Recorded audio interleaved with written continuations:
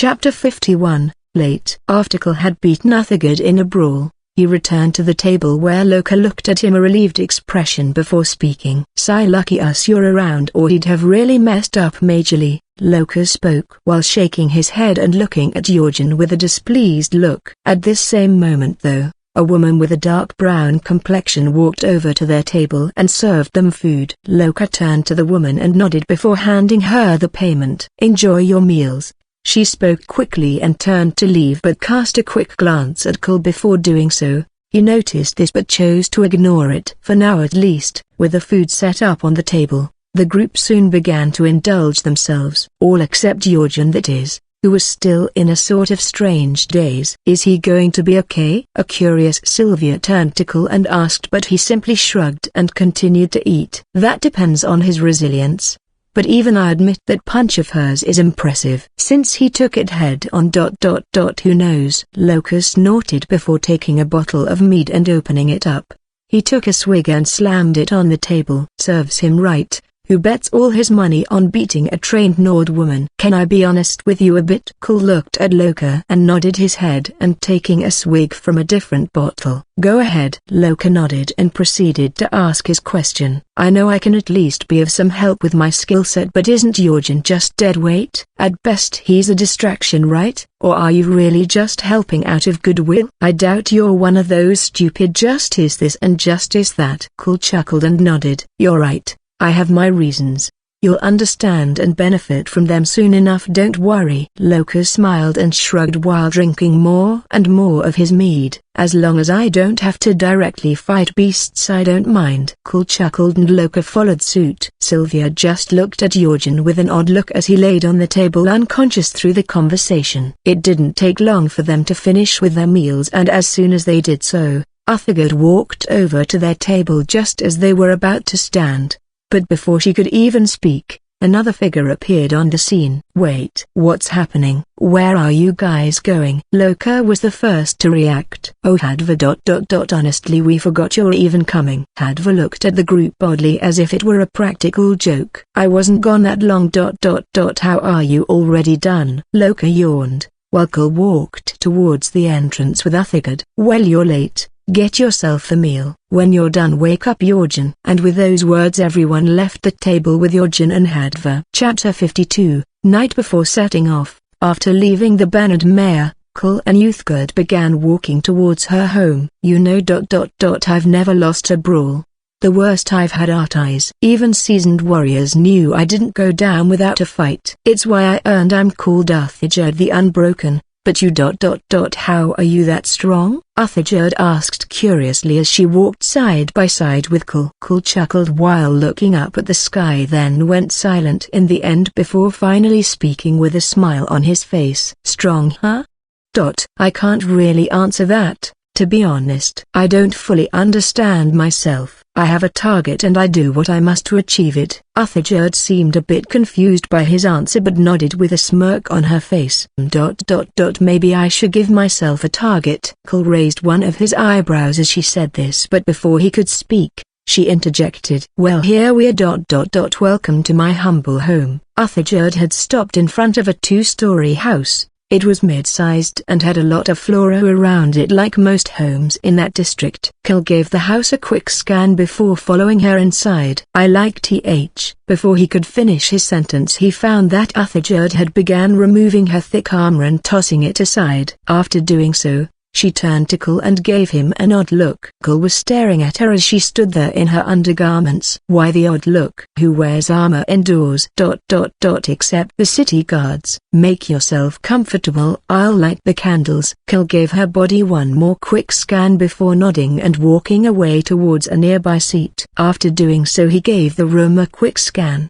The walls were decorated with weapons and shields of all sorts, along with animal hides and horns. "Uthagard, any story behind this collection of yours?" Uthagard continued to light up candles but let out a hearty laugh and responded to Kul's question. "If I began telling you about my ever-growing collection, you'd be here for far too long." Kul sighed but showed a smile. "Impressive ... Maybe I should start my own sort of collection from now on." Uthagard raised a brow in curiosity as she finally finished lighting up the candles and walked over to Kul.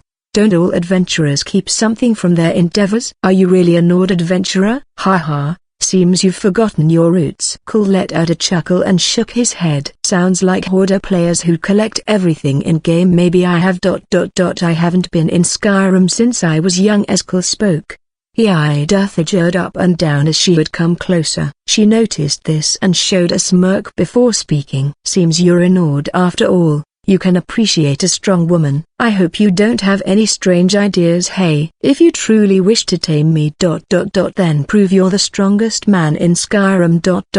Good night. The spare bed is in that room over there. Cole's smile immediately faded upon hearing this, weary as Uthijerd walked away and went upstairs. Realistic my ass. This feels like a quest ... an easy one, but still ... should have stayed with Sylvia. Cole could only sigh, and rather than go to the room he left the house and went back to the Bannered Mare. After arriving he found that Jorgen was still passed out on the table while Hadva was just relaxing, drinking and telling stories the whole and to hear. And then I faced the giant head on Hick and told it ... Halt beast. I am Hadva. I drove the dragon that attacked Helgen away single-handedly. The Emperor offered me his niece to marry, but I said I couldn't be tamed by an ordinary woman. Even Dibella couldn't woo me. When Ulfric saw me he surrendered. Ha ha. After I said this, the giant bowed and offered me its mammoths, but I refused and told it to leave my sight ... saving the companions in the process. I/N. Dibella is a goddess. Cole was utterly speechless. What he found more amazing was how everyone just silently listened to what he was saying. Suddenly one patron raised his hand and whistled at Hulda the innkeeper while pointing at Hadva. Oi Hulda, I want whatever he's having. Everyone else just nodded at the man's words in unison. Cole just shook his head and went to room he was initially supposed to sleep in. There he found Sylvia sleeping soundly. He showed a mischievous grin and walked over to the bed. A moment later Sylvia was woken up. Lord. Upon opening her eyes Sylvia found Cole standing in front of her with a grin on his face. Lord Cole? Why are you looking at me like that? Chapter 53, Split and Centenarian. I don't get sick because I clean my veins and blood balance early the next morning. Cole and the others were gathered outside the Bannered Mare about to begin preparing for their journey. Surprisingly only Jorgen seemed to be in high spirits. Haha, finally today is the day. My journey to become the best adventurer I can be starts today. Loka seemed irritated by Jorgen's energetic demeanor. Oi, could you not shout so early in the morning? How are you even feeling this energetic? Jorgen crosses his arms and raised his head up confidently as he replied. Well, I have I found a potion in my room that made feel extremely energetic. I think it's used by the more drowsy people in the morning. Why haven't you guys drank it? Loka, Cole and Hadva gave Jorgen an odd look while Sylvia was unaware of what Jorgen meant. Jorgen remained unbothered by the odd looks he was receiving. Loka gave up and shook his head. It's too early for this. Can we just get what we have to? Cole and the rest nodded in agreement with the idea. Okay. Sylvia and I will get potions. You guys go get your weapons sharpened by the blacksmith near the gate. Don't buy armor or weapons no matter how good the offer is. Trust me. Loka and the others nodded before turning and walking away from Cole and Sylvia, who went into Arcadia's cauldron. Inside the shop, Cole and Sylvia found Arcadia hard at work at her alchemy table. Ahem, Arcadia, a loud boom resounded from the table when Cole spoke. Arcadia coughed multiple times and seemed more embarrassed than she was hurt. Cough cough. Oh, sir, excuse the mess. I was just so excited to work with rare ingredients I became completely engrossed. Cough cough. Cole waved the smoke that hovered near him away and replied, it's fine. I'm just here for a few potions. I'm about to set off for my journey. Arcadia recomposed herself before rushing to the back room where rummaging noises could be heard. Soon she came back with a bag full of differently colored potions. Here you go. They're all clearly labeled and have instructions on them. But they aren't of a high quality. I apologize. Arcadia seemed downcast as she said these words. Cole shook his head and took the bag. No worries. You just need the right ingredients and you'll improve by leaps and bounds. Anyways, we'll meet when I return. Happy experimenting. After saying so, Cole and Sylvia left her shop. Lord Cole? Do you really think she'll improve? She seems a bit. Cole chuckled and replied, inexperienced. On the contrary, She's among the best alchemists in Skyrim. Well, human alchemists. Sylvia crossed her arms under her large breasts as she pondered for a moment while they began walking towards the gate. You could always study alchemy yourself, Lord Kull. You'd become the best. Kull shook his head while shrugging. It's possible, but it's not necessary. I'm here to hunt and not to settle down. I don't need to be good at everything here. When the powers I gain here are temporary. But they are exceptions. Sylvia nodded at Kull's words and the pair proceeded walking and soon arrived by the gate where the others were waiting for them. Loka, you'll carry the potions since you'll be attacking from long range. With that said, is everyone ready? The others nodded and soon the group set off. Once outside the gate, the group crossed the drawbridge and walked down the hill towards the stables. After passing the stables and reaching the crossroads, the group stopped. Well guys, this is my stop. I'm heading for Solitude. Good luck on your journey, and if you ever visit, be sure to check for me in the barracks. Hadva broke the group and turned towards a nearby carriage. Kull, Loka and Jorgen nodded towards him. Will do. Travel well. Good luck in the war. Hadva smiled and patted his chest. Ha ha. The next time you see me I'll be a war hero. Try not to die adventuring. Loka snorted at his remark and didn't reply. Hadva chuckled once more before boarding, giving the carriage driver some coins and boarding. Kull turned in a different direction and then spoke. We'll first have to go to Riverwood, then from there, travel west and we'll reach Bleak Falls Barrow. Arriving shouldn't take us that long. Let's go. Jorgen was chirpy. Sylvia was neutral while Loka sighed. I really need to buy a horse. Chapter 54, Haunting Past and Centenarian. I don't get sick because I clean my veins and blood balance. It didn't take long for Kull, Sylvia, Loka and Jorgen to reach Riverwood. Kull and Sylvia were still equipped in their original gear, whereas Loka wore some light hide armor while Jorgen wore some heavy iron armor. Kull and Jorgen had simple iron swords while Loka and Sylvia had a bow with arrows on their backs. Can we rest a bit? We didn't even have breakfast. Pant.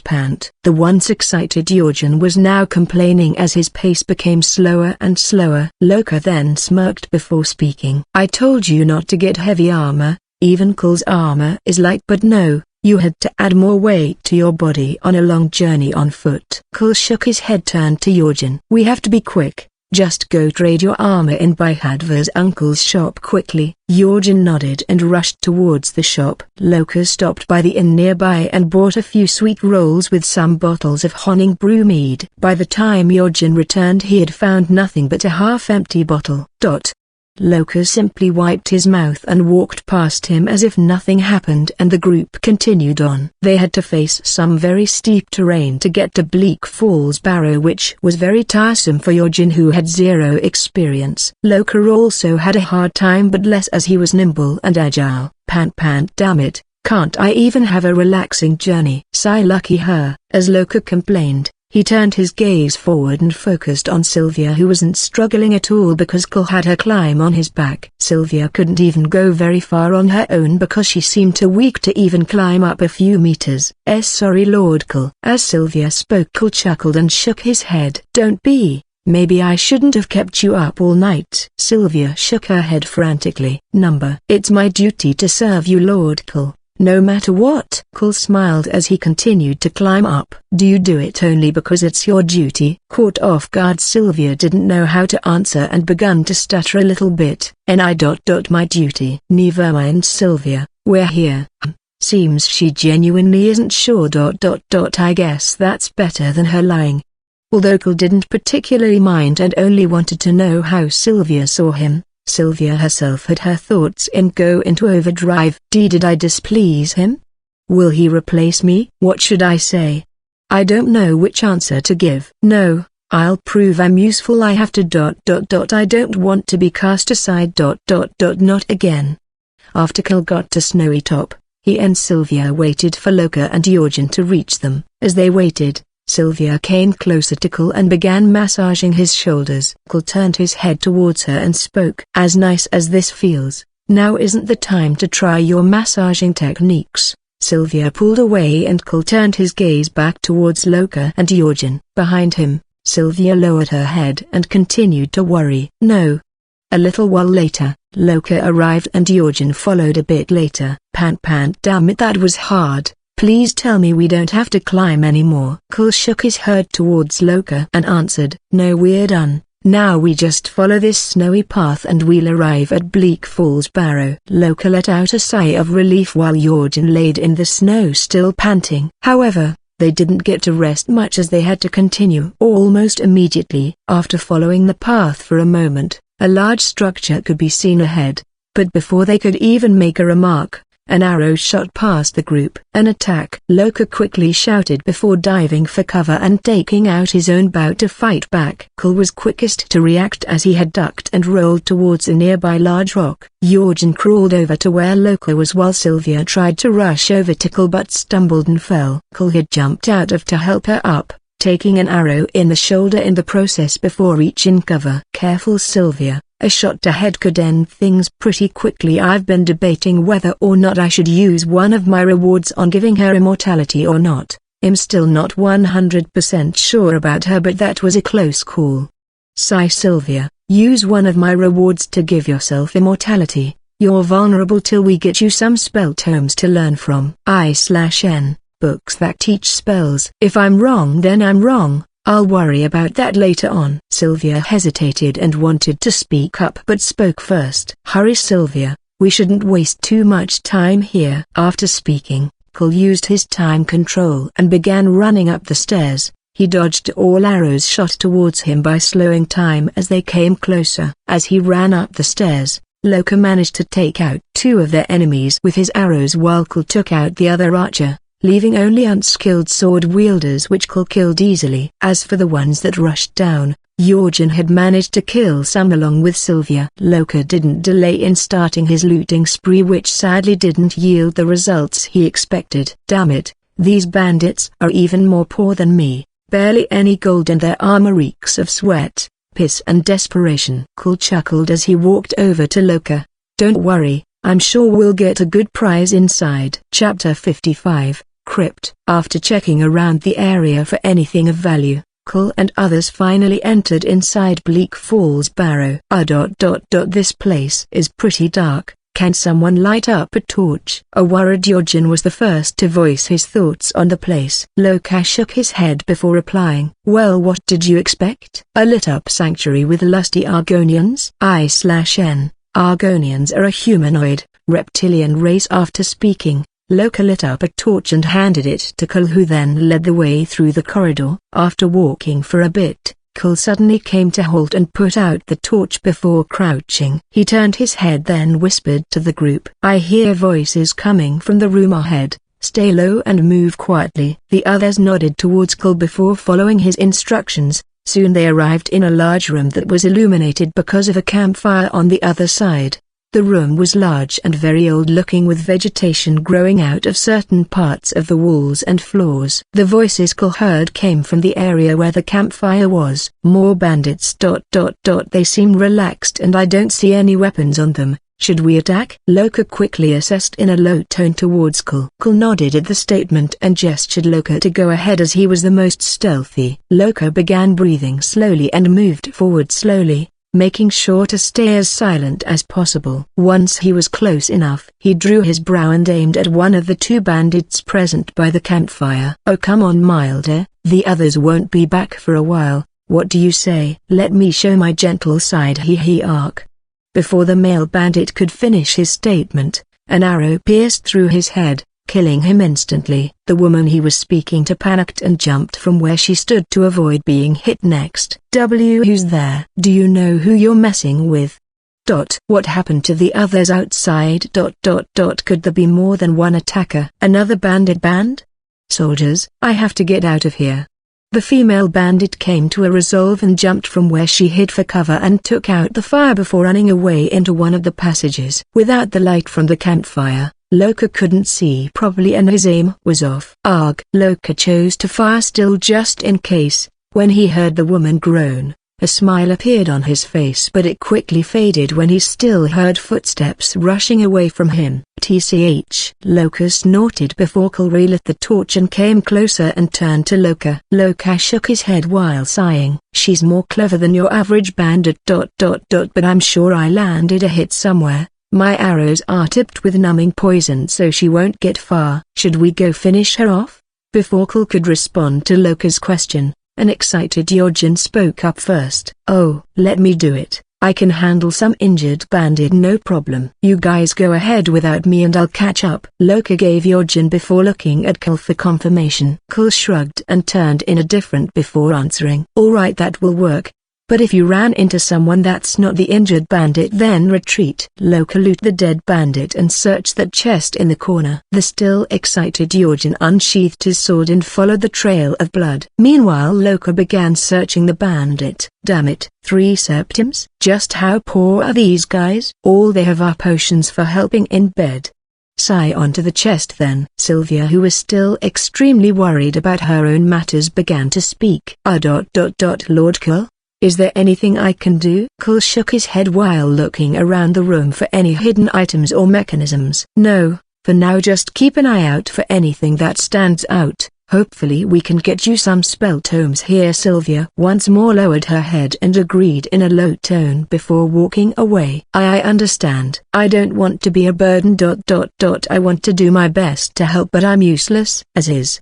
Sylvia's thoughts by Loka's sudden burst of laughter. Ha ha. Yes, Cole, Sylvia, come and see. Cole and Sylvia approached Loka, who was crouched near a chest. Sylvia didn't have much of a reaction. She only looked forward and occasionally cast glances at Cole, who was currently smiling. Not bad for the beginning. How much gold is that? Loka chuckled happily before responding. Not sure, but it's definitely above 500 septims. Plus there's also some jewelry here. Not sure what gems these are, but they don't look cheap. If we ran into more loads like this in here, we'll leave much richer. Cole nodded and gestured Loka to stand. Quickly put everything into a bag. I'll manage to carry it till Yojin comes back. We need you light and agile after all. Loka nodded and began packing the gold and trinkets. This is amazing, but what if he just runs away with the gold? Is that why he sent Yojin away? No, he can easily kill us both. I better just follow. If worse comes to worse, I should just be ready to escape. Loka finished packing and tossed Cole the bag, and the trio followed him into a different passage. Chapter 56.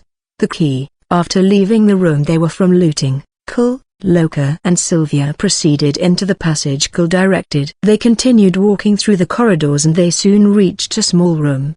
Before they got too close, Cole crouched and gestured the others to do the same. What's wrong? Another camp? Loka asking in a low tone as he got closer to Cole. Cole shook his head and looked in the direction of the small room. Inside the small room was a single bandit. I'm pretty sure that swine went through here. Now where's the lever for the gate? Ah, here we go. The bandit wore a victorious smile and activated the lever that supposedly opened the path to proceed. But rather than the small gate opening, a barrage of needles flooded the room. The bandit died almost instantly. Loka, seeing this, gulped and turned to Cole. You know how to get through. Right. Meanwhile in the another passage. You can't run anymore, huh? Yojin spoke to the female bandit, who now laid on the floor holding her leg. TCH. What now? You kill me and claim a bounty? Well, go ahead. I've never been one to fear death. Yojin pointed his sword towards her victoriously while laughing. Well, how about this? If you become my servant, then I'll spare your life. Before Yojin could finish speaking, the bandit burst out into laughter. Ha ha. Me? Serve a weakling like you? Ha ha. You aren't even worthy of killing me. Yojin furrowed his brows and grit his teeth as he got closer to the bandit. Don't forget, you're at my mercy. You don't have a choice in the matter. There's no one around here. If I want your body, then I can have it. The bandit's smile faded, brought out a dagger and put it to her neck. Finally showing your true intentions, huh? Had you been stronger I may have accepted, but you? Hey, what a joke. Before Yojin could properly react, The bandit woman slit her throat and fell to the ground. It didn't take long for all life to leave her body. Damn it, I better just loot her and head back. Wait. Her body is still warm. Gulp. No one's around so who'll know? Yeah, I killed her. I deserve to claim my reward. Back in the different passage, Cole had managed to get the others through the small room. Sylvia was still having many thoughts racing through her head whereas Loka was asking Cole questions. Wait, it's that easy to get through those traps? I feel like an idiot for not realizing that sooner. Cole shrugged slightly as he replied, you just have to keep an eye out in dungeons and you'll be fine. The trio went onward through the corridors and soon they came across some spiral stairs heading towards the lower floors. Cole led the descent down the stairs, knowing what to expect. Loka was more worried and Sylvia remained quiet throughout. Suddenly, Cole unsheathed his sword as they got closer to the bottom, which had Loka curious. Before he could ask though, a small group of large rat-like creatures approached them. They were about the size of a common dog and looked exactly much like rats. Skeevers! Loka yelled out in a panicked tone and unsheathed his bow as well, but Cole has made quick work of the attackers already. Don't worry. They're only dangerous in large numbers. I don't think they're any more, but stay alert. Loka nodded as he began to sheath his bow. You don't have to tell me twice. These things made my life as a young thief a living hell. Bam! Loka kicked one of the dead skeevers before proceeding on, but not too far ahead. The group encountered a large wounded frostbite spider. Of course there's more things that want to kill me. Why am I even surprised anymore?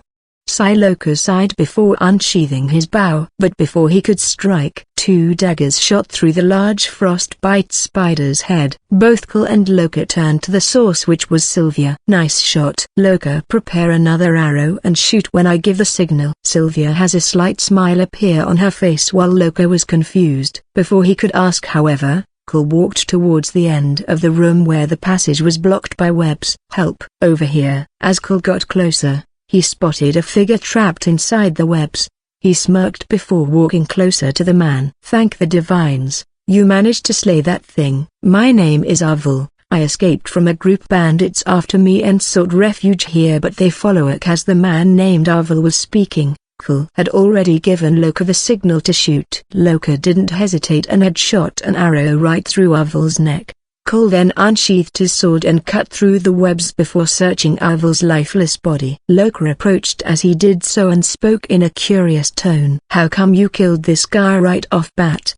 He must be of some value if bandits are after him, right? Cole nodded before standing up while holding a strange item in his hands. Precisely, they were after this thing. The Golden Claw. Chapter 57, Fuss. Upon holding the Golden Claw, Loka let out a hearty laugh. Ha ha, this thing is solid gold. It should be worth a good amount of septims, or does it serve another purpose? Cole smiled before taking the claw back from him. It serves another purpose. It's actually a key. We'll need it later on, so it's in our best interest to keep it. Sylvia, mind holding on to this? Sylvia gladly took it from Cole and nodded. Lord Cole, what are these strange patterns at the bottom of the claw? Cole gestured the group to follow as he began to walk forward. You'll see soon enough. For now let's keep going. Jorgen should catch up soon, I think. The group continued onward and soon arrived into a hall. This place gives me the creeps. I see a pressure plate ahead. Careful,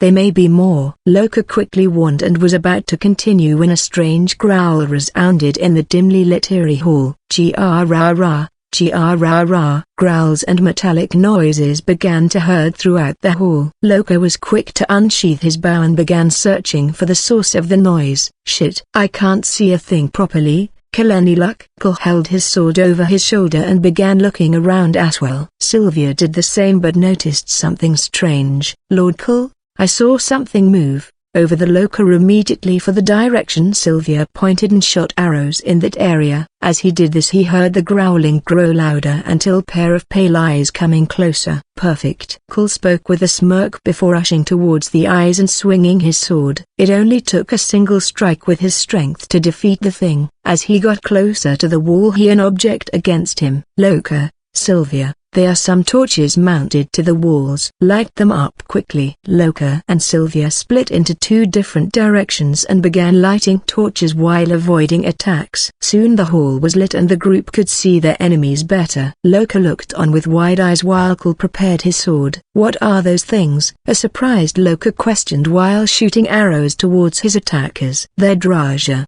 undead warriors brought back to life because we invaded their resting place. Loka, still confused, could only fire his arrows faster. Wait. Don't tell me necromancy is involved here as well? Kul finished off the last one before shaking his head. No, this isn't necromancy. Don't worry. Think of Draja like bandits, just not living. But if you see one that's wearing a helmet and has glowing eyes. Find cover. Let's move. Loka gulped before following. What happens if I don't find cover? After encountering one more group of Draja and going through a few more corridors, Kul and the others arrived by a large door. Here we are. Sylvia walked close to the door and ran her hand across it. Lord Kul, what is this? Kul approached Sylvia and held out his hand. It's a Nordic puzzle door. Hand me the claw. It's the key to opening this door thing, both literally and figuratively. You see these markings below the claw? They match these three movable rings on the door. We just have to align them in that order and we're in. Sylvia nodded and aligned the three movable rings according to the pattern on the claw. After doing so, Kul put the claw into a socket in the middle of the door and three large click noises could be heard. Kul then backed away as the four all began to shake. Is that supposed to happen? A worried Loka was quick to voice his thoughts on the matter. Lord Kul is never wrong, Sylvia proudly said before puffing put her chest. Boing well. How can argue with that? When I'm rich, I'm going get myself a bunch of beautiful women to tend to my every need as well. Loka's fantasy was cut short when he began hearing strange chants. What was that? Kul smiled and walked through the now open door. The real treasure of the crypt. Past the Nordic puzzle door, the group found a large open room. The chanting was coming from a wall with carvings on it. Before Loka could comment on it, someone else spoke first. Sorry I'm late guys. What's that strange noise? Kul pointed towards the wall before answering. Words of power. Just go closer and you'll understand, or not. Depends. A curious Sylvia turned to Kul and spoke. What happens when you understand? Kul walked closer to the wall and could feel the chanting become louder as he did so. He kept his eyes closed for a moment before turning back to the others. If you don't understand, it'll just sound like noise to you, but if you understand a word of power, you'll be able to do this. Fuss. As Kul said this word, the group felt a large force pushing them and they stumbled slightly. Wow. Can anyone do this? Jorgen looked on amazed as he asked, but Kul shook his head. It takes a lot of training or special blood running through you. You never know. Give it a try. If the wall stops glowing, then its words can no longer be learned. Everyone stood close to see if anything would happen. Suddenly the words on the wall began to glow brightly and a light flowed into Jorgen's direction before fading along with the glow on the wall. I did it. Does this mean I'm special? I can't wait to try. Boom.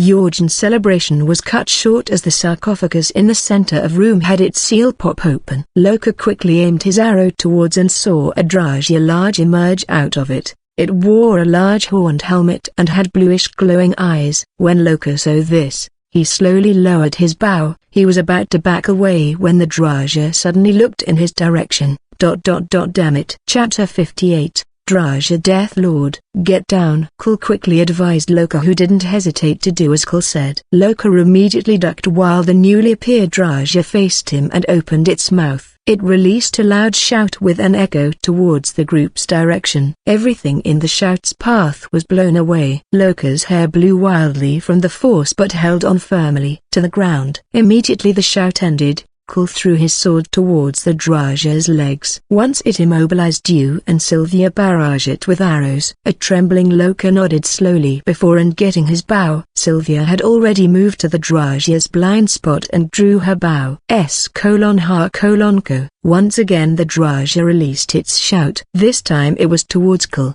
He didn't move but rather made his stance firm and spoke. Fuskul also released a shout towards the Draja. Although it was weaker, it opposed the force of the coming shout and reduced its power. By the time it hit Kul, he only felt his organs and bones tremble. Now, seeing an opportunity, Loka quickly yelled towards Sylvia, who nodded in return, and the two began to barrage the Draja with arrows. Growing irritated, the Draja tried removing the sword in its leg. "I'll finish it." Seemingly left open, Yorjin broke away from his hiding spot and charged at it with his sword. But as soon as he got close, it looked at him from point-blank range and opened its mouth. Wait, boom. Yorjin was sent flying towards the wall with incredible force. Loka and Sylvia didn't let off in their barrage with arrows. It didn't take long for the Draja stop moving and fall completely to the ground. "Is it dead?" Well, dead again? A worried Loka turned to Kul and asked. Kul nodded and began walking towards the sarcophagus the Draja came out from. Inside a large stone tablet and a key. "Here's the dragonstone. I'm not too sure what this key opens though." Kul began scanning the room after getting the key, looking for a potential slot for it. Sylvia stood from the spot she had taken cover and spoke in Kul's direction. "Lord Kul, what about that?" Sylvia had pointed towards what looked to be a large rock, but upon closer inspection, Kul found it to be a chest. "Loka has gone off to see where Yorjin's body had landed." To his surprise, he found Yorjin fine but bloody. "This guy's a cockroach." Upon seeing Loka, Yorjin's face lit up. "Is it dead?" Seeing as he was fine, Loka shrugged and walked away. "I suppose it could wake up again though, so who knows." Yorjin felt a chill run down his spine after hearing that and rushed to walk near Loka. The two arrived near Kul and Sylvia. Just as they were about to try the key they found in the sarcophagus. Click. Upon hearing the click, Loka's face turned wide as he looked forward to seeing what was inside. Loka wasn't disappointed as the chest had plenty of gold, gems, scrolls and a few basic spell tomes. "Sylvia, get the scrolls and spell tomes. The rest of us will carry the gold and gems. These coins are ancient so they'll need to be traded for septims. As for the gems, they seem okay. Let's look around real quick in case of anything else." The others nodded, and after emptying the chest they began to wander around the hall and search for items. Kul decided to leave his iron sword and instead picked up an ancient Nordic greatsword. Although old, it was of better quality, especially if he had it worked on at a smithy. Loka and Sylvia also picked up ancient Nordic bows and arrows, whereas Yorjin got a sword. After finding nothing else of value, the group decided to call it a day and leave the dungeon. Finally, Loka shouted in relief as the group exited the dungeon and came out from the mountainside. After taking a moment to catch their breath, the group began to return to Whiterun. Their trip was rather uneventful aside from a few wolf attacks which they managed to repel easily. By the time they got back to Whiterun it was evening and the sun was about to set. Inside Whiterun, the group went directly towards the Dragon's Reach, the Jarl's residence. "I didn't expect you to find it so quickly. Good job nonetheless. Here's your pay." Kul took the pouch of gold and tossed it towards Loka, who immediately began counting the septims. After confirming the amount, Loka nodded. "By the way, Inga, do you know anyone who buys ancient gold coins, specifically of Nordic nature?" Inga laughed before answering immediately. "Of course. The Jarl buys them depending on their quality, that is, some to collect. Others are shipped off to Cyrodiil. Go speak to his steward." "I'd like to decipher this quickly as I am expecting company tomorrow." I/N. "Before you say where is Delphine, listen to my words very carefully.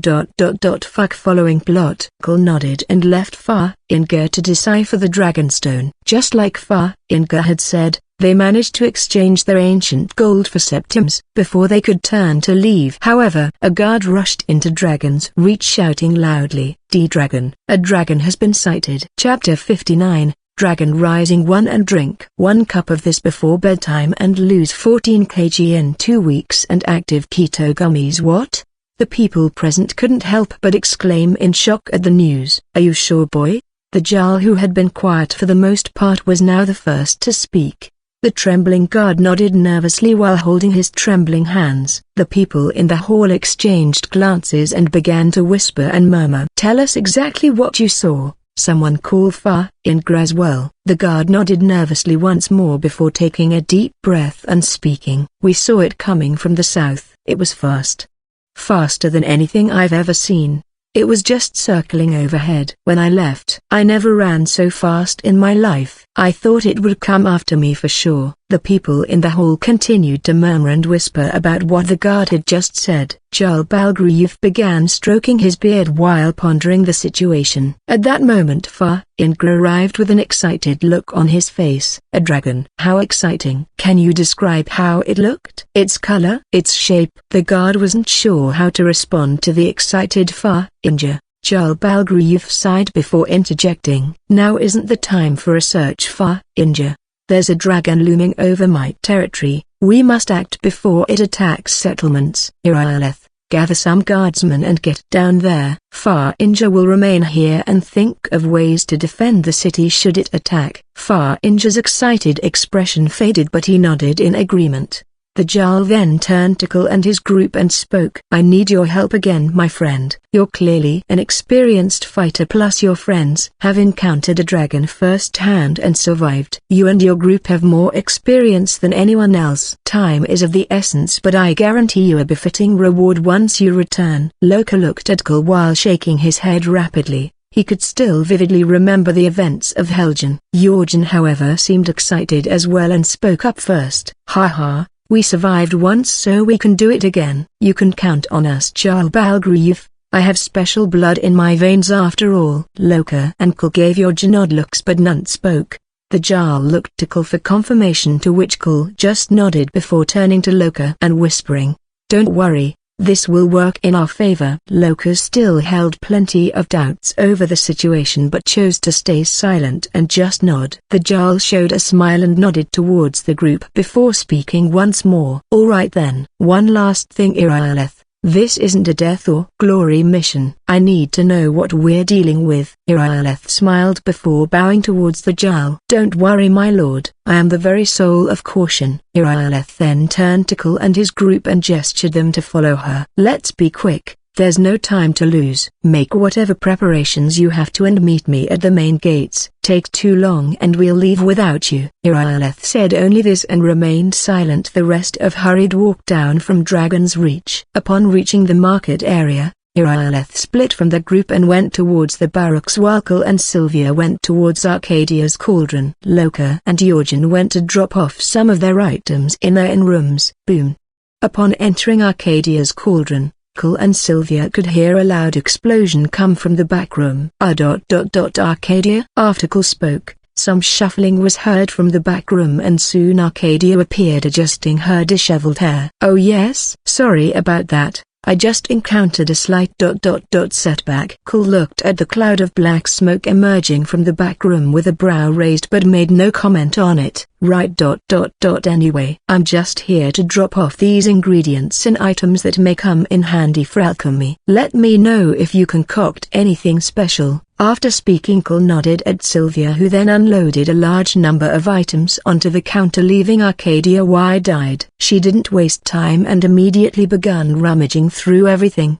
Having nothing else to do there, Kul and Sylvia left the began walking towards the gate. Lord Kul, am I helpful? Kul continued to walk as he replied to Sylvia. Of course. Why do you ask? Sylvia lowered her head and replied in a low tone. Well, you see. I good. Everyone's here. Sylvia's answer was cut short by Irileth, who was standing in front of a group of guards. Loka and Jorgen stood close to the group in silence. Kul remained where he stood and Sylvia remained close to him. Irileth gave him a glare before continuing to brief the guardsman. HMPH. Anyways, here's the situation. A dragon is attacking the Western Watchtower. Yes, you heard right. A dragon. I don't care where it came from or who sent it. It made the mistake of attacking Whiterun. The guardsmen, much like Loka, weren't at all excited after hearing about the situation. Now we're in for it. We're so dead. I chose the wrong to not be on guard duty. Housecarl. How can we defeat a dragon? Irileth crossed her arms and nodded at the guard's question. That's a fair question. None of us have ever seen a dragon before, or expected to see one in battle. But we are on or bound to fight it,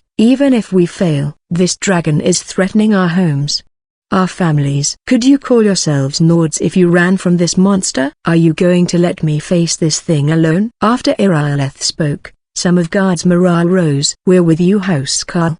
I'll happily die for my honor. Chapter 60, Dragon Rising 2. After giving her speech, Irileth led the group of White-Arun guardsmen out of the city. Kull, Jorgen, Sylvia and Loka followed along not too far behind. Both groups took the road west towards the watchtower. As Irileth's group rushed towards the tower, there was no shortage of mutters of worry and battle cries. For Skyrim, they should have stuck with killing Imperials. Now they'll see how real Nord fights. Kull's group however only had one excited individual who decided to run ahead and join Irileth's band. Never have I seen someone as suicidal as him. We aren't really going to face that dragon, are we? Still traumatized from his experience in Helgen, Loka was very skeptical about the plan. We're literally charging in to fight a dragon with minimum information and basically no plan. No matter how you look at it, this is suicidal. Despite that, these idiots are cheering like they've already won. Gods, I hate Skyrim. What's our plan, Kull? Loka could only look onto Kull and hope he had a plan to survive this situation. Simple.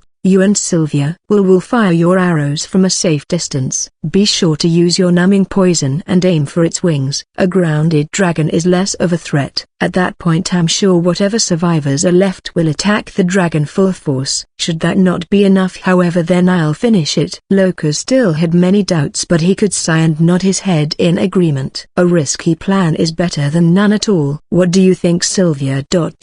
Where is she? It was only at that moment that Kull and Loka realized that Sylvia had fallen behind slightly. Sorry Lord Kull, I'll catch up. Please go ahead. Boing boing. Kull. Loka could only look to Kull for their next move. Kull looked at Sylvia for a moment before patting Loka on the back and gesturing him to move ahead while he waited for Sylvia. Sorry Lord Kull. Upon reaching Kull, Sylvia took a bow and quickly apologized. Kull simply shook his head and began walking casually. There's no rush. Everyone at the tower should already be dead. Sylvia felt slightly reassured for not delaying Kull and followed his pace. Once the two arrived at the tower, they found that it was in flames. Loka was quick to come to their side and explain. Everyone found the tower in this state. Seems the dragon has left. The others are checking for survivors. As Loka said this, a guard suddenly appeared from inside the tower and shouted at the group below. No, get back. It's still here somewhere. Roki and Tor just got grabbed when they tried to make a run for it. Irileth looked up at the terrified guard and got ready to question him when suddenly a loud roar echoed through the skies. Irileth was quick to act and shouted out loud to her guardsmen. Here he comes. Find cover and make every arrow count. Kull calmly looked up at the skies and showed a faint smile before towards Loka and Sylvia. Loka, put those poisonous arrows to good use. Sylvia, now's as good a time as any to try the spells you learnt from the spell tomes. The two nodded and rushed to get cover. Kull walked towards one of the charred bodies and picked up a bow and arrow himself, then began firing but remained in the open fire. As the dragon began to come closer, everyone with a bow fired arrows and everyone capable of magic threw whatever spell they could at the beast. As it opened its mouth, flames rained down on the grown, forcing people to act quick to evade them. Those too slow were almost instantly burned to a crisp. Damn it! Avoid its attacks. Sylvia and Loka continued to barrage the dragon's wings, making its flight unstable and forcing it to land on the ground. As soon as it did so, it continued to breath fire and sweep the battlefield with its long tail. Those unfortunate enough to come close were ripped to shreds by either its claws or its teeth. Damn it, fall back! A worried Irileth quickly advised as her guardsmen fell one after another. Retreat! Fall back! It's two. At that moment however, Jorgen rushed past her and charged at the best with sword in hand. Prepare to fall, you vow beast! Having caught it off guard, Jorgen managed to land a strike on its head and drew blood. However, this wasn't enough to take it down. In fact, the attack only served to anger the dragon. With one sweep of its tail, Jorgen became airborne. Even this didn't last long, as the same tail swatted him back to the ground with astronomical force. By Shaw's beard, one of the guards couldn't help but tremble at the scene he had just seen. Before anyone else could make any remark, Cole rushed towards the dragon's head. It quickly faced him directly and opened its mouth, ready to attack. "Watch out!" Ignoring the warning, Cole continued to rush forward, and just as it was about to release another attack, he jumped on top of its head and struck his blade into its skull. The dragon let out a loud roar in pain and flapped its wings madly before taking off from the ground. Cole however kept his blade firm and didn't waver. With the blade still lodged in its skull, Cole got hold of the dragon's horns and forcefully steered it downward with his superhuman strength. Crash! With a large bang, the dragon finally fell to the ground and Cole jumped off just before impact. The dragon now laid on the ground heavily wounded, but everyone remained fearful of approaching it. Cole however picked up another blade and looked it directly in the eyes before starting to walk slowly towards it. Roar! Cole dragged the sword behind him until he finally reached its head and struck it down. The onlookers watched in disbelief at what they had just seen. It's dead. Chapter 61. Dragonborn. It didn't take long for the guardsmen to come closer and start cheering loudly. The cheers were short-lived however, as the dragon's corpse began to glow and began to rumble as if it were about to explode. "Is that supposed to happen?" Loka asked in a worried tone as he began to shuffle backwards. Soon though the glow seemed to move with the wind as it moved from the dragon's corpse and went towards Jorgen. What's happening?" Jorgen shouted loudly and panicked, trying to pat at the glow but to no effect. In a desperate attempt, he took off his armor and threw it to the ground, but still the glow but became fainter. Thinking it was working, Jorgen fully removed his clothes and soon followed enough the glow faded away completely, making him sigh in relief. "I can't believe it. He's Dragonborn." One of the guards quickly shouted, which caught Jorgen off guard. "Dragonborn? What's that?" A guard was about to explain but was interrupted by Irileth. "Hold on, you can explain on the way. Check for survivors. Another group will remain here and guard the dragon's corpse. I'm sure Inga will want to study it. Everyone else prepare to leave." Irileth then turned towards Jorgen and spoke. "Before that, can you please put on your armor?" Jorgen looked at Irileth and seemed to misunderstand, then crossed his arms. "She must be scared of having the guards see her drooling over me." "Why?" Jorgen spoke with a smile as he looked at Irileth with a seductive look. Before she could respond, a guard yelled out from the group, "Yeah, why?" Everyone then diverted their attention to the guard who yelled, but he simply shrugged. "What?" "I simply believe every man or woman shouldn't be embarrassed to show off their goods. 'Tis a mighty sword that he wields." Another crossed his arms and shook his head. "That's no sword. 'Tis the size of my child's dagger, an oddly shaped one at that." "You've clearly never seen a real mighty sword like I have." The guard felt insulted and quickly retorted, "I suppose you're right. Your wife sees plenty every time you're away. She must tell you tales of them all." Irileth quickly became irritated and spoke loudly. "Enough. Since you two are so keen on sharing stories, you'll stay and guard the corpse. The rest of you, let's go." The two bickering gave each other deathly glares but didn't say anything. As the other guards started walking towards Irileth, one spoke out, "We should pass by his house and see if she'll polish our swords again."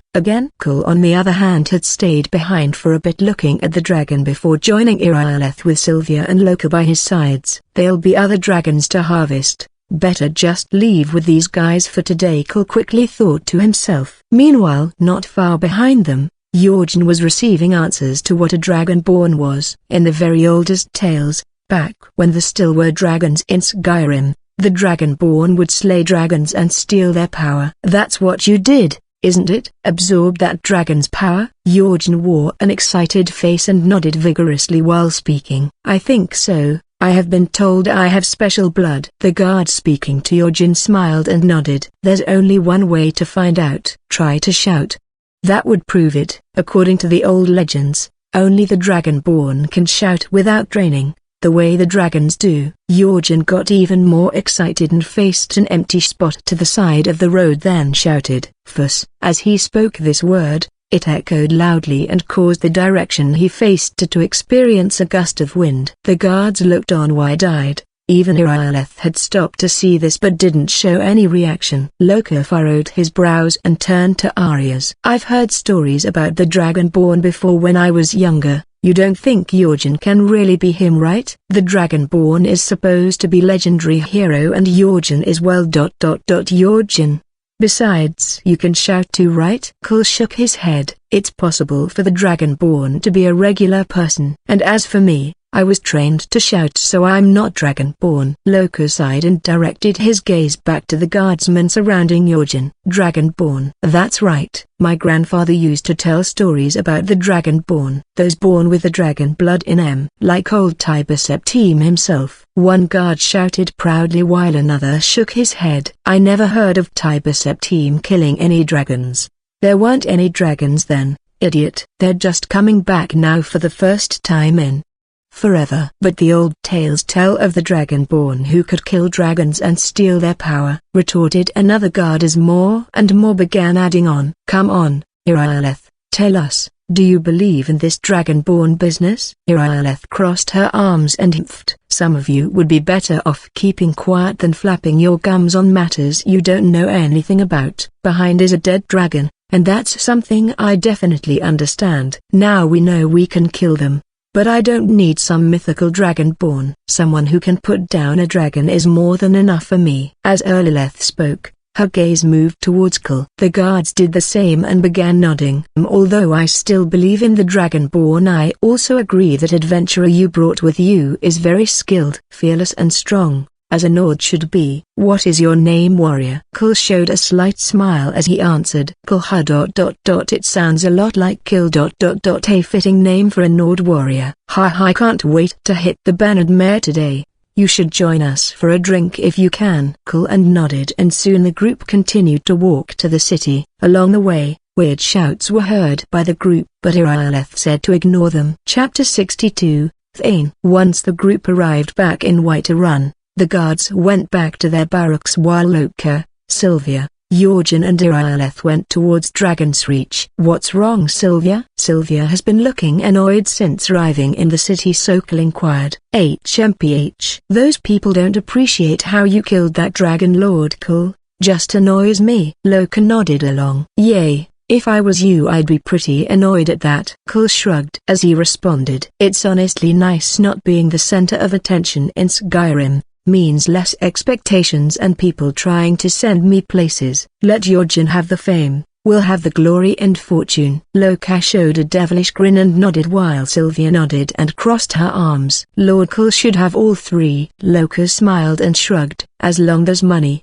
I'm not picky. Oblivious to the conversation happening further behind him, Jorgen was trying his luck at flirting with Irileth. The guardsmen are no longer here and I don't think my friends will disturb me. I'm very respected by them, you know. So why don't you tell me how you really feel about me? I saw you admiring my mighty sword in physic. Hey, I'm the Dragonborn, a living legend. What woman wouldn't want me? Irileth resisted the urge to punch Jorgen and his newfound confidence. You have the physique and body of a child, and as for your mighty sword, although not that small, it isn't that impressive either, especially for someone with the blood of the dragon. Perhaps you should be called Lizardborn. With those words, Irileth distanced herself from Jorgen, leaving him standing and thinking about what she said. Fine, it's her loss. Whichever woman rejects, I'll get eventually. I'm the Dragonborn. They'll all come crawling back once I get famous. At this point, Cole, Loka and Sylvia had gotten close enough to hear Jorgen's declaration. Cole wasn't all that surprised and continued to walk while Loka wore a look of doubt. Sylvia didn't react and just continued on. Once inside Dragon's Reach, Irileth briefed the Jarl on everything he needed to know.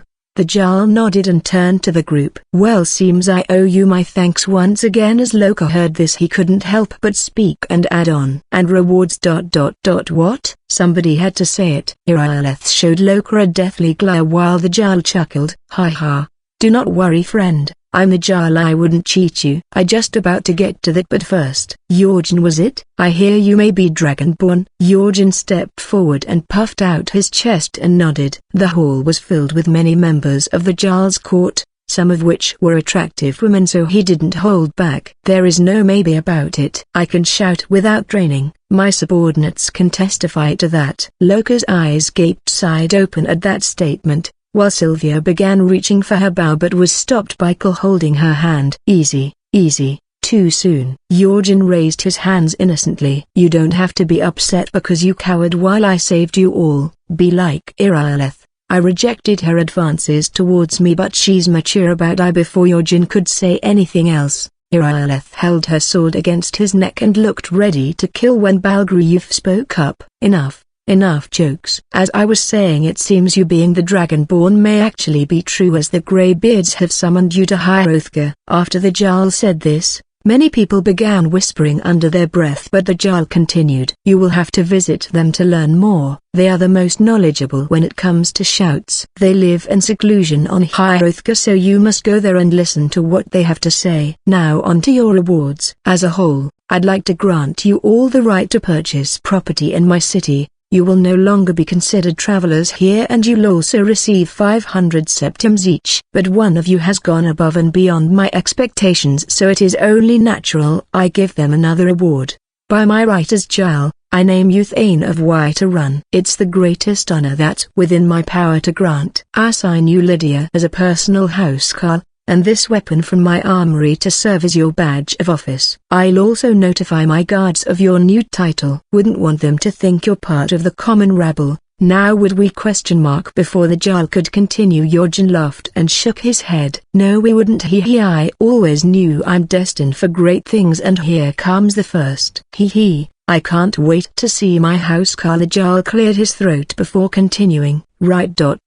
As I was saying, we are honored to have you as Thane of our city, Cole the Dragon Slayer. I hope you do not mind your last name. I was told you didn't have one. In Skyrim it is tradition that one is given a last befitting a trait of theirs or great deed they have done. Cole showed a smirk and shook his head and decided to act the part for appearance sake and to irk Yorjin. I do not mind, and I'm honored that a simple subordinate like myself can become Thane. Loka resisted the urge to laugh and just clapped his hands along with the others present, except Yorjin, who wore a frown. After the clapping came to a halt, the Jarl continued. Good. And as for your associate there, he's also an odd. Yes. Then how about Loka the Swift? I hear you're quite the quick archer. Loka immediately shook his head. With all due respect, Jarl, that name gives off a bad message about my performance in the bedroom. How about Loka the Long-Lasting? Some people nearly choked on their drinks when Loka said this, and the Jarl sighed before answering. I don't see why not. If that is all. Before the Jarl continued,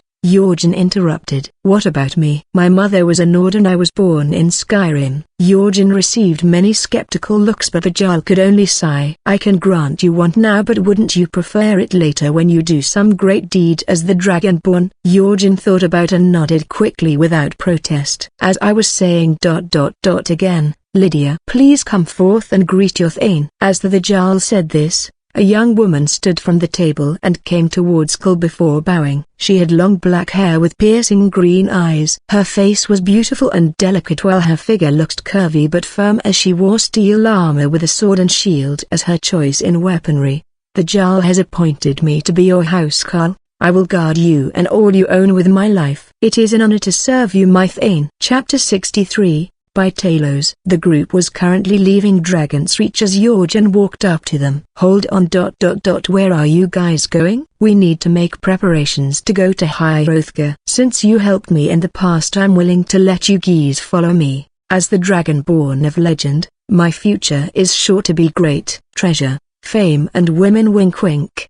You'll become heroes in Skyrim. Below the Dragonborn, of course, but heroes still. Loka narrowed his eyes and turned to Cole, and so did Sylvia and his newly appointed housecarl Lydia. I understand letting power go to your head, but this guy is just begging to get beaten. Sorry, Yorjin, not interested. I have no interest in running errands for people all around Skyrim like some glorified steward. Good luck on your adventures. I think I'll stick to adventuring my way. I can only tolerate so much. I'll just have to wait till he reaches level 81 on his own. Till then, I'll reap your rewards before you even see them. Not like he needs them, since he won't permanently die. Yorjin crossed his at the response and turned to Loka and the women. What about you guys? I'm telling you, following me will lead you to riches. Sylvia didn't respond and simply gave Yorjin a dirty look, while Lydia crosses and shook her head. I serve only my Thane. Yorjin frowned, and this while Loka shrugged. You could be Jarl and still wouldn't follow you.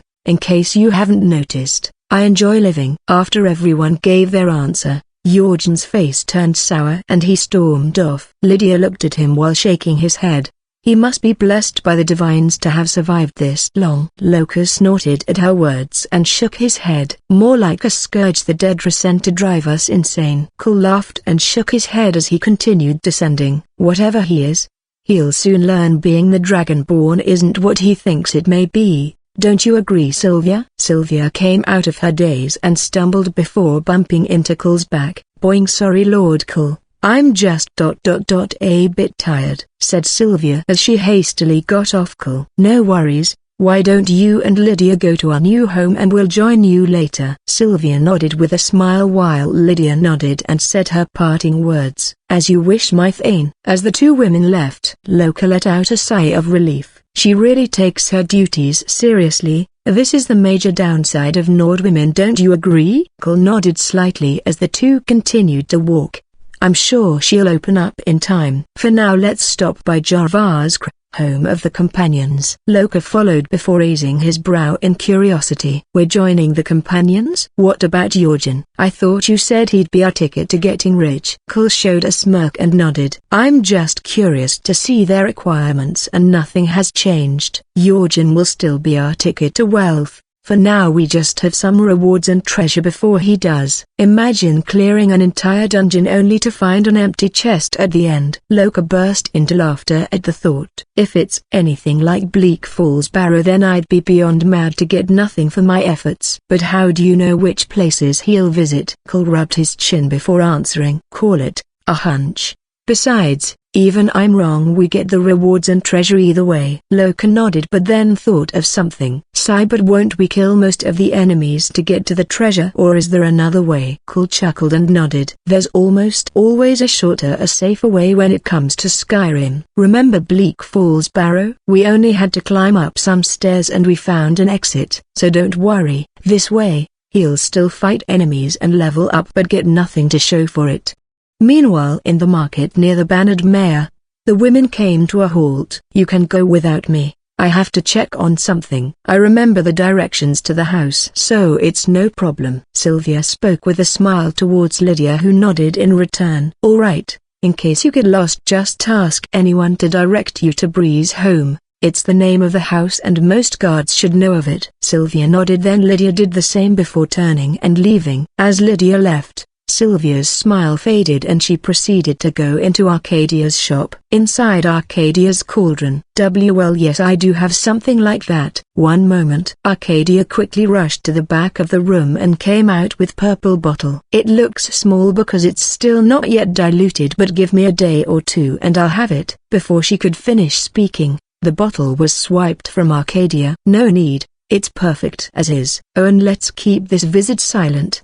It would be a shame if Lord Cole stopped bringing ingredients. Arcadia wore a nervous look and nodded. Oh, of course, you were never here. As Sylvia exited the shop, she looked at the bottle in her hands while wearing a cold expression. Cole-sama may want to wait, but anyone who dares insult Lord Cole must pay.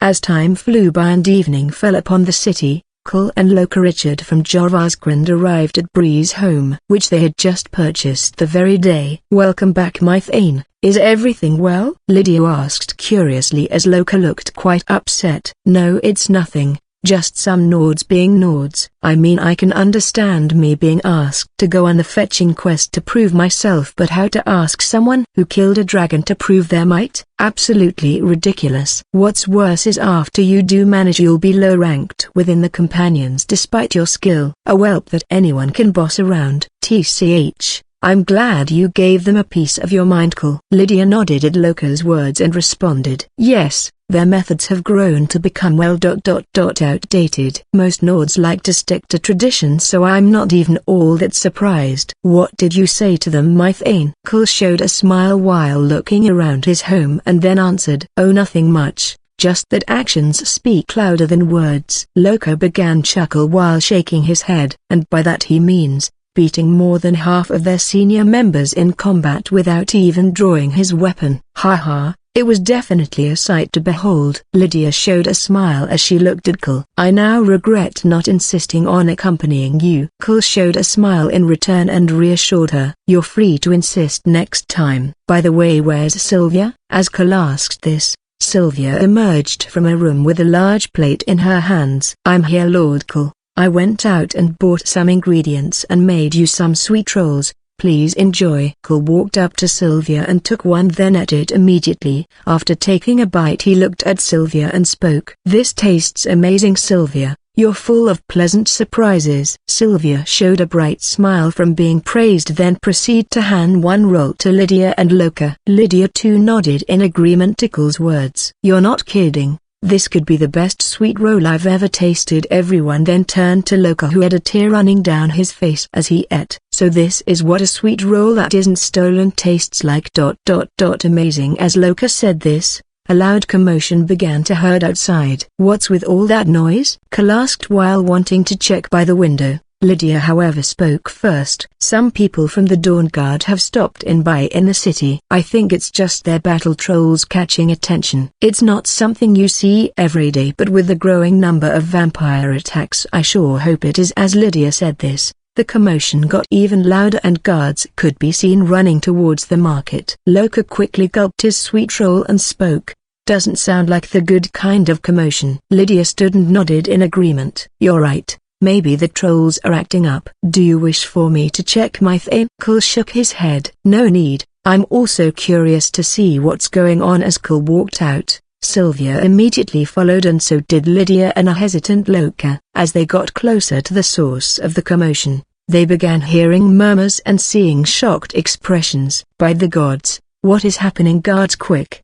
do something. Hide the children. What do? We can't harm either of them or it's trouble. Then arrest them. As Cole, Loka, Sylvia and Lydia finally got to the scene, they were rendered speechless. In the middle of the square, Jorgen could be seen making love to a troll. I feel sick. Lydia covered her mouth in disgust while Cole and Loka just looked on with puzzled faces. Behind them, only Sylvia wore a smile. Oh yes, you like that, don't you? Say my name. As if in some sort of trance, Jorgen ignored everyone around him and carried on in his deed. As everyone went silent, soon enough even the Jarl came to see if what he heard was true. Upon arriving, his grew wide as he exclaimed loudly, Talos, help us. The Dragonborn is a troll fucker. Chapter 64, Always Right. R18 and Centenarian. I don't get sick because I clean my veins and blood balance. Later at night, close to the entire city was still talking about the events that had transpired earlier. And just like all stories,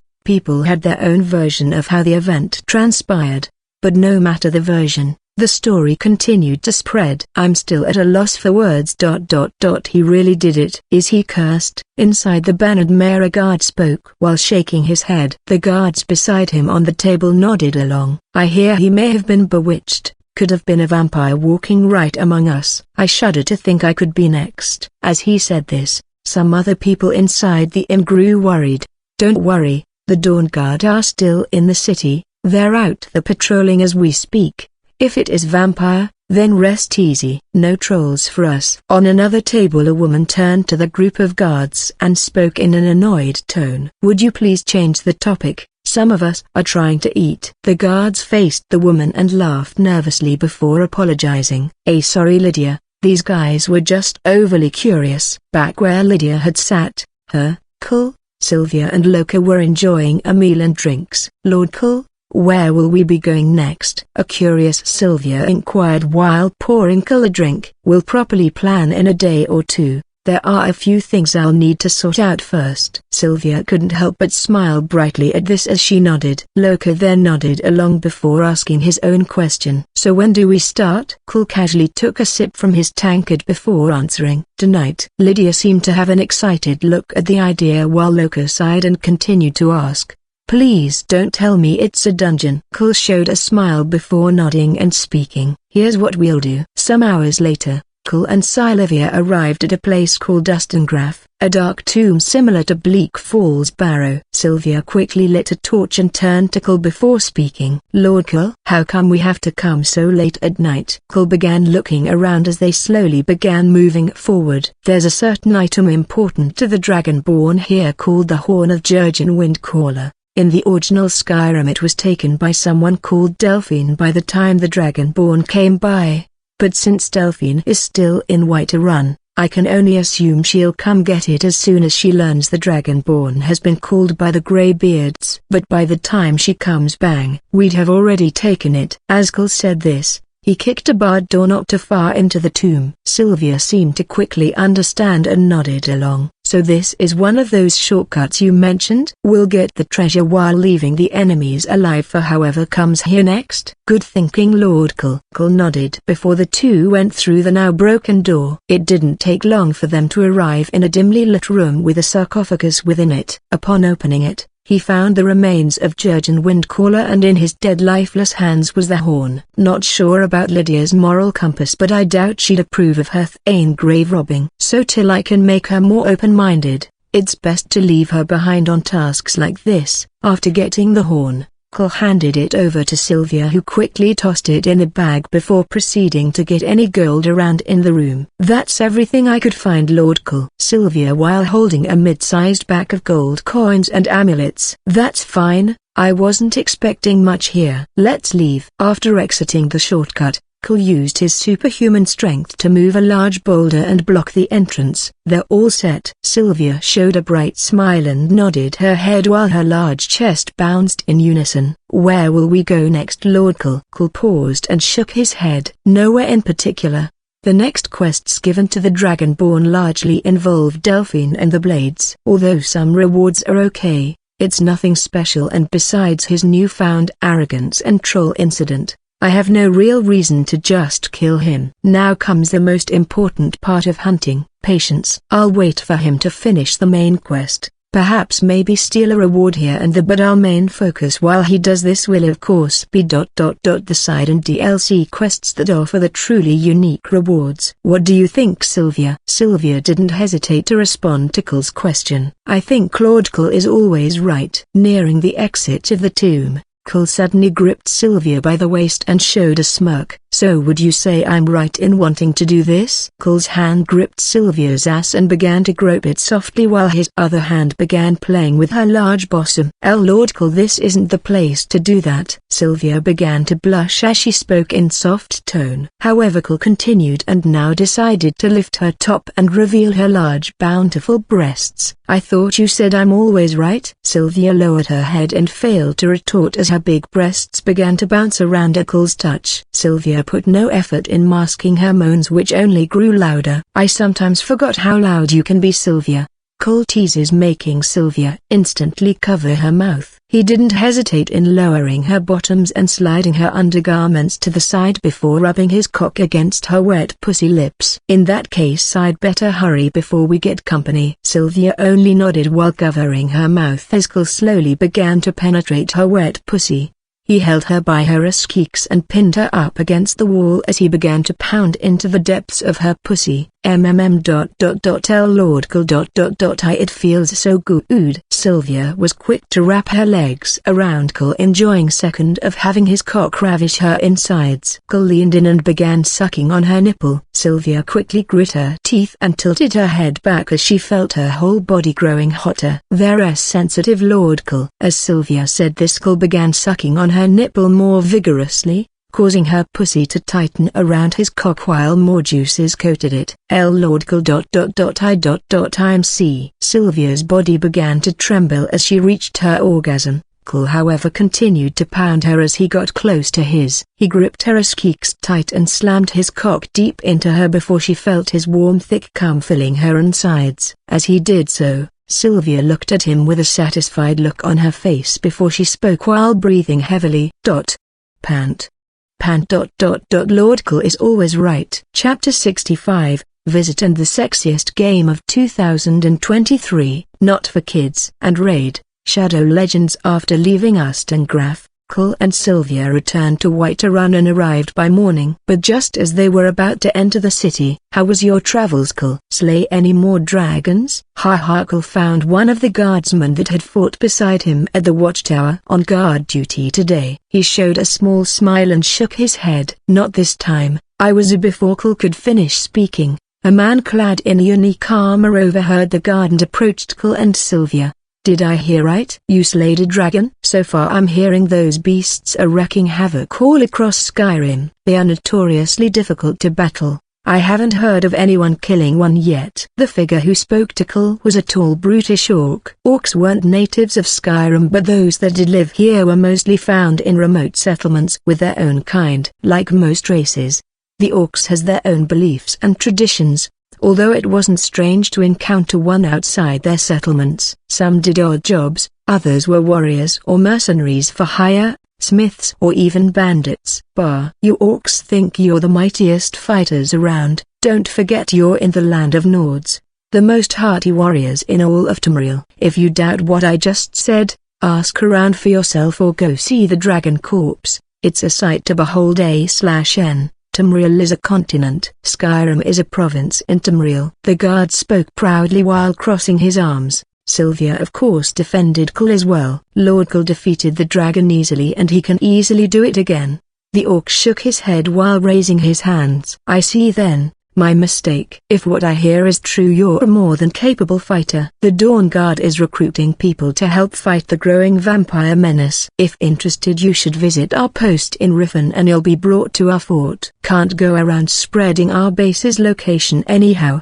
Farewell Nord, beware of what lurks in the night." After speaking, the orc left the pair and went on his way. The guard continued to give him a glare till he was out of sight. "Talos help us, dragons, vampires and the growing civil war. This are tough times in Skyrim." The guard spoke while sighing. Cole and Sylvia said nothing more and left. "Lord Cole, will you participate in the war or join the Dawn Guard?" Cole pondered for a moment before slightly shrugging his shoulders. "It'll depend on the circumstances. Joining a faction without a reputation will mean tedious work, and unlike the game, I doubt they give promotions or titles wantonly. I doubt I'd have been named a Thane without slaying that dragon. We're better off working alone and instead of joining a faction, don't you agree?" Sylvia nodded as the two arrived at their recently purchased home. Inside, they found Loka looking at multiple scripts of paper. "Done going through them?" Cole asked as he approached Loka. Loka sighed and nodded. "For the most part, yes.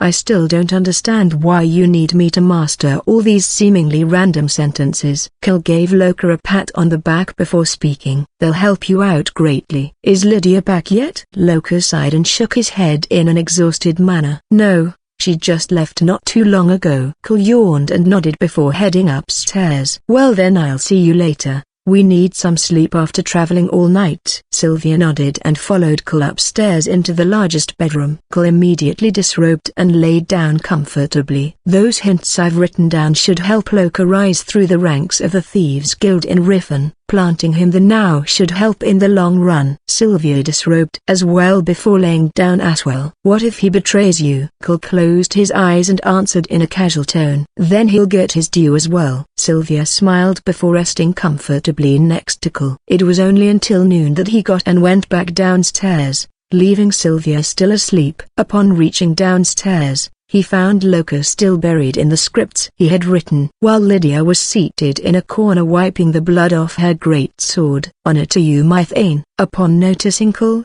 Lydia quickly nodded her head while Loka didn't flinch away from the scripts. Mercifrey Mavin Skeleton Key Nightingale. It was only until Cole reached the table and placed his hand on his shoulder that he came back to reality. "Oh, it's you. I think I'm finally finished." Loka let out a deep breath and leaned against the chair. Cole then took a seat and crossed his arms. "That was quicker than I thought. When do you want to leave for Riffin?" Loka casually stroked his beardless chin before giving his answer. "Tomorrow, I think. It's to travel now before the dragon or vampire menace grows any larger." Besides, I hear the Dawn Guard that were passing through Whiter Run set off tomorrow, so almost everyone is traveling alongside them for safety. Cole nodded and then turned to Lydia. Trouble when collecting ingredients. Lydia sighed as she nodded while continuing to wipe her greatsword. I kept coming across pack after pack of wolves. It's what delayed me most. Then, as if that wasn't enough, some lone necromancer tried to attack me. The fool thought one reanimated skeleton would be enough to take me down. After dealing with him, I returned and dropped off the ingredients at Arcadia's like you asked. Before Cole could respond, a loud knock was heard on his front door. Lydia stood to go answer it and frowned immediately. What do you want, Taylor? Chapter 66. True Colors. What do you want, Taylor? Standing behind the door in front of Lydia was none other than Ayla, the huntress of the companions. She stood there wearing her usual fur and steel armor with that greatly showed off her figure. She looked at Lydia and crossed her arms before responding. So it's true, you've finally been appointed a Thane. Congratulations. Lydia still didn't invite her in and ignored her congratulations. Sure. Now is there some business you have here? Ayla sighed before nodding. Fine. I'm here to see your Thane. There's something I wish to discuss. Lydia reluctantly allowed Ayla to enter but gave her an unamused stare. Ayla walked towards the table where Cole and Loka sat and gave her greetings. I hope I'm not interrupting, but there's something I wish to speak to you about. Cole. The Dragon Slayer. Will you hear me out? Cole was curious enough, so he nodded his head and gestured her to take a seat.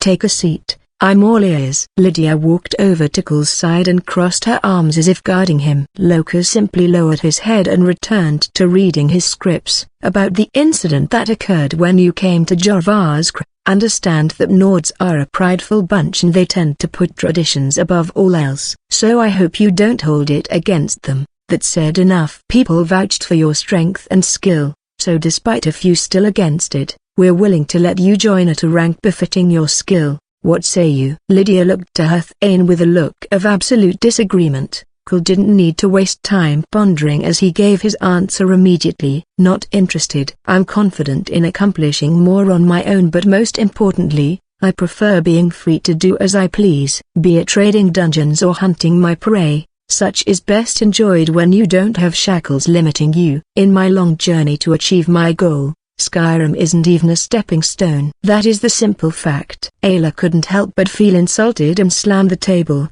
causing Loka's scripts to scatter. Although I admit you are skilled, don't go too far. One achievement isn't enough in the eyes of any real Nord. Your words are nothing but shameless boasting. Cole seemed amused by her getting angry and crossed his arms as he looked up at her. Since you claim it's shameless, then how about a challenge? Come the end of winter, whoever has achieved more wins. Ask what we're betting. Our lives.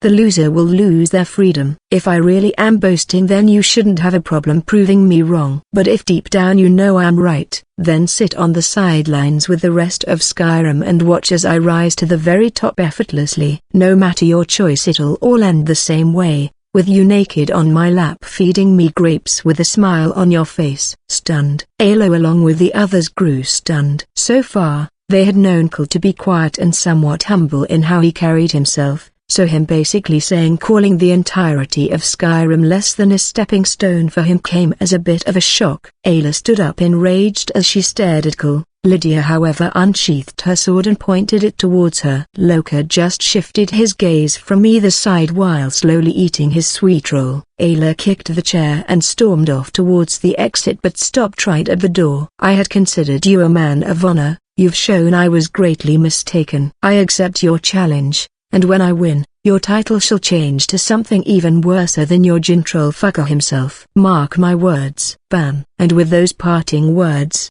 Ayla stormed out of Cole's home. Cole simply smiled and stood before turning to Lydia, who gave him a puzzled look. Although I do love to see Ayla get told off, didn't you go a bit too far? She's extremely skilled. Cole slowly got closer to Lydia before looking her straight in the eyes and speaking. Do these look like the eyes of someone who's joking? Do you doubt your Thane, Lydia? If so, you're free to join the challenge. Lydia found herself unable to stare into Cole's eyes as she quickly averted her gaze and answered, No, my Thane. It's just my duty to worry for you. I am sworn to carry your burdens. whatever they may be. Cole smiled and turned away from Lydia before heading towards the exit, leaving her only a few parting words. Shame, I would have loved having another beautiful warrior on my lap. Chapter 67, Petty R18. Centenarian. I don't get sick because I clean my veins blood balance. After exiting his home, Cole immediately saw a scene all too familiar for someone who'd played Skyrim. As he looked towards the main gate, he could see a guard arguing with two dark-skinned warriors. They belonged to the race of Red Guards.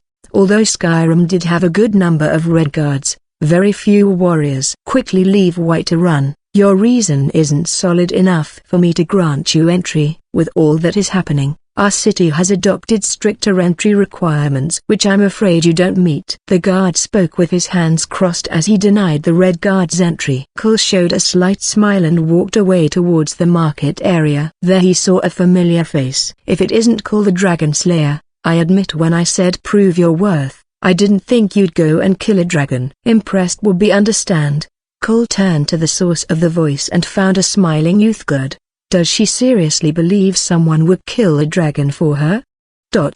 Oh that ... Well, what can I say? I seek thrilling adventures. Calliope jeered up and down like she was his prey, making the intention behind his words very clear. Even the toughest of Nord couldn't resist a powerful hot-blooded man. Cole's actions thus far and the way he spoke to her now made her feel he was just that. Well then, I wouldn't mind you coming to spend another night at my number. We go right now. Cole cut her off and voiced his intentions clearly once more. Although taken aback, Uthajerd couldn't help but smile. Well, how can I argue with that? A short walk later, Cole and Uthajerd arrived at her home. Upon arriving, Uthajerd immediately stripped off her arm, remaining in nothing but her undergarments. Well, are you just going to look at me? Uthajerd asked curiously, which made Cole smile. He removed only his top and began walking slowly towards her. After reaching in front of her, he extended his arms to her chest and ripped off her bra. Oh my! Before she could properly react, his hand caught her by the chin and pulled her close to his before they locked lips. His other hand found its way to her large perky breasts, which he immediately began to grope.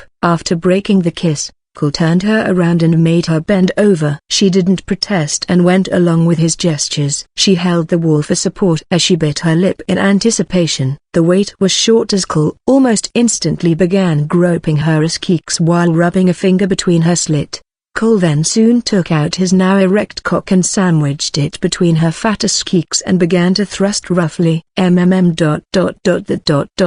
feels tingly. Uthajerd removed one of her hands from the wall and began to massage her own breast while breathing heavily. Soon Cole would tap his cock against her soaking wet pussy lips before thrusting it deep inside her. She grew wide-eyed and immediately tried to hold the wall for support, but Cole began pounding her vigorously. Nwa. S slow down. IMMM. Smack. Cole ignored her words and smacked her ass cheeks as he pounded her very tight cunt. Uthajerd could hardly utter a word as her pussy was being drilled at a rapid pace. Her breasts bounced madly while the sound of her fat ass cheeks hitting Cole filled the room along with her depraved moans. Let's go deeper, shall we? Uthajerd's eyes widened when she heard this, but before she could respond, Cole thrust fully into her cunt. And Uthajerd's body jolted upright as she felt the force of Cole's thrust. She tried to tiptoe so that part of his member could slide out, but being shorter than him, Cole simply had to step forward and was back fully inside her. He didn't even let her properly adjust and began fucking her hard as she stood on tippy toes while getting ravaged. I can't last much longer. Time. As she was about to hit her climax, Cole thrust even faster before pulling and coming all over her ass and back. Why did you stop? I'm close, Uthajerd complained with a lusty look on her face as she wiggled her ass more. Cole however simply smiled. Like you said, I killed a dragon to prove my worth, but you've done nothing to prove yours, so you won't be getting your release. Uthajerd's face showed her surprise at his words. I'll show my worth. Just don't stop now. Cole ignored her pleas and got dressed before heading for the exit. I look forward to seeing what you'll do. Blue ball me and think I'll forget? Kul shook his head as he walked away from Uthajerd's home with his head held high. Upon returning to the market, he came across an amusing scene. Yes, I need a mammoth's task to trade with the Khajiit caravan. But such a task is beyond me. The woman who spoke these words was a young fair-skinned Nord woman with red hair and a charming voice. This was Solda. Despite being a beautiful freckled redhead, she wasn't the one who made Kul stop in his tracks. A single mammoth's task. That's but a simple task for the Dragonborn. Don't fret, after I return from High Hrothgar, I'll bring with me a task. A beautiful lady shouldn't be left to handle such a brutish task. After speaking, Yorjin patted his chest and ran off towards the gate. Sigh of the adventurers to offer help. Why him? Solda sighed to herself and cursed her luck. Having no one to provide a mammoth's tusk, she couldn't refuse. Kul showed a smile and left the market area for a moment. When he returned, he patted Solda on the shoulder and spoke. I overheard the dilemma you were in. So here, Kul had given her that which she sought, a mammoth's tusk. As for where he acquired it, he simply bought it in a shop. Ah really? It's such a fine task and it's already polished. You could sell this for a good pouch of septims. I don't know what to say. Kul smiled and shook his head. A simple thank you will suffice. A mammoth doesn't pose a threat to me. A 100 septims to make Yorjin look bad is money well spent if you ask me. Solda smiled and nodded. Thank you. I'm indebted to you. I must be off now to trade this before the sun sets, but I hope to see you soon. As Solda hurriedly rushed to the main gate, Kul smirked and began walking back home. Chapter 68, Destination Rorikstead. Drink 1 cup of this before bedtime and lose 14 kg in 2 weeks. Active keto gummies. Later the same day at night, while most had gone to sleep, Kul and Sylvia were up discussing some changes. How many wishes do I have and which category do they fall under? Sylvia paused for a before her staff appeared in front of her. You have 9 total. 4 under the physical body alteration, 3 under non-physical body alterations and 2 under world alteration. Kul gave Sylvia a puzzled look before asking. I know physical and non-physical alterations, but what about world? Sylvia held her staff between her large breasts before explaining. World alteration wishes are only earned with each world you physically visit. They allow you to make drastic changes to that world. You only get 1 per physical world you visit. Kul sighed and shook his head before speaking once more. I can think of a few uses for such, but that'll depend on the future. Just how vast are the categories for wishes I can earn? Sylvia put her finger on her chin and began to ponder. I'm not sure. They're just given at random once the requirements are met. Kul rested his chin on his hand as he looked at Sylvia. This is why I never wanted to ask. It just leads to question after question. Sylvia beamed a smile before speaking proudly. It is my duty as your guide to hold all unnecessary knowledge for you, Kul-sama. I can also provide you news of events occurring around the current world and information regarding your target. Kul narrowed his eyes at Sylvia and spoke in a slightly annoyed tone. How come this is the first time hearing of this? You never asked. Sylvia spoke as she nervously fiddled with her staff between her breasts. I suppose I really should have asked. All right then, tell me the major things that determine how I earn wishes using a reincarnator. Sylvia stopped fiddling and spoke quickly and clearly. Unlike her usual clumsy self,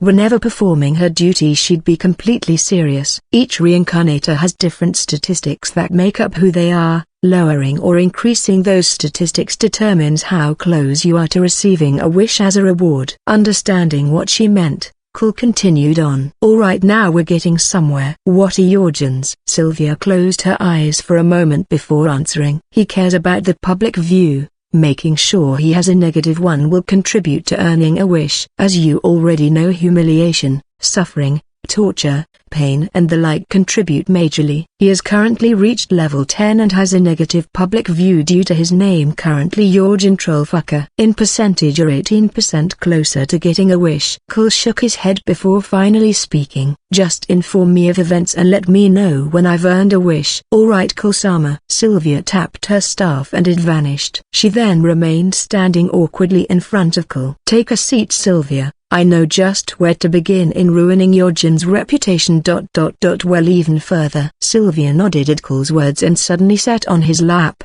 Her large breasts were quick to completely bury his face. He freed his face before giving her an odd stare. Sylvia averted her gaze and didn't dare look him directly in the eye. As I was saying, starting tomorrow, we hunt and tame dragons. Those that don't want to be tamed will add on to my achievements. Those that do get tamed will be put to very good use. While doing so, we also have to perform as many reputation-building deeds as possible. I doubt your Jin will like the thought of being in my shadow that much, so that should push even him to work harder. If he doesn't actively work hard to reach level 81. 12 That's where dragon warfare comes in. Sylvia didn't speak but kept nodding at Kull's words. Alright, we better get some rest now. We'll start off in the morning when Loka is setting off. Early the next morning, Kull and the others all got geared up and ready to leave. Sylvia, are you almost done setting up that spell? Almost, Lord Kull, Sylvia responded from another room within the house. Loka finished loading his satchel and walked over to Kull. What's the purpose of the spell? Kull smiled as he turned towards the exit. Whichever thief tries to break in will have to deal with some frost atronachs. I/N.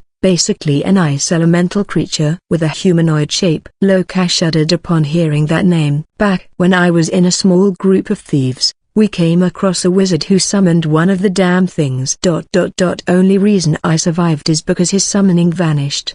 Probably used up his magicka. I wasn't about to stick around and ask. Lydia, who had just finished polishing her sword, also nodded. Wise choice. If you aren't wearing a strong piece of armor, those things can kill you in one hit. Soon Sylvia was finished and the group exited the house and began leaving. After exiting the main gate and drawbridge, they began descending the hilly path from White Run heading towards the stables. Wow, seems there are a lot of people traveling alongside the Dawn Guard troops. Loka commented as they saw many carriages and horses near the stables packed with people. I'm not surprised. I heard a lot of people delayed their journeys just so they could travel in a larger group. Seems the dragons and vampires have everyone on edge. Lydia quickly commented as the group stopped by the stables. After purchasing a horse for everyone, they were ready to set off. Well then, this is goodbye till we meet again.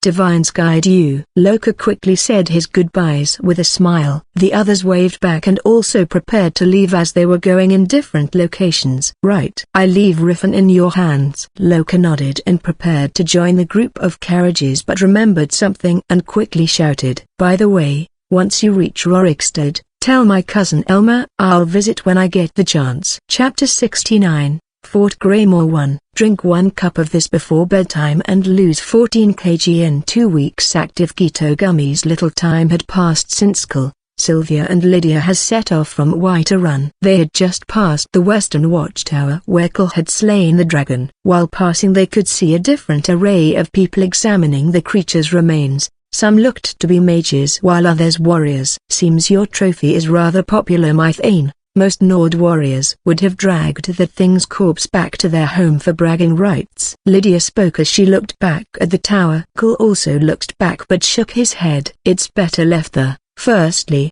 even if I did want to take it with me, I can't say I have a place to keep something that large. Secondly, everyone who visits will probably ask for the details of what occurred, which in turn helps my reputation. After thinking about it, Lydia stopped looking back and nodded. That is indeed better than letting it collect dust in some home. Sylvia also nodded before asking a question of her own. If you get a bigger place, will you claim the body? Kull raised a brow at the question as if pondering the matter before he answered. I'm not quite sure. It would be nice to collect some trophies from here and there. As they continued to ride, Sylvia stopped her horse and turned to Kull. That ruined fort ahead. I saw some movement. Lydia and Kull soon stopped their horses as well before staring at the fort that lay many meters ahead. Lydia furrowed her brows before speaking. Fort Greymore, that place is infamous for housing bandits and other unsavory folk. I once took part in a raid to clear it out some years back, but once another group is out,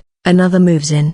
The Jarl now ignores it completely. Sometimes it's empty, sometimes it's not. We could just go off route and avoid it completely. A few dumb wolves are better than raging bandits. Kull looked at the fort and showed a fainter smile. I guess we're clearing it then. Saying nothing else, he began riding towards the fort at a fast speed. It didn't take long for him to alert the people present in the fort. Bandits. A bandit had spotted him from the wall and alerted the others. But before any archers could get ready, he approached the entrance and had his horse jump over the barricade before landing on a slow-to-react bandit and stomping his head into paste. "You shouldn't have come here," a bandit yelled as he began charging towards Cole. Cole quickly got off his and unsheathed his sword before throwing it right through the bandit's head. As he did so, an archer aimed straight for him, but he quickly noticed it and jumped forward, easily avoiding it before removing his sword from the bandit's head. "That's two down." The bandits felt they were being mocked by Cole. Those without bows unsheathed their axes and swords and charged at Cole while the archers took aim. However, before one archer on the wall could even draw his bow, an arrow shot straight through his head. The source? Sylvia, who took a clean shot while still riding towards the fort. "Damn it. He's not alone." Some bandits turned and focused on the two approaching riders while remained to face Cole. One charged at him directly, ready to slice Cole with his axe. However, the bandit left himself wide open. Rather than use his sword, Cole simply charged forward and hit the bandit on the kneecap, making his leg bend the wrong way. "Ugh!" The bandit yelled out in pain, but Cole wasn't done. He finally decided to use his sword and slashed the bandit's hands by the elbows clean off, making his axe drop to the ground. Gah.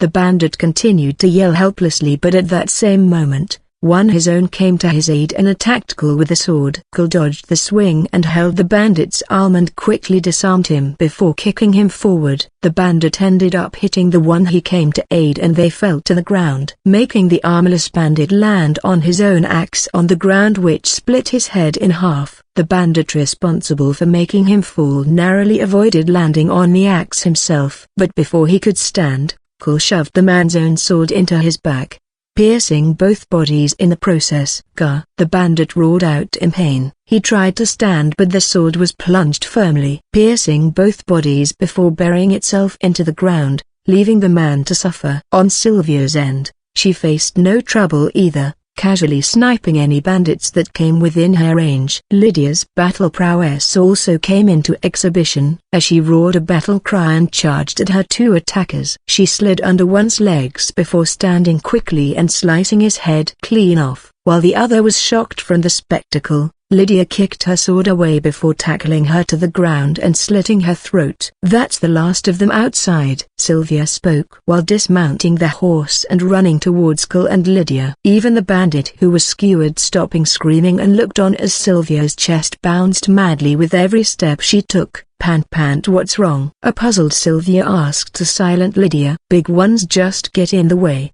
right my thing?" Cole didn't answer and simply turned towards the entrance to the fort's interior. "Let's just finish clearing this place so we can be on our way." Chapter 70, Fort Greymore 2. Upon entering inside the fort, Cole, Lydia and Sylvia could already hear the voices of others.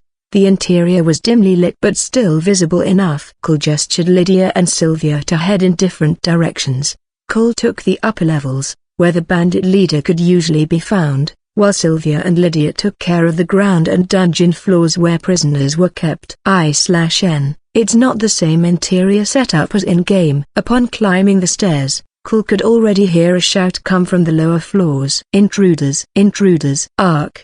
A patrolling bandit had stumbled upon Lydia and Sylvia, who weren't exactly the most stealthy. An arrow from Sylvia, however, quickly put the bandits alert to rest. "No surprise attack then," Cole muttered while unsheathing his sword, not caring for any noise he made.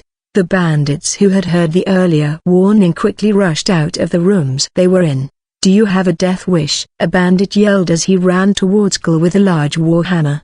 Before the hairy bandit could land a hit, Cole held the hammer in place with one hand and kicked the man in the gut, bringing him to his knees. "Gah! Why you?" The angered bandit wanted to voice his anger, but when he looked up, Cole was wielding the man's very hammer in full swing. Before the man could speak any other words, Cole swung the hammer and hit him on the side of the head, sending him flying to the wall in bloody mess. "Who's next?" Cole looked at the now hesitant bandits while casually twirling the heavy warhammer in his fingers. "And no way, I surrender." Me too. 2 of 3 remaining bandits got on their knees and surrendered, while the last tried to make a run for it, but crack. Cole threw the warhammer at the man's leg, instantly breaking it. The bandit yelled, but Cole casually walked over and broke the other leg. Gar! Divines why. The slim bandit roared as he began to cry from the pain. Cole then turned to remaining two and spoke while twirling his hammer. I don't have any rope, so crack.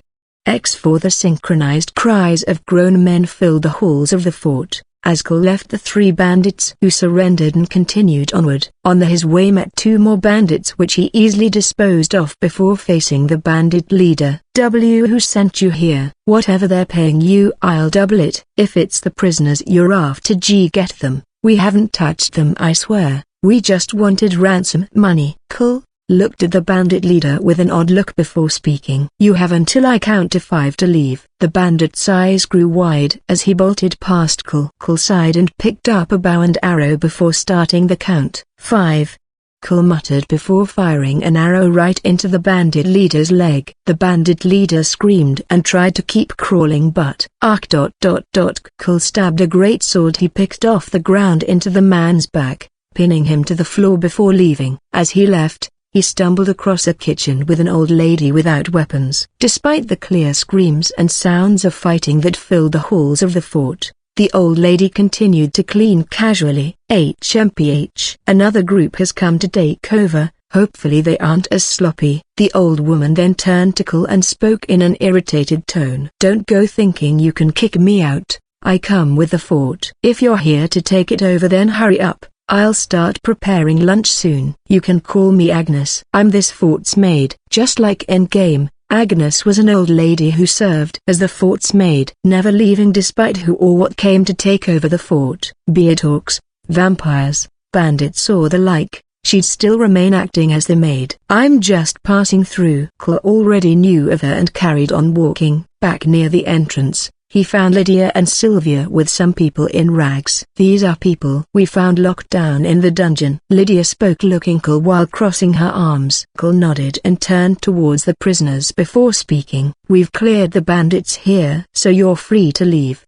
But depending on where you're from, it's not safe to travel with vampire attacks becoming more frequent and dragons about. Go to Whiterun and tell them what happened here and that Cole the Dragon Slayer freed you. You're free to the gold and loot, you'll need it. Lydia, Sylvia, we're done here. Let's go. Lydia and Sylvia nodded at Cole's words before following him outside. While outside, Lydia showed Cole a smile and spoke. The more I see you do, the more honored I am to be your housecarl Mythane. Giving up the gold to help them is quite the kindness you've shown to those poor people. Cole showed Lydia a faint smile and nodded. They need it more than I do. Is a lie, but I'll need them to sing the highest praises about me, so what's a few bandit septims? Also, having Lydia trust me a bit more is an added plus, because despite her loyalty, she does have her morals.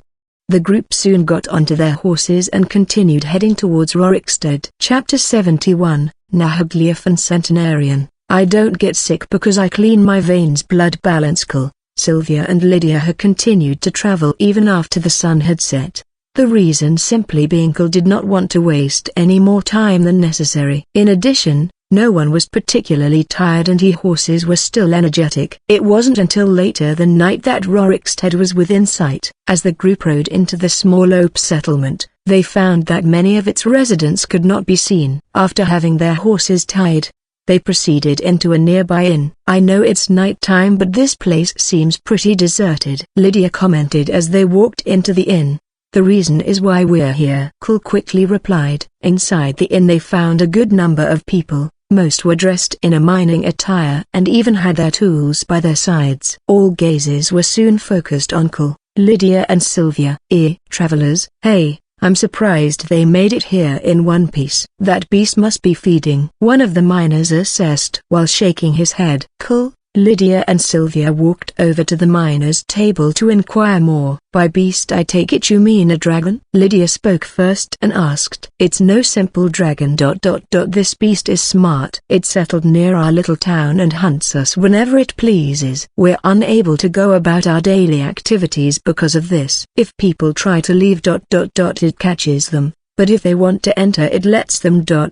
We're no better than livestock. The drunk miner yelled out in anger. Cole nodded at the man's words and fell silent. The only explanation behind the dragon's behavior would be Ojin's wish for a realistic world. Normally, much like everything in Skyrim, dragons weren't smart and quite easy to kill depending on their type. Low-level dragons would continue to level up alongside the player but would always be weaker and generally easy to kill. Which is why the game would spawn new types of dragons after a player reaches a certain level, such blood dragons, ancient dragons, legendary dragons and so on. But now, all types freely roamed with increased strength and intelligence. Unlike in-game where they were just an annoyance that even farmers could kill, here they were a force capable of bringing a city to ruin. Cole showed a small smile as he thought of this and turned away from the miner's table. If it attacks everyone who tries to leave them, I don't have to worry about drawing it out. Perfect. Lydia, Sylvia, let's go. Cole spoke in a confident tone and left. Another suicidal adventurer. The miners couldn't help but think Cole mad for going to confront a dragon. He wasn't the first they saw try to do so. They could only shake their heads in pity and watch him walk away. Lydia, Sylvia, stay hidden until I force the dragon to land. Then find some high ground to fire arrows from. Lydia was a bit skeptical about the plan she just heard, but seeing as Sylvia had no complaints and agreed without so much as a suggestion, Lydia could only agree as well. After Lydia and Sylvia found appropriate cover, Cole walked directly out of Rorikstead. He didn't have to go far before a gigantic winged beast could be seen circling the skies as if warning him to rush back into Rorikstead. Normally a dragon would only land if it had the tackle advantage. Forcing one to land was by no means easy ... unless one knew how to shout. Not just any shout, but the one made precisely to go against these beasts. Many shouts existed. To learn them, one would not only need to know all 3 words of power that made up the shout but also practice many years, unless of course they were dragon-born, in which case knowing the 3 words of power was enough to grant mastery over the shout. This would become what makes Cole the bane to all dragons. Not only could he master a shout simply by knowing all 3 words of power like the dragon-born,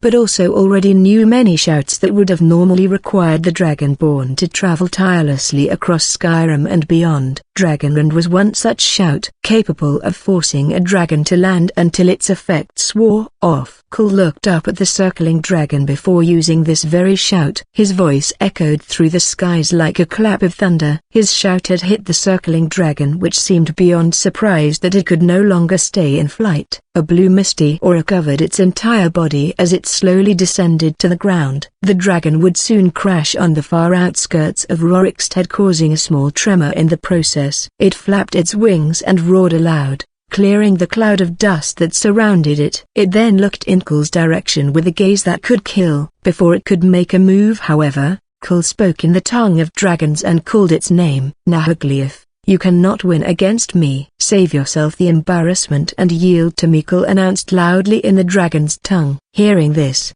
the dragon addressed as Nahagliath could not help but grow angrier.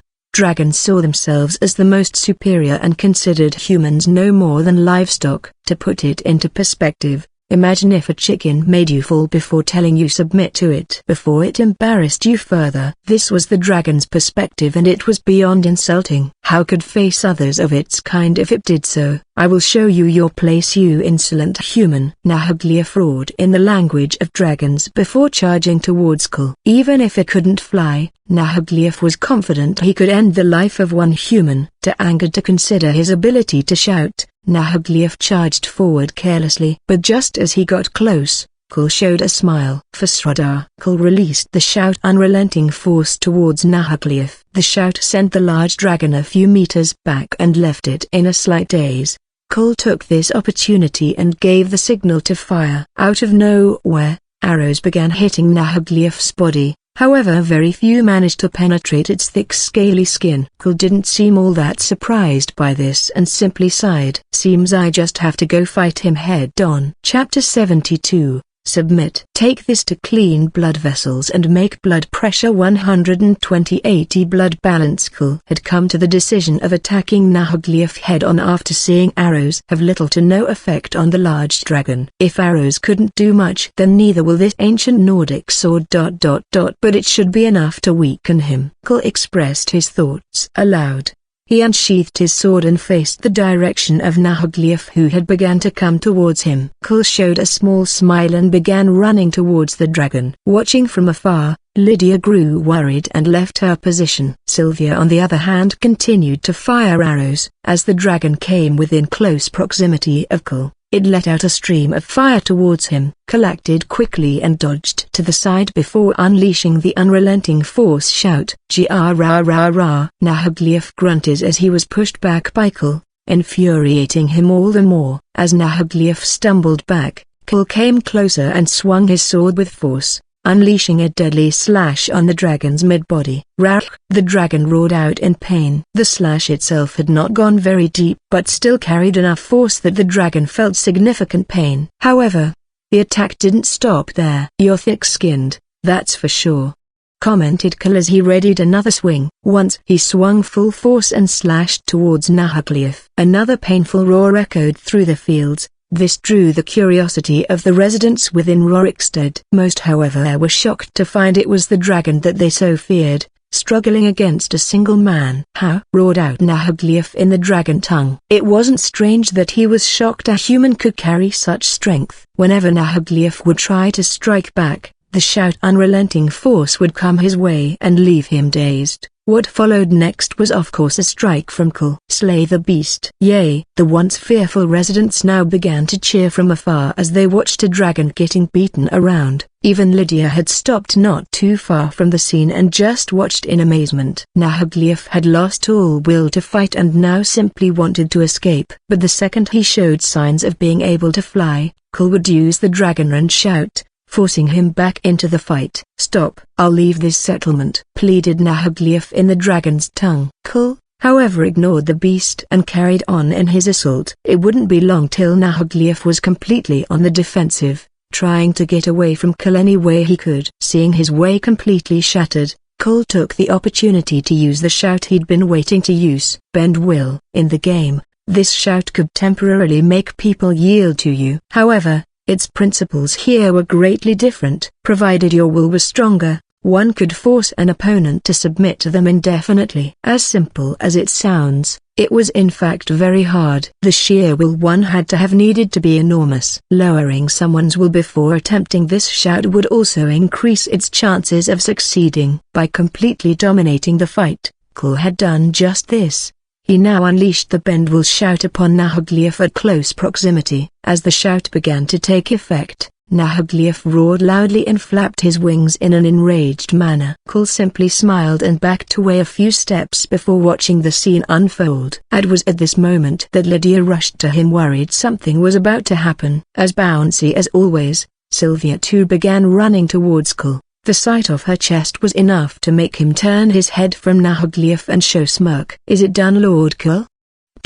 Sylvia asked while panting heavily. "Yes, it's done. You can stand down, Lydia. This dragon is no longer a foe," Kul casually said. Lydia showed him a puzzled look and was about to question what he meant when suddenly the dragon stopped roaring. It now simply stared at the trio before narrowing its gaze onto Kul. I submit," voiced Nahaglief in the tongue of dragons. Kul nodded and sheathed his sword before gesturing Lydia to do the same. The once cheering residents now became silent and watched on, worriedly awaiting to see what would happen next. "Lydia, you can tell the people not to worry anymore. This dragon is tamed." Kul spoke while looking up at Nahaglief. The dragon simply lowered its head, verifying Kul's words. Sylvia wasn't at all surprised, but Lydia was absolutely astounded. She felt an urge to fire countless questions towards Kul but stopped herself and instead turned behind and yelled towards the residents of Rorikstead. "Hear me, people of Rorikstead. You no longer have to fear having a dragon linger around your homes, for this dragon has been tamed by my Thane,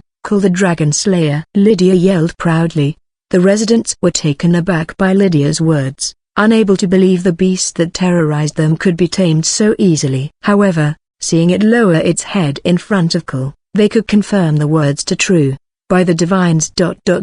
he really tamed the beast. Horror. Long live our savior and his companions. Long live Kul the Dragon Slayer. Loud cheering resounded from the small settlement after Lydia's proclamation. Kul showed a smile and turned to Nahaglief before speaking in the dragon's tongue. Go now, heal your wounds. I will shout your name when needed, said Kul in a serious tone. As you wish. Nahaglief's tone carried clear embarrassment from being reduced to serve the very thing he considered livestock. After the effects of Dragonrend had faded, Nahaglief took off into the air and disappeared into the skies. Lydia, Sylvia, get the horse ''s. We're done here. Kul sighed as he voiced out his intent to leave. Yes, my Thane, though with what just happened, I'm sure the residents would like to celebrate and show their appreciation. We Nords always celebrate a victory, suggested Lydia as she turned to leave. There'll be time to celebrate another time. For now, the hunt continues. I/N.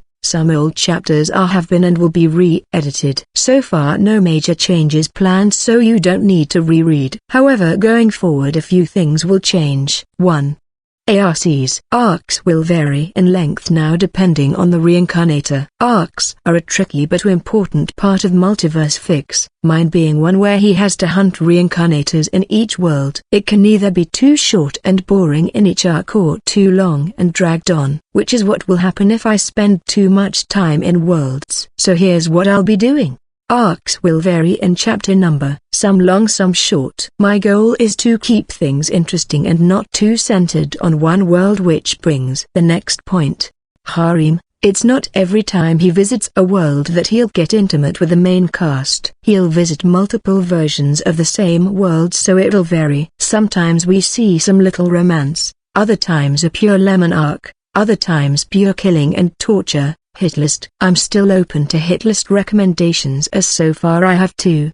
With all that said, this arc will meet an abrupt end, as my initial goal in writing it was to make it long. But that way will bore many of you who came to see a multiversal fic. I apologize for this, as I'm still learning how to improve, but I guarantee I'll only keep getting better. If you're fine with an abrupt ending, let me know in the comments and I'll start the polls for hitlist voting and next arc. I'm doing this not to stray far from the purpose of this fic, it's just I really like putting in character development, which makes for long-running arcs. Sorry once again, and let me know your thoughts. Chapter 73, Progress. Do this before bed and watch your belly shrink. Active keto gummies. In the weeks that would follow, Kul, Lydia and Sylvia traveled through many holds of Skyrim, slaying and or taming dragons. Most had been of the weaker variety, however that changed when in Eastmarch Hold. There the group traveled to Kynesgrove, an ancient dragon burial mound. Kul chose to come here because Sylvia informed Kul that Jorgen had failed to slay a dragon that rose from that mound. Not wanting to waste the chance to make Jorgen look bad, Kul came to deal with the dragon. I can't believe it, he even calls himself the Dragonborn after abandoning all this people and running away. Next time I see that boastful coward, Lydia commented in an angry tone. After Kul told her the reason for them coming here, she began cursing Jorgen's name half the journey. It seemed to really bother her when someone failed at their duties, but Kul didn't pry and let her be. Sylvia, any other useful information I should know about Jorgen these past few days? Asked Kul in a low tone. He's making considerable progress in his quest as the Dragonborn after assembling a group to help him. He should be done soon. His reputation hasn't changed much, but he did suffer humiliating defeats from multiple dragons. Only able to slay some due to his group, answered Sylvia quickly. Well, at least he's making progress in completing the main quest. Let me know if anything else important pops up later. We can't talk much with Lydia here, voiced Kul in a low tone once again. There it is. I see it. Lydia suddenly shouted as she pointed to a mountain. Even in the snowy weather around Kynesgrove, one could easily see a large winged beast resting atop the side of a mountain. The dragon could see the 3 of them approaching from afar and unleashed a shout into the air. Seems we didn't go unnoticed. Ready your bow, Lydia, and take cover. Sylvia, ready your long-range fire spells and do the same. This one is a powerful frost dragon. said Cole in a cautious tone. "How much different is it from the ones we've encountered thus far, my Thane?" Lydia asked curiously as she got off the horse and readied her bow. "Well, putting its stronger body aside, it can use both fire and frost breath ...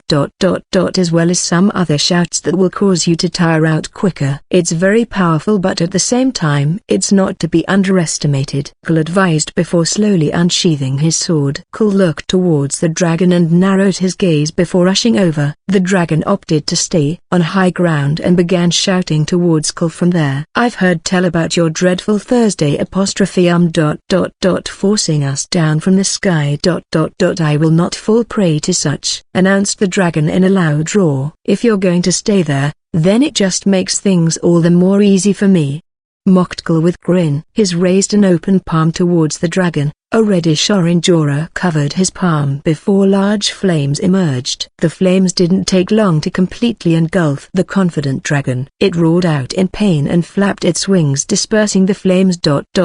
only for Cole to fire another wave. "It's strange how a dragon is weak to fire. Others have shrugged it off like it was nothing." "Must be hard having sensitive skin," Cole purposefully mocked, trying to trigger his opponent. The dragon continued to flap its wings and use frost breath to counter Cole's flames, but not all. The dragon didn't leave its position as it was waiting for Cole to drain his magic and attack, but Cole's onslaught continued without stop. "What is the meaning of this?" roared out the dragon. "The meaning is simple. Submit or become the first dragon to perish by the hands of a human flame. I honestly can't think of anything more humiliating," chuckled Cole, once more mocking the dragon. The dragon grunted and tried to fly away, but was hit with Cole's dragon and shout almost immediately and was forced down. "Grrrr! How dare you!" roared out the dragon in anger. It turned towards Cole and ready to charge, when suddenly a gigantic blast of flames hit it from the side. Shocked and in pain, it couldn't comprehend what had just happened. Before it could, arrow after arrow began hitting its already weakened body, easily penetrating its now brittle skin. "You didn't think I brought those two just for show now, did you?" "This is honestly getting sad. I'm no fan of animal cruelty, so submit and it'll end here. I may even buy you a nice treat if you're good boy or girl. I can never tell with your kind." Cole showed a small smile on his face and leaned against his sword, continuing to mock the already angry dragon. "Insolence!" "Grrrr!" roared the dragon in complete rage. As angry as it felt, it knew if attacked any longer it would surely die. "I yield." Finally desperate for survival, the dragon announced its surrender. Cole then gestured Sylvia and Lydia to pause their attacks. He then slowly walked over before using the bend will shout on the beast. "I Salona have lost ... I submit," it said in a dejected tone. "I'm glad you see the bigger picture ... You can leave and go recover. I'll call your name should I need you." Not saying much more, Cole sheathed his sword and turned to leave. Lydia and Sylvia came out from cover and walked over to him hurriedly. After the dragon left, Cole, Lydia and Sylvia did the same. "Great job ... both of you. I think it's about time we head back to Whiterun. Quite frankly, I've had enough of Skyrim's wilderness," sighed Cole while shaking his head. "Are you still upset about the wolves that stole that deer meat we had prepared, my Thane?" asked Lydia with a smile on her face. "I don't hold grudges, just don't be surprised when you see me wearing a full set of fur clothing." "Let's find a nice spot and set up camp for the night," replied Cole bluntly. "Lord Cole ... I see a deer over there." Chapter 74, Return. Once night fell upon the group, they had already set up a camp and a fire. Sylvia had already began roasting the deer Cole has managed to catch. After setting it up, Sylvia left to go take a bath by a nearby river. Cole remained to watch over the meat while Lydia stayed in case of anything as well. Are you going to just watch the meat roast until it's ready, my Thane?" asked Lydia in a curious tone. "I've got nothing better to do," replied Cole while shrugging. "You should also go take bath and I'll watch the camp. Then when you're back I can do the same," suggested Lydia in a cheeky tone. Cole showed her a raised brow and a smile before agreeing and leaving the camp. He had gone to a different spot a little further from where Sylvia was. "I really miss the simpler times already. No dragons, sketchy powerful beings, girls who stab me then get kinky or bathing in rivers. Just me and Charlie's mother." Cole sighed as he washed his body in the cold open. Though Sylvia is really starting to grow on me and Mordred is just plain adorable. Cole continued to ponder as he carried on bathing. After finishing he took another deep sigh while looking at the sky.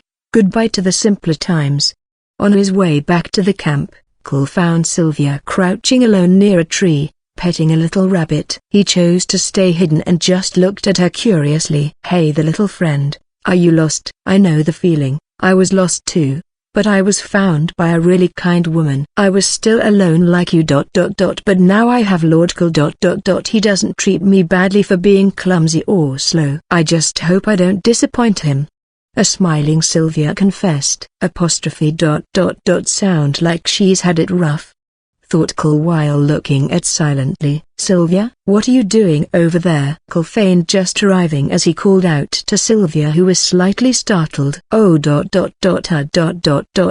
was talking to a rabbit, said Sylvia with her head lowered, fearing Cole had heard her. You don't have to be embarrassed about wanting to pee on a tree. It's perfectly normal when camping. Cole sighed, feigning ignorance. No, Lord Cole, I wasn't doing that.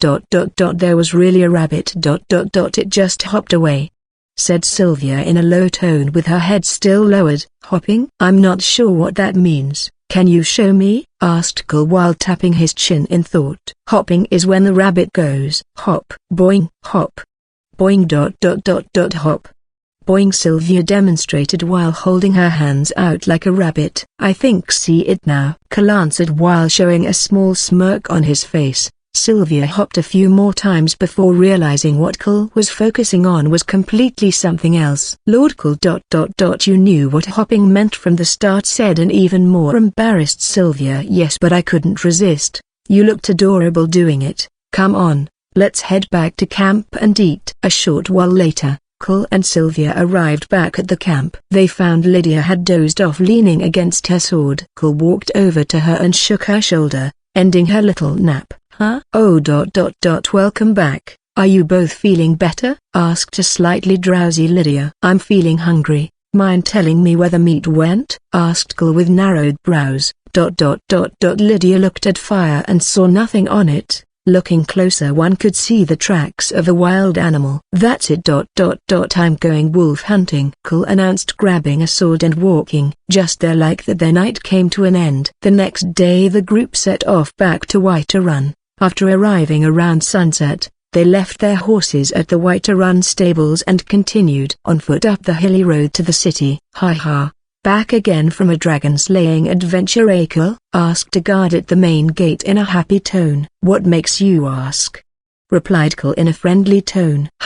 News travels fast. Your escapades are all people talk about lately. Just recently a group of companions tried to confront a dragon that was circling near the farms outside White Run. But they failed horribly. We lost a good few fields because of that. Anyway, you'll see for yourself, another guard quickly explained before opening the gate for Cole, Sylvia and Lydia. Once inside the city, Sylvia went to sell off the many wolf pelts Cole had acquired and also hand over ingredients to Arcadia. Meanwhile Lydia and Cole went to the Bannered Mare for a drink and quick meal. Well, look who we have here. A real dragon slayer has come. One of the patrons shouted as Cole walked in. Soon many gazes turned to him. Some raised their tankards towards him while some cheered him on. Lydia left his side to order some food and drinks while Cole found an empty table and began conversing with the other patrons about his tales. In the end,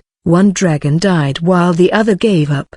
Dragons aren't difficult to kill if you know what you're doing, said Cole while his shoulders. Well then the companions definitely did something wrong. I was on guard duty that day. One of the lads had his clothes completely burned off while the others looked battered and beaten, announced a patron not too far from Cole. I'd to see you say that to my face.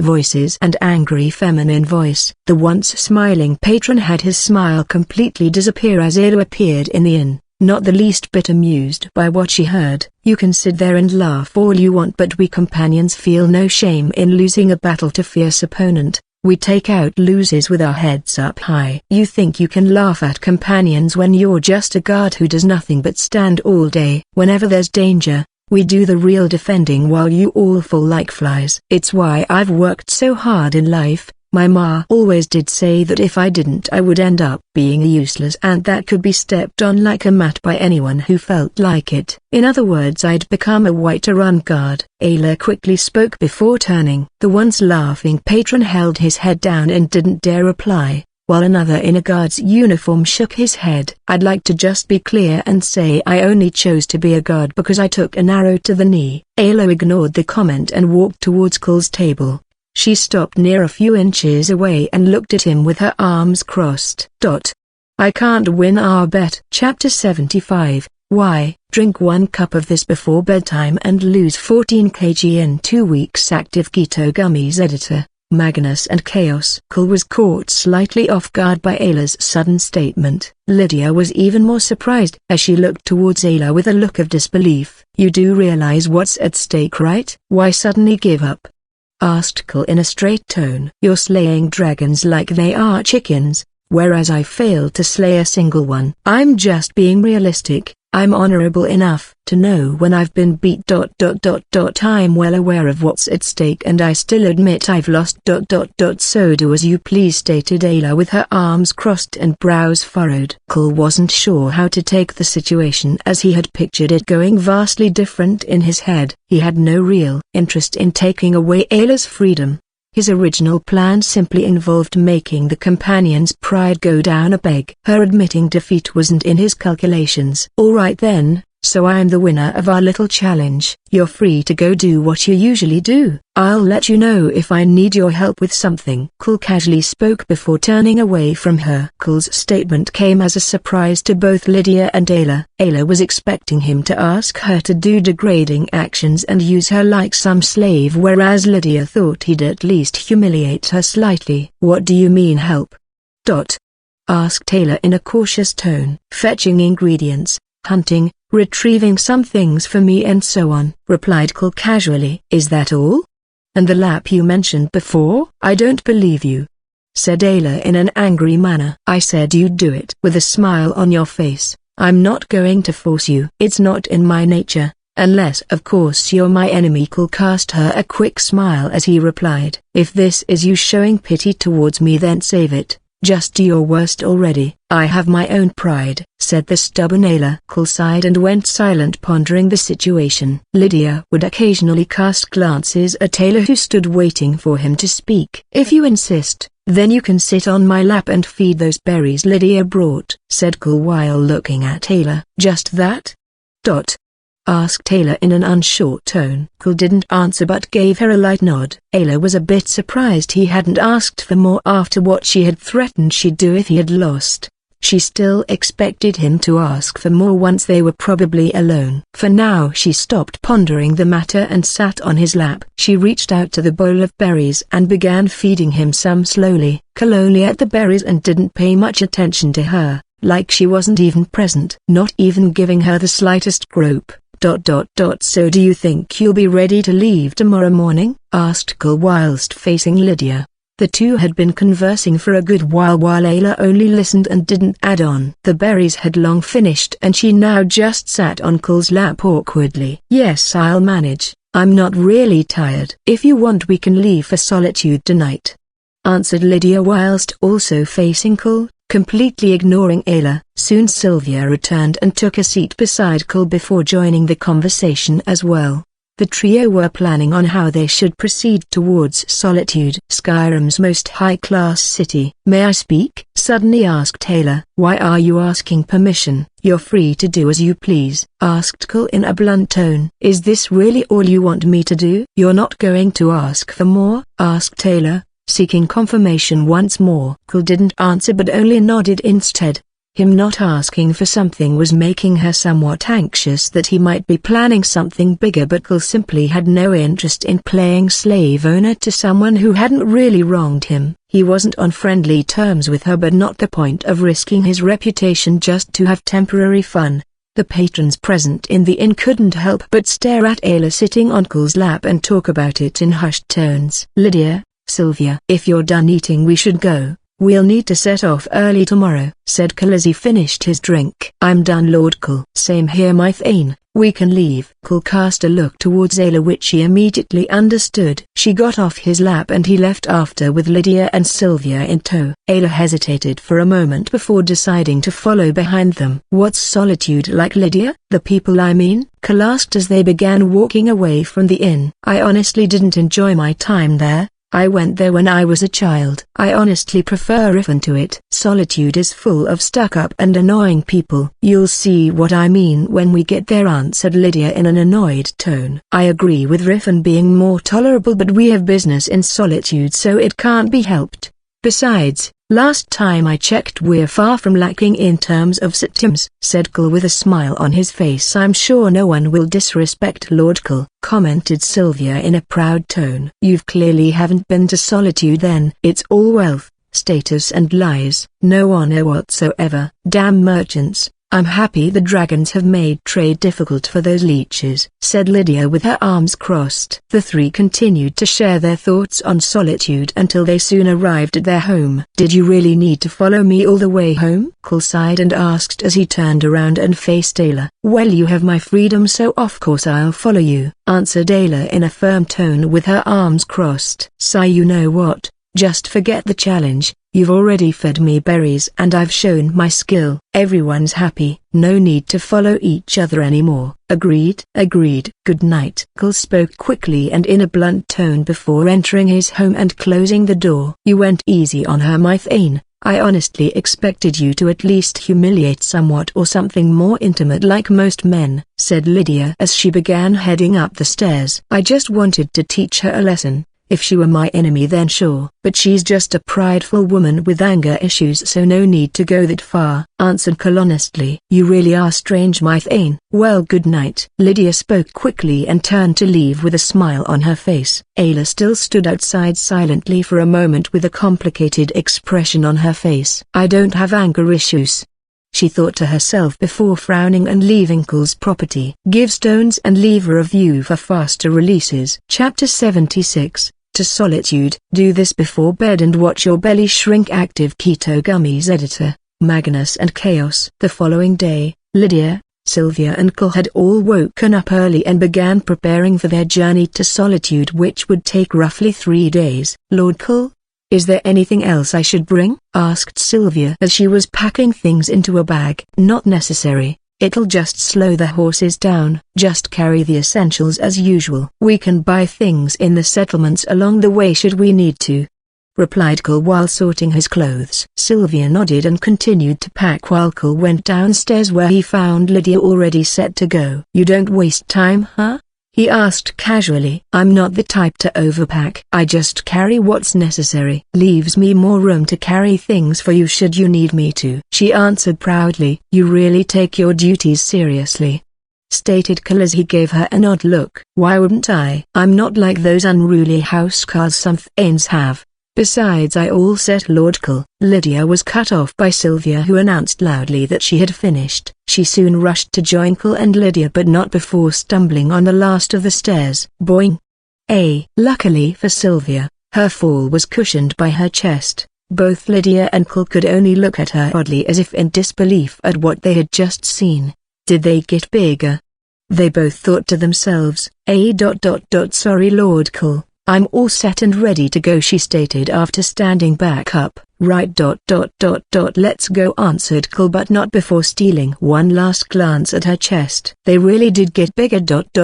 I'll need to check properly later, he thought to himself as the trio exited the home. They didn't linger around much and directly went towards the main gate. However, they came across an unexpected turn of events. Why are you standing there? Ayla asked Kul while sighing. Ayla stood near the main with her arms and head held high. She had a stylish bow on her back with a quiver on her hip holding plenty of arrows. Then down on the ground near her leg was a large satchel. I just so happened to be traveling to Solitude for business, so thought why not wait for you. It's safer traveling in groups after all, she replied with a straight face. I can't think of one single reason you would have business in Solitude. Ayla.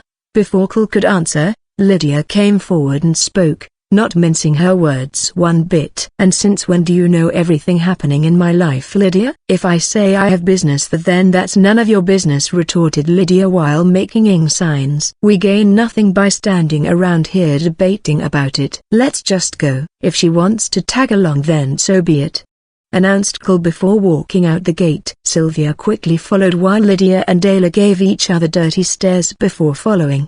The first day of the trip wasn't eventful in the slightest. No dragon or bandit attacks. Cole was entertained however by Lydia and Ayla's bickering throughout the day. As soon as the sun set, Cole suggested they find a good spot to make camp. Ayla took this opportunity to shine. She had found a perfect clearing close to a river and set up camp in no time at all. "They don't call me Ayla the Huntress for nothing. There's no prey that has ever escaped me," she said proudly. "Except a man," replied a frowning Lydia. "I simply chose to focus on hunting. I have no need for a man to feel complete." "What about you?" "I don't think I recall you in any relationship." "So who are you to judge?" retorted Ayla. "I have my duties to fulfill. Besides, unlike you, I've warmed the bed of a great man." "Isn't that right, my thane?" said Lydia while laughing nervously. "Don't bring me into this unless there's a naked woman involved," replied Cole bluntly as he roasted some deer meat. "See? More lies, Lydia." "He didn't say no, Ayla." "He didn't say yes either, Lydia." "Are you calling me a liar?" "Well, I'm definitely not calling you a truther." "What?" The bickering continued until it was finally time to eat. Lydia and Ayla sat on opposite ends giving each other dirty looks. I want to ask what they have against each other, but that's just a surefire way to start another argument.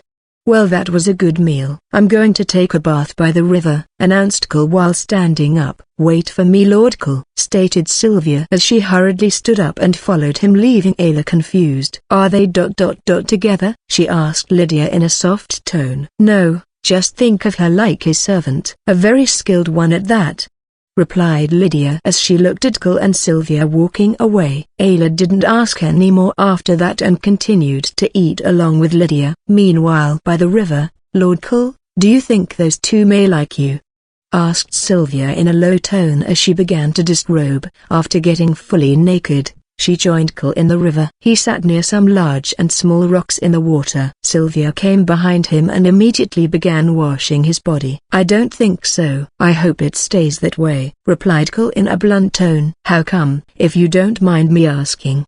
asked the curious Sylvia. "Don't forget the real reason we're here, Sylvia. It's fine to get intimate with people I won't interact with much. Two consenting adults wanting to get intimate is normal, but it wouldn't be fair to lead them on when I'll be leaving once our job here is done. Not to mention this isn't even my real appearance." "So," Cole replied while sighing heavily. "Don't you feel strange washing me with this new appearance?" asked a curious Cole. "Your illusion only fools those of this world, Lord Cole. You're still the same master I serve to me," she replied in a happy tone as she brought her body closer and squished her boobs against Cole's back. "That's good," he said with a smile. Why not mark them then?" Sylvia asked yet another question. "If I were to mark every beautiful woman I met, I'd have to purge myself. I also want to use the marks carefully. Not every person will willingly give up everything for an entirely new and strange world. Mordred is a servant, so her case is special. She's my servant and has experienced strange things herself. Joining us didn't seem to faze her all that much. But imagine one of these people suddenly being brought to one of the many worlds we may visit.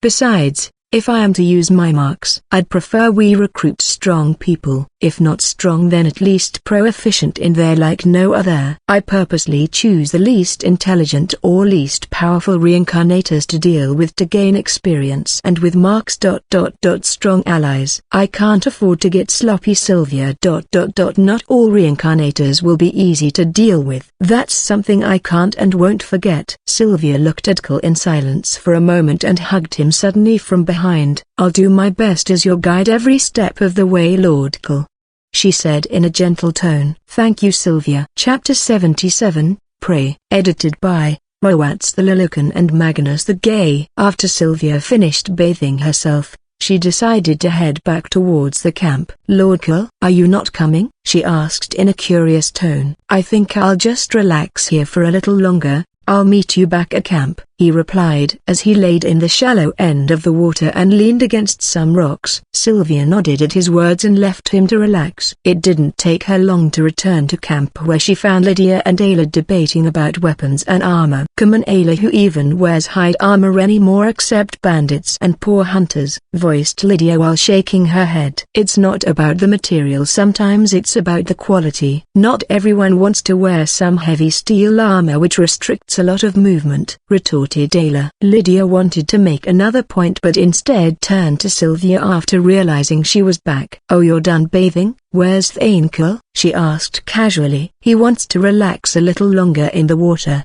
It's quite refreshing," replied Sylvia as she took a seat inside one of the tents close to the fire.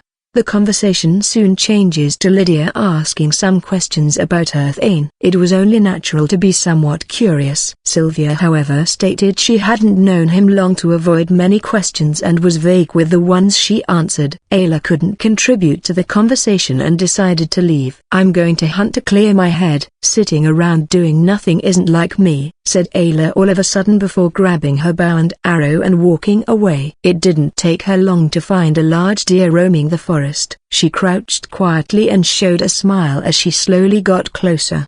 The deer, however, heard some rustling from a different direction and got startled away. "Damn it," Ayla thought to herself before following its tracks. She eventually saw it go to the river where it began drinking water. Ayla stood on some high ground and decided to take cover in the nearby shrubs and wait for it to move, as she couldn't get closer without being spotted and didn't have a clear shot. As she crouched in the shrubs to observe the deer, she ended up seeing a clear view of where Cole was relaxing. For those on low ground or near the river, they could only see rocks around him, but from the hilly area Ayla stood, she got a clear view of him.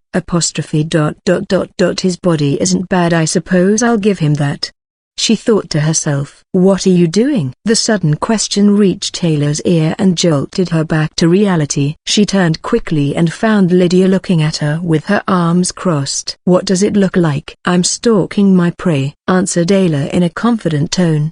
Lydia found it a bit strange as she saw nothing from where she stood. She too then decided to crouch and peep from the shrubs. Ayla tried to stop her but failed to react in time. Lydia ended up seeing only Cole and no deer, which had moved on while Ayla was still pondering. "Your prey, huh?" "I was joking at first, but to think you really are on the hunt for a man," stated Lydia while shaking her head. "It's not like that. There was a deer by the river. It's just a coincidence that Cole happened to be bathing nearby." When she said it out loud, Ayla herself found her statement a bit off.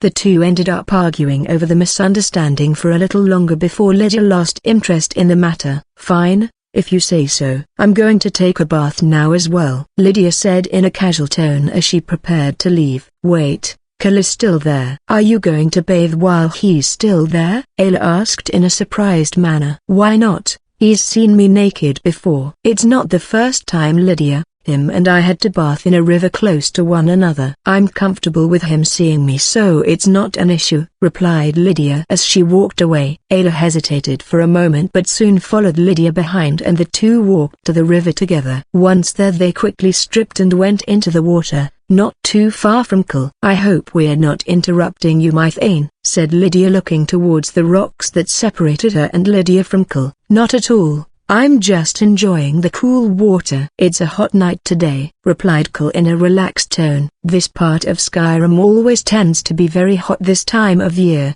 It's one to tell the upcoming winter will be a moderate one," stated Ayla all of a sudden. "Interesting. At least I won't need to stock up on furs," said Cole while sighing. Before Lydia or Ayla could respond, they heard voices coming from not too far from them and getting closer. The two quickly decided to move to the spot Cole was at to stay hidden behind the rocks. The spot wasn't as large, so both Lydia and Ayla had their bodies squeezed against Cole. "I feel like fate is playing tricks on me," thought Cole to himself as he tried to not focus on his situation. "Who do you think it is?" asked Ayla in a whispered voice. "I think the deer came this way," said an excited male voice. No. Those tracks are from that way." "Your tracking skills have got us nothing these past days," replied a feminine voice showing no excitement. Lydia and Ayla felt less on guard when they heard they were only two people. It's just some hunters, let's wait for them to leave, advised Lydia in a low tone. Hey look, I see some clothes, said the male voice. So they obviously belong to someone. Unless you know dear that wear clothes now, voiced the female voice in an irritated tone. Don't be like that, I don't see any owner here. This must be some luck. Besides, one shouldn't be so careless, said the male voice, still excited. Careless would be touching something without checking to see if you can handle the owner once caught. Cole suddenly spoke up loudly, alerting both hunters. If you're so confident, then why stay hidden? Asked the male voice. Cole quickly grew annoyed and decided to reveal himself despite his lack of clothes. And why would I hide from the likes of someone who can't even track a deer? Stated Cole as he stood in the open. You certainly have nothing to hide, said the female voice that came from a lovely older woman who eyed Cole from top to bottom. Love, are you really eyeing his body when you have mine to keep you warm every night? Voiced the man, slightly angry. Yes, I am. I don't say anything when you look at those tavern wenches. Besides, unlike you, he looks like he can keep me hot every night, voiced the woman in a seductive tone. Why at night only when we'd have the date too? Added Cole with a smirk on his face, purposely trying to anger the man. You dare try to seduce my wife right in front of me? Said the man in anger. Could you be quiet? Learn to satisfy a woman before joining this conversation, stated the woman in an angry tone. My camp isn't too far from here, just over that hill. You should stop by for a meal. I would very much like to know you better, added the woman with a smile on her face. I take back what I said. If fate gives you lemons, coat them on another man's wife and make a lemon cream pie. Chapter 78, O Divines. Centenarian. I don't get sick because I clean my veins. Blood balance. Edited by Moats the Lilican and Magnus the Gay. After the female hunter finished speaking to Cole, she dragged her husband along and left the scene. The man could only glare at Cole as he was forced to leave. They're gone. I think I'm going to head back to the camp before someone really steals my clothes, said Cole while facing the rocks that hid Lydia and Ayla. You're probably just rushing to that wench's camp. You're just another womanizer, cursed Ayla from behind the rocks. It's not like I told the woman to try and seduce me.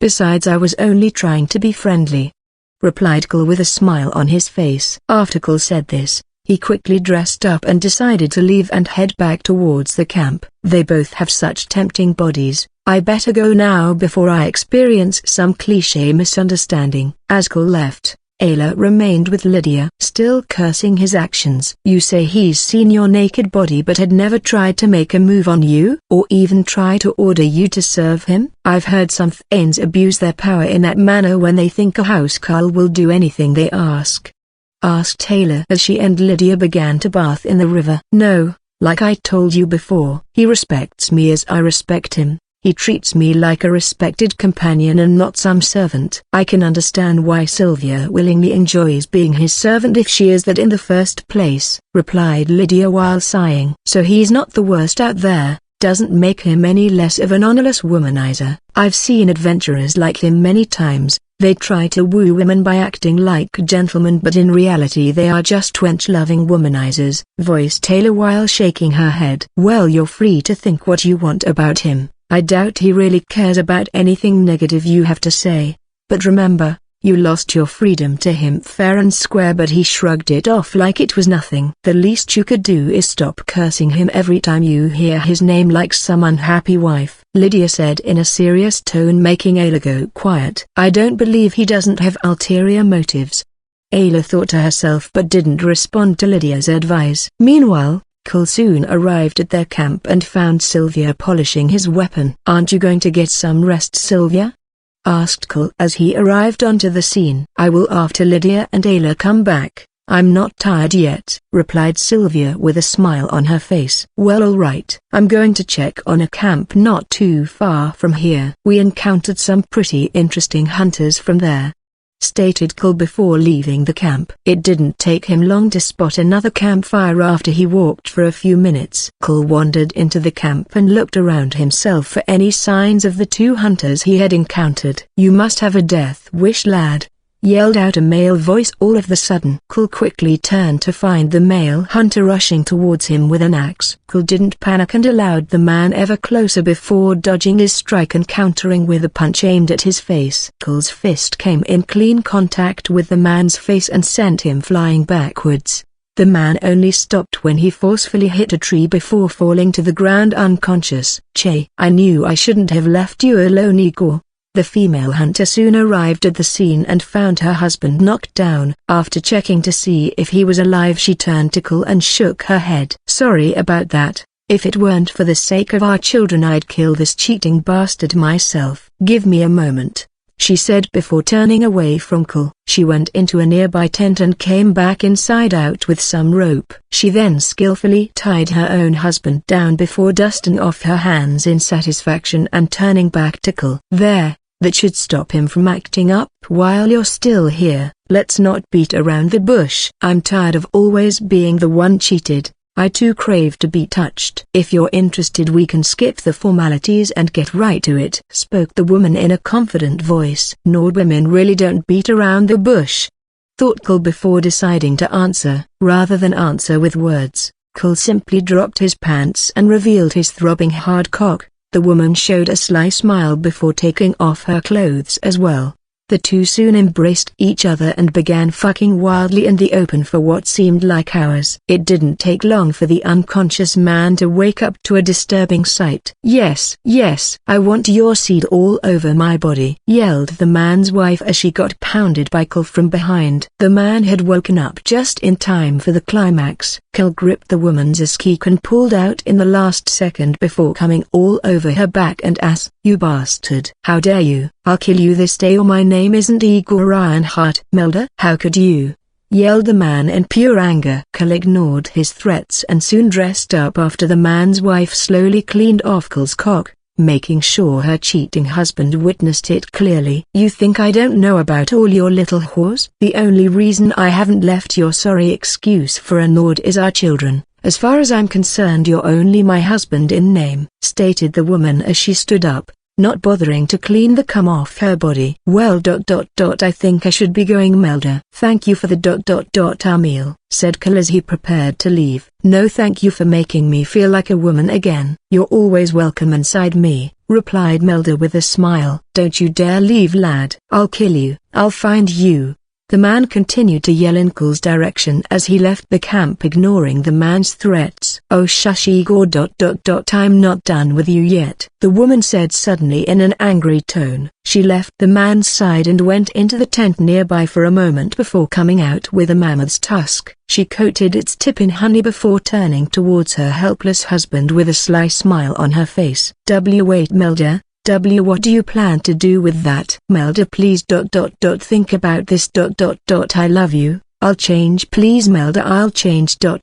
Melda, stop." Meanwhile, Cole arrived back at his camp and found Lydia and Sylvia chatting while Ayla was roasting a rabbit. "Welcome back, Lord Cole." "Welcome back, my Thane. Womanizers are better off dead," muttered Ayla as she glared at Cole. "What makes you think I'm a womanizer?" asked Cole in a curious tone. "I'm not a child. It's obvious that you went to fool around with women over at their camp," answered Ayla, not hiding her dislike for the female hunter. "Sorry to disappoint you, but there was no fooling around. She's married, remember? We only had a long meal before praying to the divines for safety during our journeys." Cole replied in a confident and straight manner, but everyone doubted his words greatly, especially Ayla.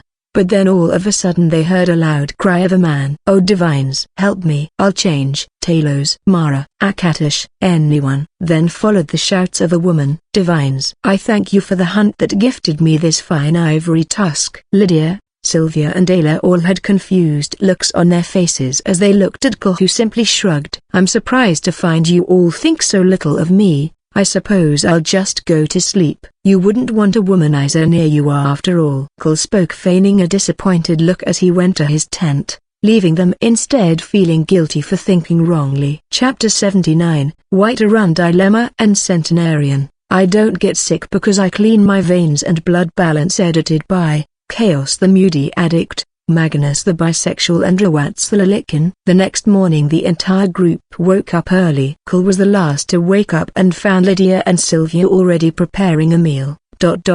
When did you girls hunt? It's still very early, asked Kull as he yawned and left his tent. Well, Ayla felt bad for cursing you non-stop yesterday, so she woke up early and hunted down a deer for you because it's your favorite. Then I volunteered to skin it. While Sylvia said she'd cook, answered Lydia as she began packing up some of their equipment. I see. Where's Ayla then? Asked Kull as he stood upright and stretched his body. She went to take a bath. She was hunting after all, replied Sylvia as she slowly roasted the meat. Kull didn't ask further about the matter and simply waited for the meal to get ready. Lydia continued to pack their things so they could leave immediately after eating. Once Ayla came back, they did just that. How is it? Asked Ayla without turning to face Kull. It tastes really good, answered Kull as he bit off more from his piece. You shouldn't flirt with women anyhow, you may send the wrong message, stated Ayla without turning to face Kull again. Kull simply nodded and continued to eat his meal, avoiding the awkward conversation Ayla was trying to begin. The meal ended relatively quick and the group soon set off for Solitude. This time around they rode as fast as they could to make it before nightfall. The roads leading there were relatively safe during the day as many were patrolled by Imperial soldiers. Mythane, who do you support in this civil war if you don't mind me asking? Asked Lydia as they bypassed some patrolling Imperial soldiers. Skyrim was currently having a civil war between the Imperials and the Stormcloaks. Skyrim was one of the provinces the Emperor ruled over, so when the Stormcloaks led by a man called Ulfric Stormcloak sought to take over, the Empire responded by sending a man called General Tullius and troops to fight them. Solitude is where the Imperial headquarters were stationed, whereas the Stormcloaks were stationed in Windlem. The city Ulfric was Jarl. The High King of Skyrim resided in Solitude and could be said to be the head of all Jarls of Skyrim. Ulfric killed the former High King, instigating the war in the process. Currently Skyrim had no High King. Solitude was ruled by the former king's young wife Elizabeth the Fair, who now served as Solitude's Jarl. I/N. If you see something that doesn't add up, just remember O. Editor note, he definitely hasn't milked that excuse dry yet. However, many of the decisions were made by her thanes, her steward and General Tullius. She was a kind and elegant woman who many saw unfit for the position. Many even called her a puppet ruler. But as she had the Empire's support via General Tullius, her position was guaranteed to stay. I don't really have a preference on sides, whichever would benefit me most I suppose, answered Kull without hesitation. Like many of Skyrim's quests, the Civil War quest is just you being a glorified lackey. Once whichever side you chose win, you get some title but zero real rewards. Not sure how things would work here, Kull thought to himself as they got closer to Solitude. I hate the Imperial's decision to ban the worship of Talos just because of those pesky high elves from the Aldmere Dominion, voiced Ayla in an irritated tone. I also have no preference, answered Sylvia when Ayla turned to her. Well, sooner or later we may be called up in it, stated Lydia while sighing. Kull nodded at her words before changing the topic.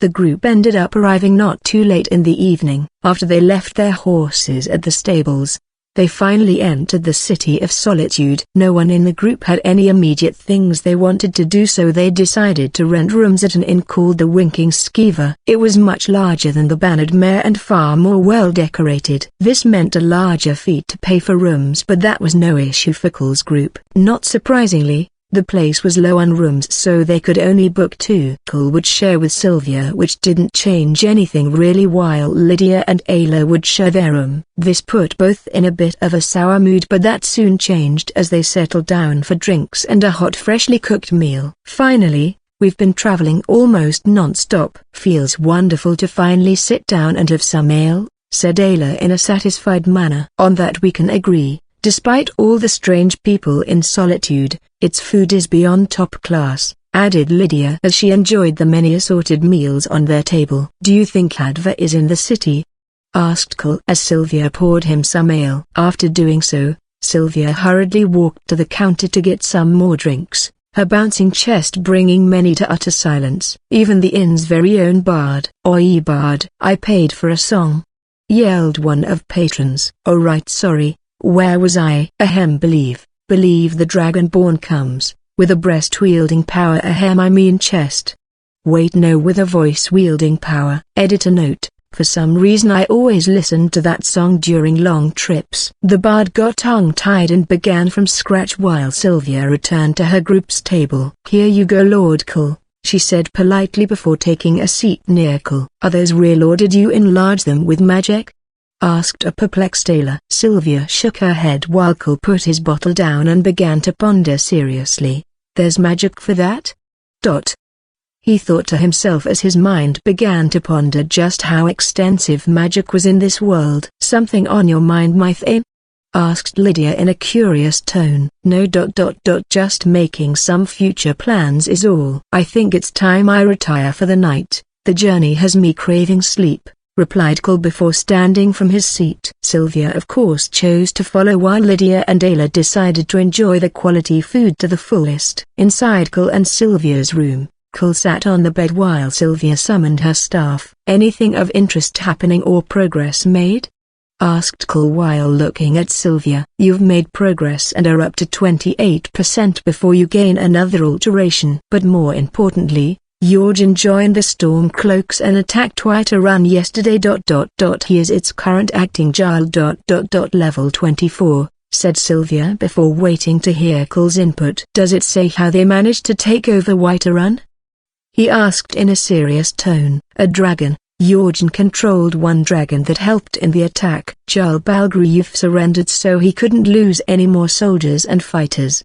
He and the survivors are heading towards Solitude," answered Sylvia in a quick clear tone. "I see, we'll wait for Jarl Balgruuf to arrive then. If we're going to drive him out of Whiterun, I might as well do it in the way that yields most benefits. For now let's get some rest. Tomorrow, we might need to pay Jorgen a visit." Chapter 80, Desperate Jarl. Drink 1 cup of this before bedtime and lose 14 kg in 2 weeks. Active Keto Gummies edited by Moats the Humble Lilican and Magnus the Tired Bisexual. The following morning, the city was in a commotion that awoke Kull from his slumber. Maybe I shouldn't have drank all that ale," muttered Kull as he sat up from the bed. He looked on the bed and found Sylvia wasn't there. Before he could think of where she went, she walked into the room with a tray of food. "Oh, you're finally awake, Lord Kull." "Here," she said with a smile before slowly walking over to him with the tray, making sure to not fall. "Phew, did you sleep all right?" she asked after sighing in relief for not falling. Kull nodded his head before walking over to a nearby window. "I'm guessing all this commotion means Jarl Balgruuf has arrived?" asked Kull as he looked at many people huddled in groups speaking in low whispers. "Yes, he arrived with his men earlier this morning." Once Lydia and Ayla heard what happened, they rushed over to go meet him at the Blue Palace, answered Sylvia in a soft tone. "The Blue Palace, huh? Jarl Balgruuf is probably seeking refuge or help from Jarl Elizif. We should head the two." "Let me just get ready," said Kull before walking away from the window. After getting ready, Kull left the winking skeever and went towards the Blue Palace with Sylvia. Along the way, he found many people talking about the situation in Whiterun. Many only knew of Jarl Balgruuf losing to Ulfric, but the details as to how were vague. Hence the people talking about what they think happened or what they heard. "News travels fast in Skyrim. I wonder what made Jorgen side with the Stormcloaks," said Sylvia as Kull and her walked the streets of Solitude. "Probably the title of being Jarl. I doubt the Imperials could offer that, unless very desperate to win. I guess it was too much to hope that he would just stick to the main quest till he reached level 81. In-game the Civil War quest is just a buggy annoying quest, but here it'll be a bloodbath if left to escalate. Especially with Jorgen involved," analyzed Kull before they arrived at the Blue Palace. Once there, he was stopped by the guards, but some of Jarl Balgruuf's men who remained outside recognized him and stated he was one of Whiterun's most esteemed thanes. "Oh, my apologies sir, please go ahead," said the guard in a respectful tone. Mostly due to Kull's reputation alone rather than his title. Upon entering the palace, Kul could already hear the sounds of voices arguing coming from the throne hall upstairs. Kul proceeded there and found the hall with some prominent figures of solitude. Jarl Elizabeth was seated on the throne with her steward and housecarl near her. General Tullius stood in front of her with his arms crossed, while Jarl Balgruuf was facing them, standing at the center with Irileth near him. Ayla and Lydia stood to the far sides while many other figures were seated and observed. Kul's arrival in the already tense atmosphere didn't go unnoticed. "And who are you?" asked Jarl Elizabeth's steward while reaching for his sword. "Calm down. He is a Thane from my city," stated Jarl Balgruuf. "Former city you mean, haha," commented one of Thanes seated on the sides. This greatly irritated Irileth, but Balgruuf didn't care for the mocking. He knew the figure of solitude only respected wealth and power. Once you lose that, they treat you like the common rabble. Whatever the case, Balgruuf, the Imperial Legion can't spare any troops to assist you in taking back Whiterun. Firstly, you chose to remain neutral and denied us the right to set up a camp near Whiterun and station soldiers there. Secondly, with the appearance of the dragon, I now have to rework my strategy. When facing Ulfric, I simply can't help you. Had you allied with us from the beginning, this wouldn't be the case," said General Tullius in a firm tone. "Do you agree with this, Elizabeth?" asked Jarl Balgruuf in a tone that carried a hint of anger. "I'm truly sorry, Balgruuf. I trust General Tullius's judgment. For the sake of our friendship, you're free to take refuge in my city. Perhaps when General Tullius deals with Ulfric, you can reclaim your city," replied Elizabeth in a soft and gentle tone. Balgruuf clenched his fists and wanted to speak, but Kul spoke first. "Jarl Balgruuf, can you summarize the details of what happened?" "Depending on the situation, I may be able to help," stated Kul in a confident tone, drawing everyone's attention. Solitude's Thanes couldn't help but laugh, while Lydia and Ayla wore looks of doubt. But Jarl Balgruuf was desperate for any help he could get. So the companions along with some of my best guards went to fight the dragon head-on, while Irileth had me escape the city. I'm not sure what state it's in after we left, but a scout saw the Stormcloak's flags hanging on my walls, signaling our defeat, explained Balgruuf in a heavy tone. "I see. So it's only one dragon and around 200-300 soldiers. That's easy enough to deal with. They currently haven't had the time to settle and are obviously still tired and some injured from the battle with your men. It will be days before Ulfric can send more troops to firmly have Whiterun under his control. It's this time when his forces in Whiterun are at their weakest. A dragon and some fatigued men are something that can be easily handled. Ulfric is probably counting on the fact he is closer, so even if General Tullius helped you, it would take longer for troops from Solitude to reach Whiterun. As long as a strong attack is mounted today, Whiterun will be back in your hands by sunrise tomorrow." Kul's analysis made many in the room ponder, while Jarl Balgruuf saw hope and spoke in an excited tone. "Then you have a plan?" "What is it?" "I swear by my name, should it work I make sure you're rewarded accordingly," said the desperate Jarl. "The reputation I'd gain from taking back a city is my real aim, as it will open so many opportunities for me. Ousting Jorgen from his position as Jarl is a big plus, but I won't refuse a reward," Kul thought to himself before responding. "The plan? The plan is simple. Attack and take back Whiterun," said Kul casually. The Thanes of Solitude once again laughed, while Jarl Balgruuf's excited look faded. Kul didn't mind it and simply began to walk away. "It's madness fighting that many troops, even if injured ones, plus a dragon on your own. Just wait for the Imperial Legion to do what it must," voiced General Tullius. Kul ignored the man and continued to walk, only glancing back to leave some parting words. Jorgen isn't the only one with a tamed dragon. Chapter 81. Battle for Whiterun 1. Edited by Roats the Chill Dude. "Sylvia, I'll meet you outside the city," Kul said quickly as he separated from Sylvia and ran towards the Winking Skeever Inn. Once there, he rushed to his room and retrieved his weapon that was neatly wrapped in a cloth. The weapon was something he had picked up in a dungeon in the past weeks. Aside from being capable of more damage and having some unique enchantments, it couldn't be said to be really special. "Let's see what it can do," Kul thought out loud before wrapping the blade back into the cloth and leaving the inn. I/N, weapon image, E/N, Can't wait till MC kicks some pervert ass, aka the Reincarnator. Once he got outside the city, however, he found Lydia and Ayla standing next to Sylvia ready for battle. I'd rather die fighting than sit around and do nothing while my home is taken. Lydia stated her intentions upon seeing Cole look in her direction, and I wish to fight alongside my shield brothers and sisters, Ayla added after Lydia spoke. Alright, then let's not waste time, said Cole before walking past them and looking to the skies. Nahaglief, Silona. Cole's shout echoed through the skies and almost immediately loud roars echoed in return. It didn't take long for the source of the roars to be seen. Two large dragons flew side by side coming towards Cole's location. Ayla seemed agitated at the sight of them while Lydia had grown more accustomed to seeing them in his travels with Cole, hence her lack of a reaction. With a loud boom, the large beasts touched down onto the ground. The guards who saw this from afar were at a loss for words, thinking they were under attack.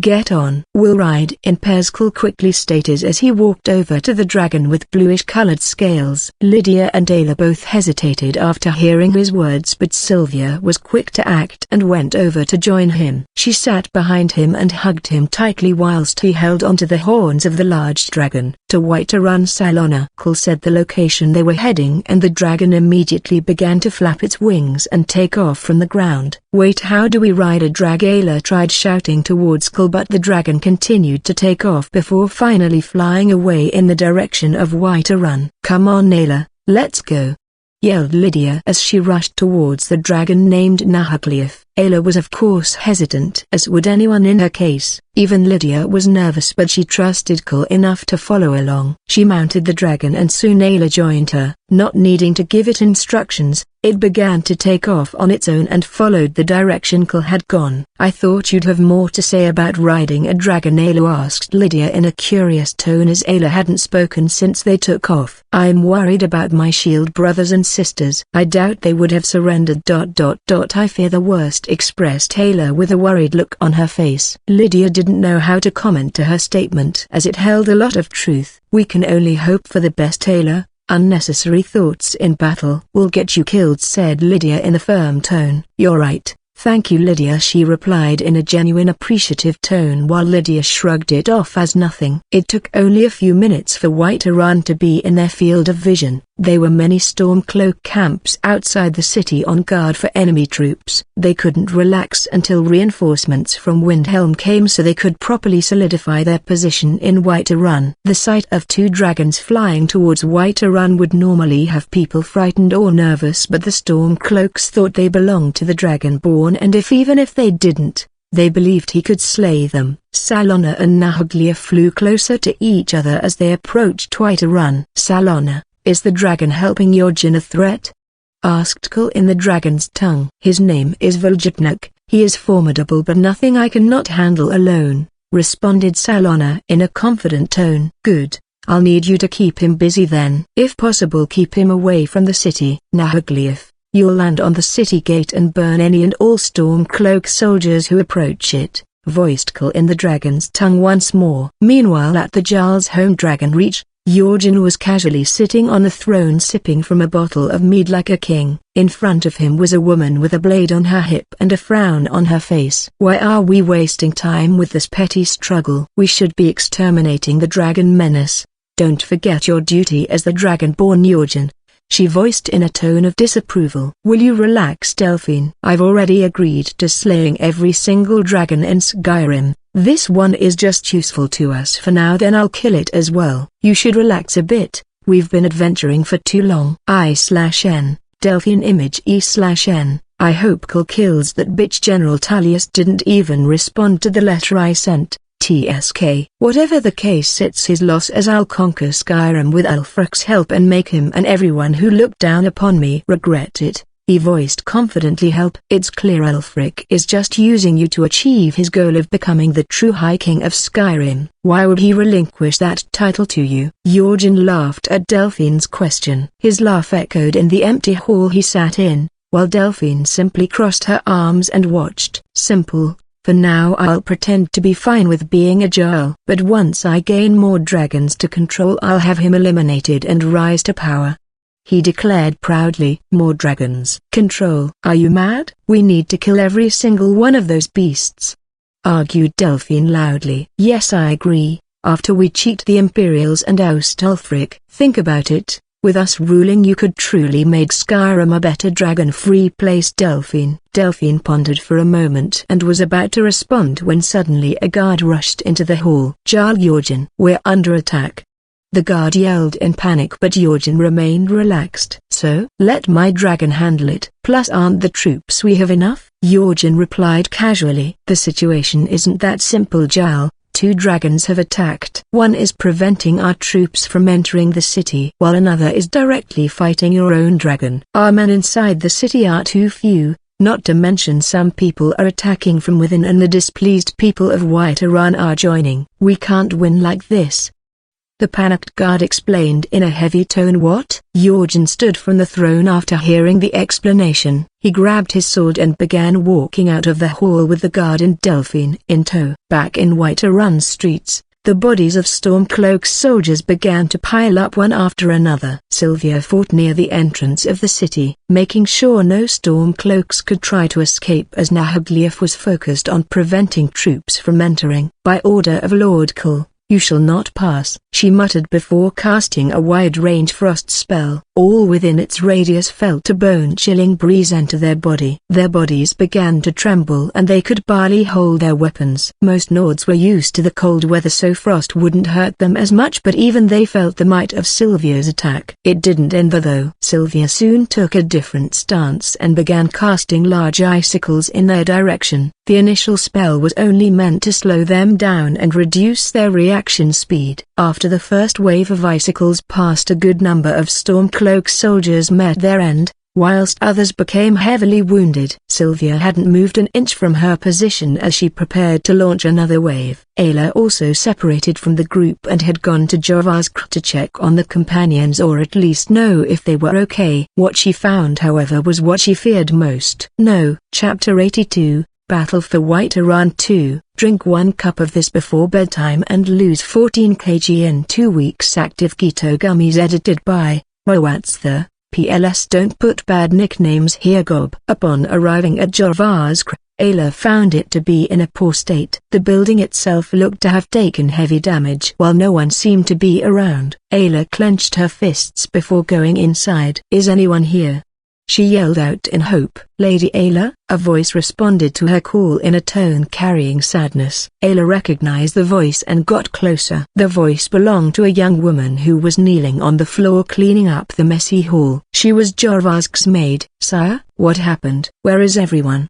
Asked Ayla in a tone carrying worry. Sire shook her head in response as her already sad expression seemed to become more apparent. This made Ayla all the more worried for what she was about to hear. At first the others stood together and protected the city against the attack, but some agreed that Ulfric was right and that Skyrim should belong to the Nords. Others refused and said it wasn't their place to decide. Protecting the city came first. The argument soon broke out into a huge fight. I hid in the lower rooms, so I'm unsure of what else took place. I only know that those against joining Ulfric were either killed or imprisoned. Sire continued on and said the names of those she knew were killed and by who. Ayla didn't know whether to feel anger or sadness as Sire continued to speak. We shield brothers and sisters are supposed to stand together, no matter what. To go as far killing, Ayla muttered in a low tone as she clenched her fists. She said nothing else and turned to leave while unsheathing her bow. Once outside, she looked towards Dragon's Reach with furrowed eyebrows. You will be avenged, my brothers and sisters. Meanwhile, on the other side of the city in an area called the Wind District, Kull and Sylvia were rapidly bringing down Stormcloak soldiers as they charged towards Dragon's Reach. Every time they took down some soldiers, more would appear on the scene. Kull launched his blade towards a charging group of 3. The longsword directly pierced right through the head of one of them. This made the remaining 2 hesitate for a moment. He has no weapon now, let's go, said one of the soldiers as he began to lead the charge. The man he got close and tried to swing his hammer at Kull's head. Kull easily avoided it and hit the man with a clean uppercut. The man was confident that Kull couldn't hurt him much, hence his reckless attack. However, He had no idea of just how inhuman Kul's strength was. As Kul's fist connected to the soldier's jaw, the sound of bones cracking could be heard. The soldier was then sent up into the air before landing down with force.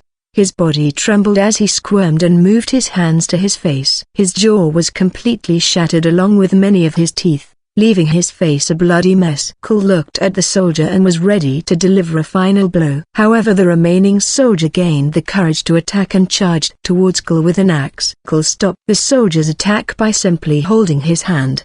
The two were only inches away from each other. Kul looked the man in the eyes and spoke. For Sradar. Kul's shout hit the man at point-blank range. The force was so strong that it sent the man flying minus his arm, which Kul still held. With a large bam, the man's body slammed into one of the nearby homes, instantly killing him as many of his organs were either shattered or pierced by cracked bones. Kul threw the man's arm away and looked down at the remaining man below him. For Sradar. Kul shouted once more, but this time facing the ground. This soldier's upper body was now turned into mush. Kul simply proceeded and retrieved his weapon before moving on. Lydia's style of fighting was more traditional. She would pit her blade against her opponents before finding an opening and slashing. For those far away, she would simply snipe them with her bow. Mythane, look, they're retreating towards Dragon's Reach, announced Lydia as she pointed towards a group of retreating soldiers. It doesn't matter, they're cornered,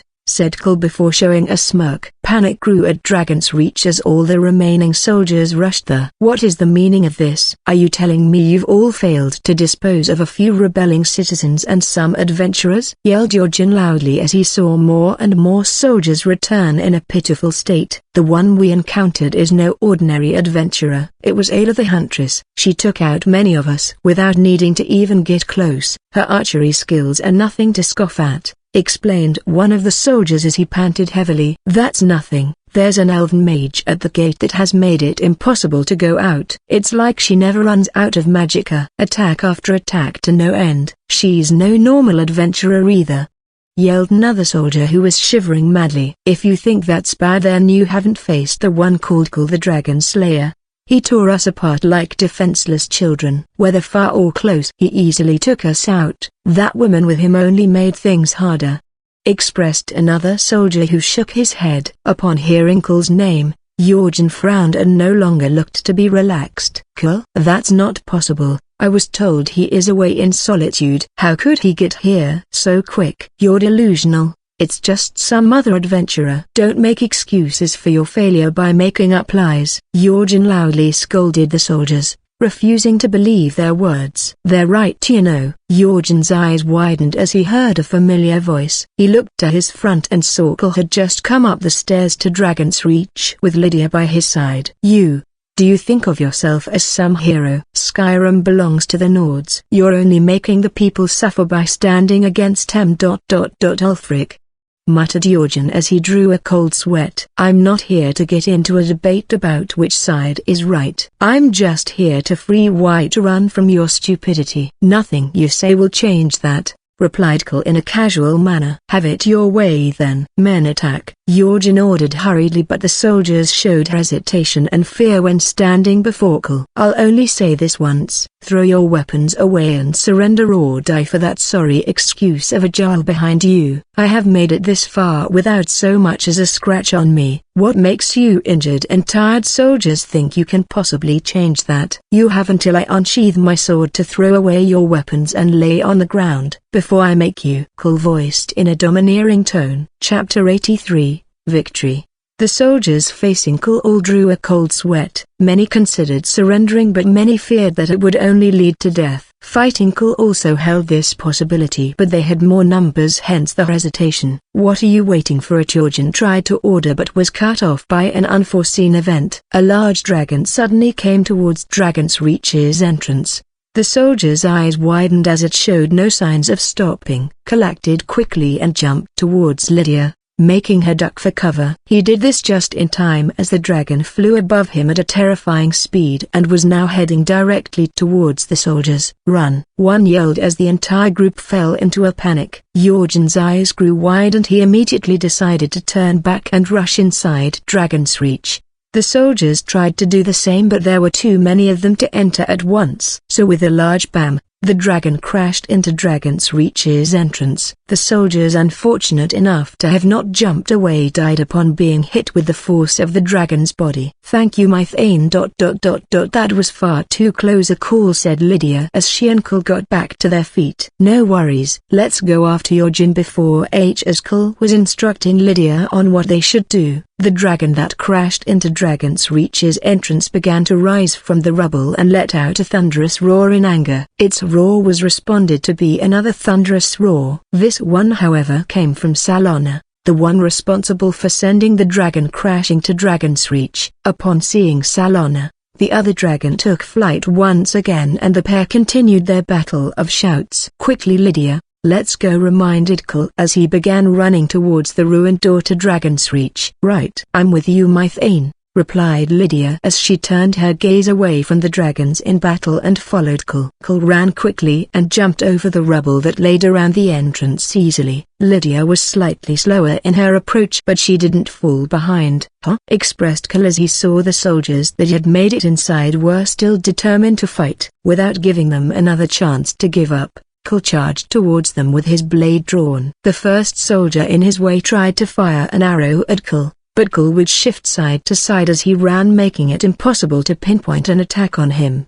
In the end, Cole managed to get close and slashed the soldier's arms up, making him drop his bow and arrow. The other soldiers weren't willing to see their friend die, so they decided to charge towards Cole together. Die Thalmalava, yelled one of the soldiers as he swung a large axe towards Cole. Cole didn't dodge but instead used the man's fellow soldier as a meat shield. Unable to stop his own axe's momentum as it was too late, the soldier could only watch as his axe went through his comrade's head. Coward!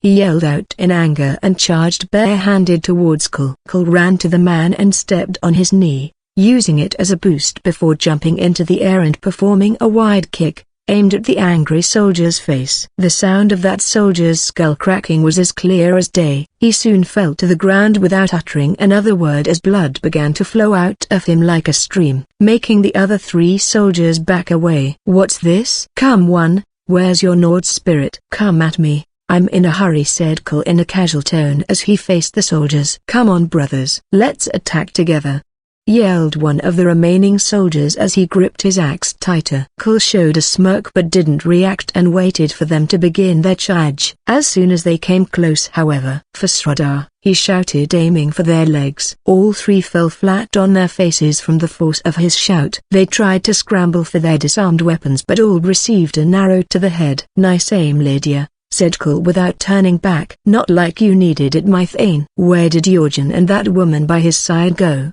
Replied Lydia before coming to Cole's side and questioning. I think they went upstairs. But in case I'm wrong, stay here and call for me should he seem to return to this floor, replied Cole before proceeding to the end of the hall then up the stairs. Meanwhile Jorgen was at a large stone balcony pacing back and forth. Where's that damned dragon? First it crashed my home, now it isn't here. We need to leave now, complained Jorgen to the woman leaning against the wall with her brows furrowed. I told you we should have taken the underground escape routes. To hope the dragon will save you is foolish. What if it breaks free from your control? You should have just killed the damn thing, retorted Delphine, expressing her irritation at the events that occurred thus far. Too late for that, a third voice added. The voice belonged to none other than Cole, who had just reached the large room leading to the balcony. Jorgen's expression immediately turned sour while Delphine readied her blade to fight. Don't look so upset Jorgen,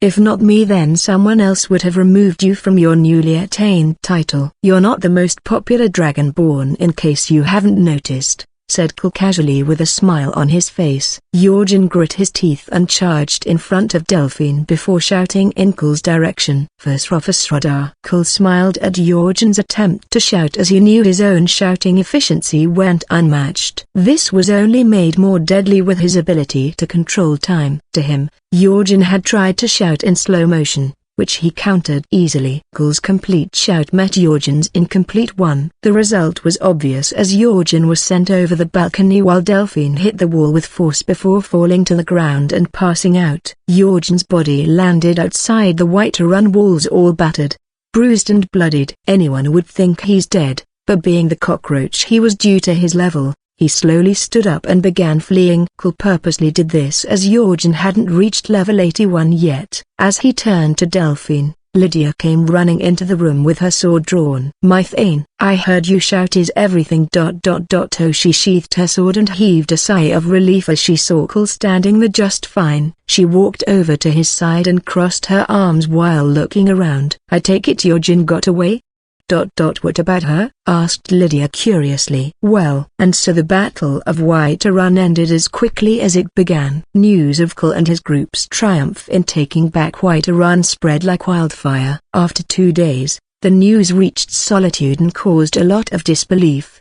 But Jarl Balgruuf's men and some Imperial troops confirmed it was true. Jarl Balgruuf didn't hesitate to return after that. Upon arriving, he found the city mostly in celebration. They all awaited him to both mourn and celebrate the lives of those who fell defending the city. Jarl Balgruuf didn't hesitate to announce that it would be held as soon as possible. Cole didn't participate in the preparations along with Sylvia. He instead went to check the estate the Jarl gifted him for his service. Initially belonging to a rich merchant who also had the title of Thane but betrayed Jarl Balgruuf and swore allegiance to Ulfric. Lydia had asked permission to remain to help in the preparations which Cole agreed to. As for Ayla, Cole hadn't seen her since they took back Whiterun. I/N Image, Cole's estate. Currently, Cole was heading down to the estate's very own dungeon-like floor, where he had put Delphine.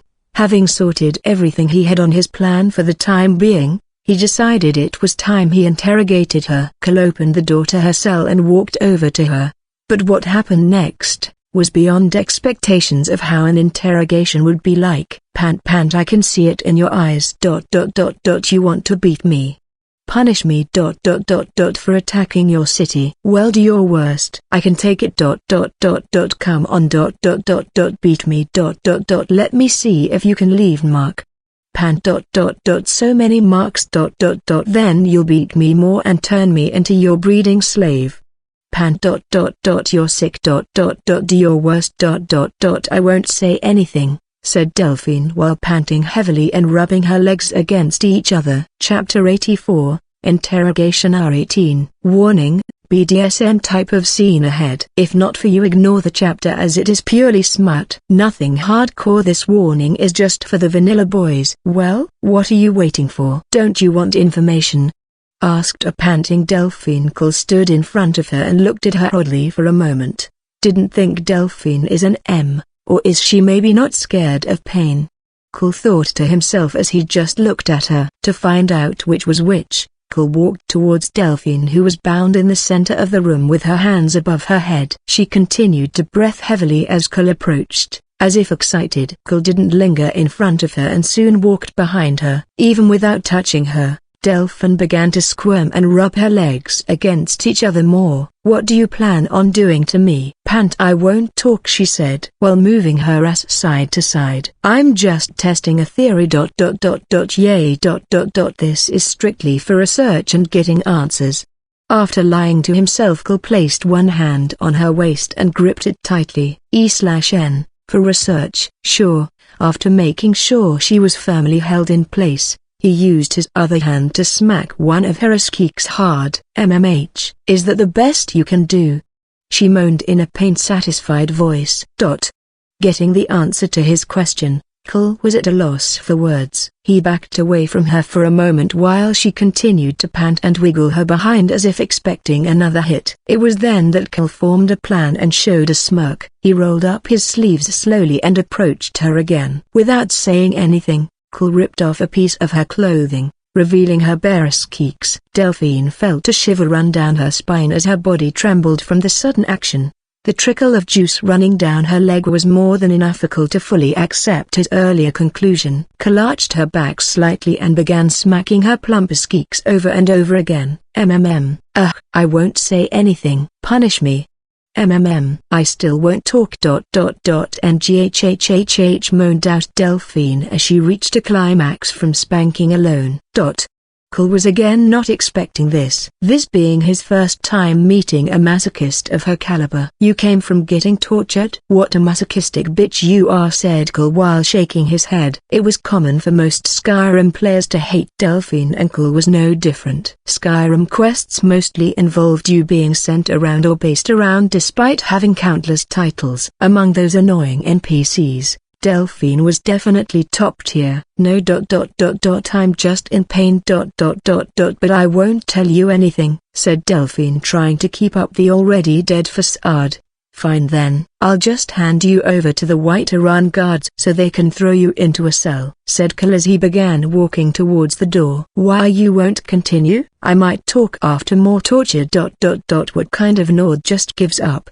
yelled Delphine in an unsatisfied manner. "E/N, bruh. You can drop the facade, you're a masochist." "Plain and simple. Now you can either choose to give me information and I'll continue, or keep quiet then go to jail," said Cole casually, making Delphine not answer and squirm. Seems she's not the type to actively seek but to be guided, Cole thought as he began walking back to her. Upon reaching her, he held her by the chin and showed a smirk. "Well, I tried being civil, so let me put it this way. I ask something and you'll speak. The more you speak, the more I use and abuse your body, and you'll enjoy every second of it. Are we clear?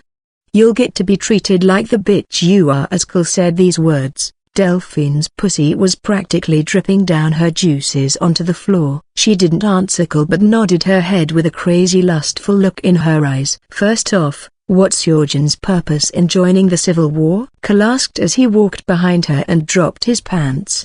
He spread her ass cheeks nice and wide before positioning his dick near her asshole. Delphine tried to protest but a nice strong smack put her back in her place. Cole didn't bother being gentle and directly thrust his entire cock into her ass. She let out pained moans as she stuck out her tongue and smiled. "So big in my ass you're abusing my ass," she muttered while moaning and panting. Cole ignored her words and began drilling into her tight ass, thrust after thrust. "Answer the question, you masochistic anal whore," Cole demanded while Delphine happily obliged. He wanted so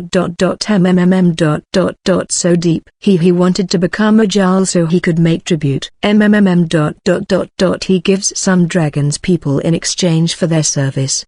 She answered while getting her arsehole ruthlessly pounded. "And you went along with this?" he asked, smacking her now red as cheeks between smacks. And no. I just wanted him to kill all you in Only the dragon can. A few people dying doesn't matter," she commented uncaringly, just enjoying getting her arsehole drilled. "Going that far just to satisfy your obsession with dragons? You're really a bitch, aren't you?" he stated as he arched her back more to increase the pain she felt. Yes, I'm a masochistic bitch. Use me, abuse me, let me feel your anger inside me," she moaned out loudly. Cole granted her request as he fully stuffed his cock into her tight little ass before coming and filling it up. This was enough to send Delphine over the edge and make her come again. "Can I be unbound now?" she asked as Cole's cum leaked from her gaping arsehole. Cole didn't answer and simply pulled his pants back up before walking out of the room. Delphine was left to hang bound despite her legs trembling. She could only continue to stand until brought down when he next came by, or if the very thought of her being left to hang there with his cum in her ass made Delphine excited and horny again. More. I want to be bred more. Chapter 85. Negotiations 1. And almost each Freeport resident is playing this game right now. Raid, Shadow Legends, E/N. Thanks to Tony_Stank 3000 for informing us that he's a gay cuck. After interrogating Delphine, Cole had ordered the maids of the house to unbound her after some time passed and deliver meals to her cell 3 times a day. A day passed since then and Cole was now heading to Whiterun with Sylvia. It was about a 15-minute walk from his newly gained estate. His purpose for visiting was the ceremony to honor those who perished in the battle for Whiterun. Although Cole felt no real attachment to the city or its people, as Thane and the one who helped free the city, his attendance was needed. "Lord Cole, what do you plan on doing with that woman?" asked Sylvia curiously as they rode to Whiterun. "Nothing, Whatever information she may have won't affect much. We'll just keep her prisoner for now, answered Cole in a casual tone. All right, said Sylvia in a low tone. Is something the matter, Sylvia? He asked while raising a brow. Well, I just thought you've been stressed lately and were keeping her to relieve it, said Sylvia while avoiding Cole's gaze. The more time she spent with him, the more she began to talk more openly and let her real character out. This was something Cole was starting to take notice of, but said nothing as he liked seeing her more open. No, I'm not keeping her to relieve stress. I'm strictly keeping her for interrogations. And if you noticed me being so stressed these past days, how come you didn't offer to relieve it? Sigh, my health must be terrible now with all this stress I'm feeling, said Cole while shaking his head. And no, Lord Cole, please forgive me for ignoring my duties. I will now relieve you every morning and night, announced Sylvia with full confidence. E/N, lucky bastard. Wait, Sylvia, that's not enough? Forgive me, Lord Cole. I'll relieve you 4 times a day, Sylvia. I really think that's I won't fail you again, Lord Cole. Wait, Sylvia, morning and night is fine. Okay, Lord Cole. 8 times every morning and 8 times every night. E/N, sad virgin noises.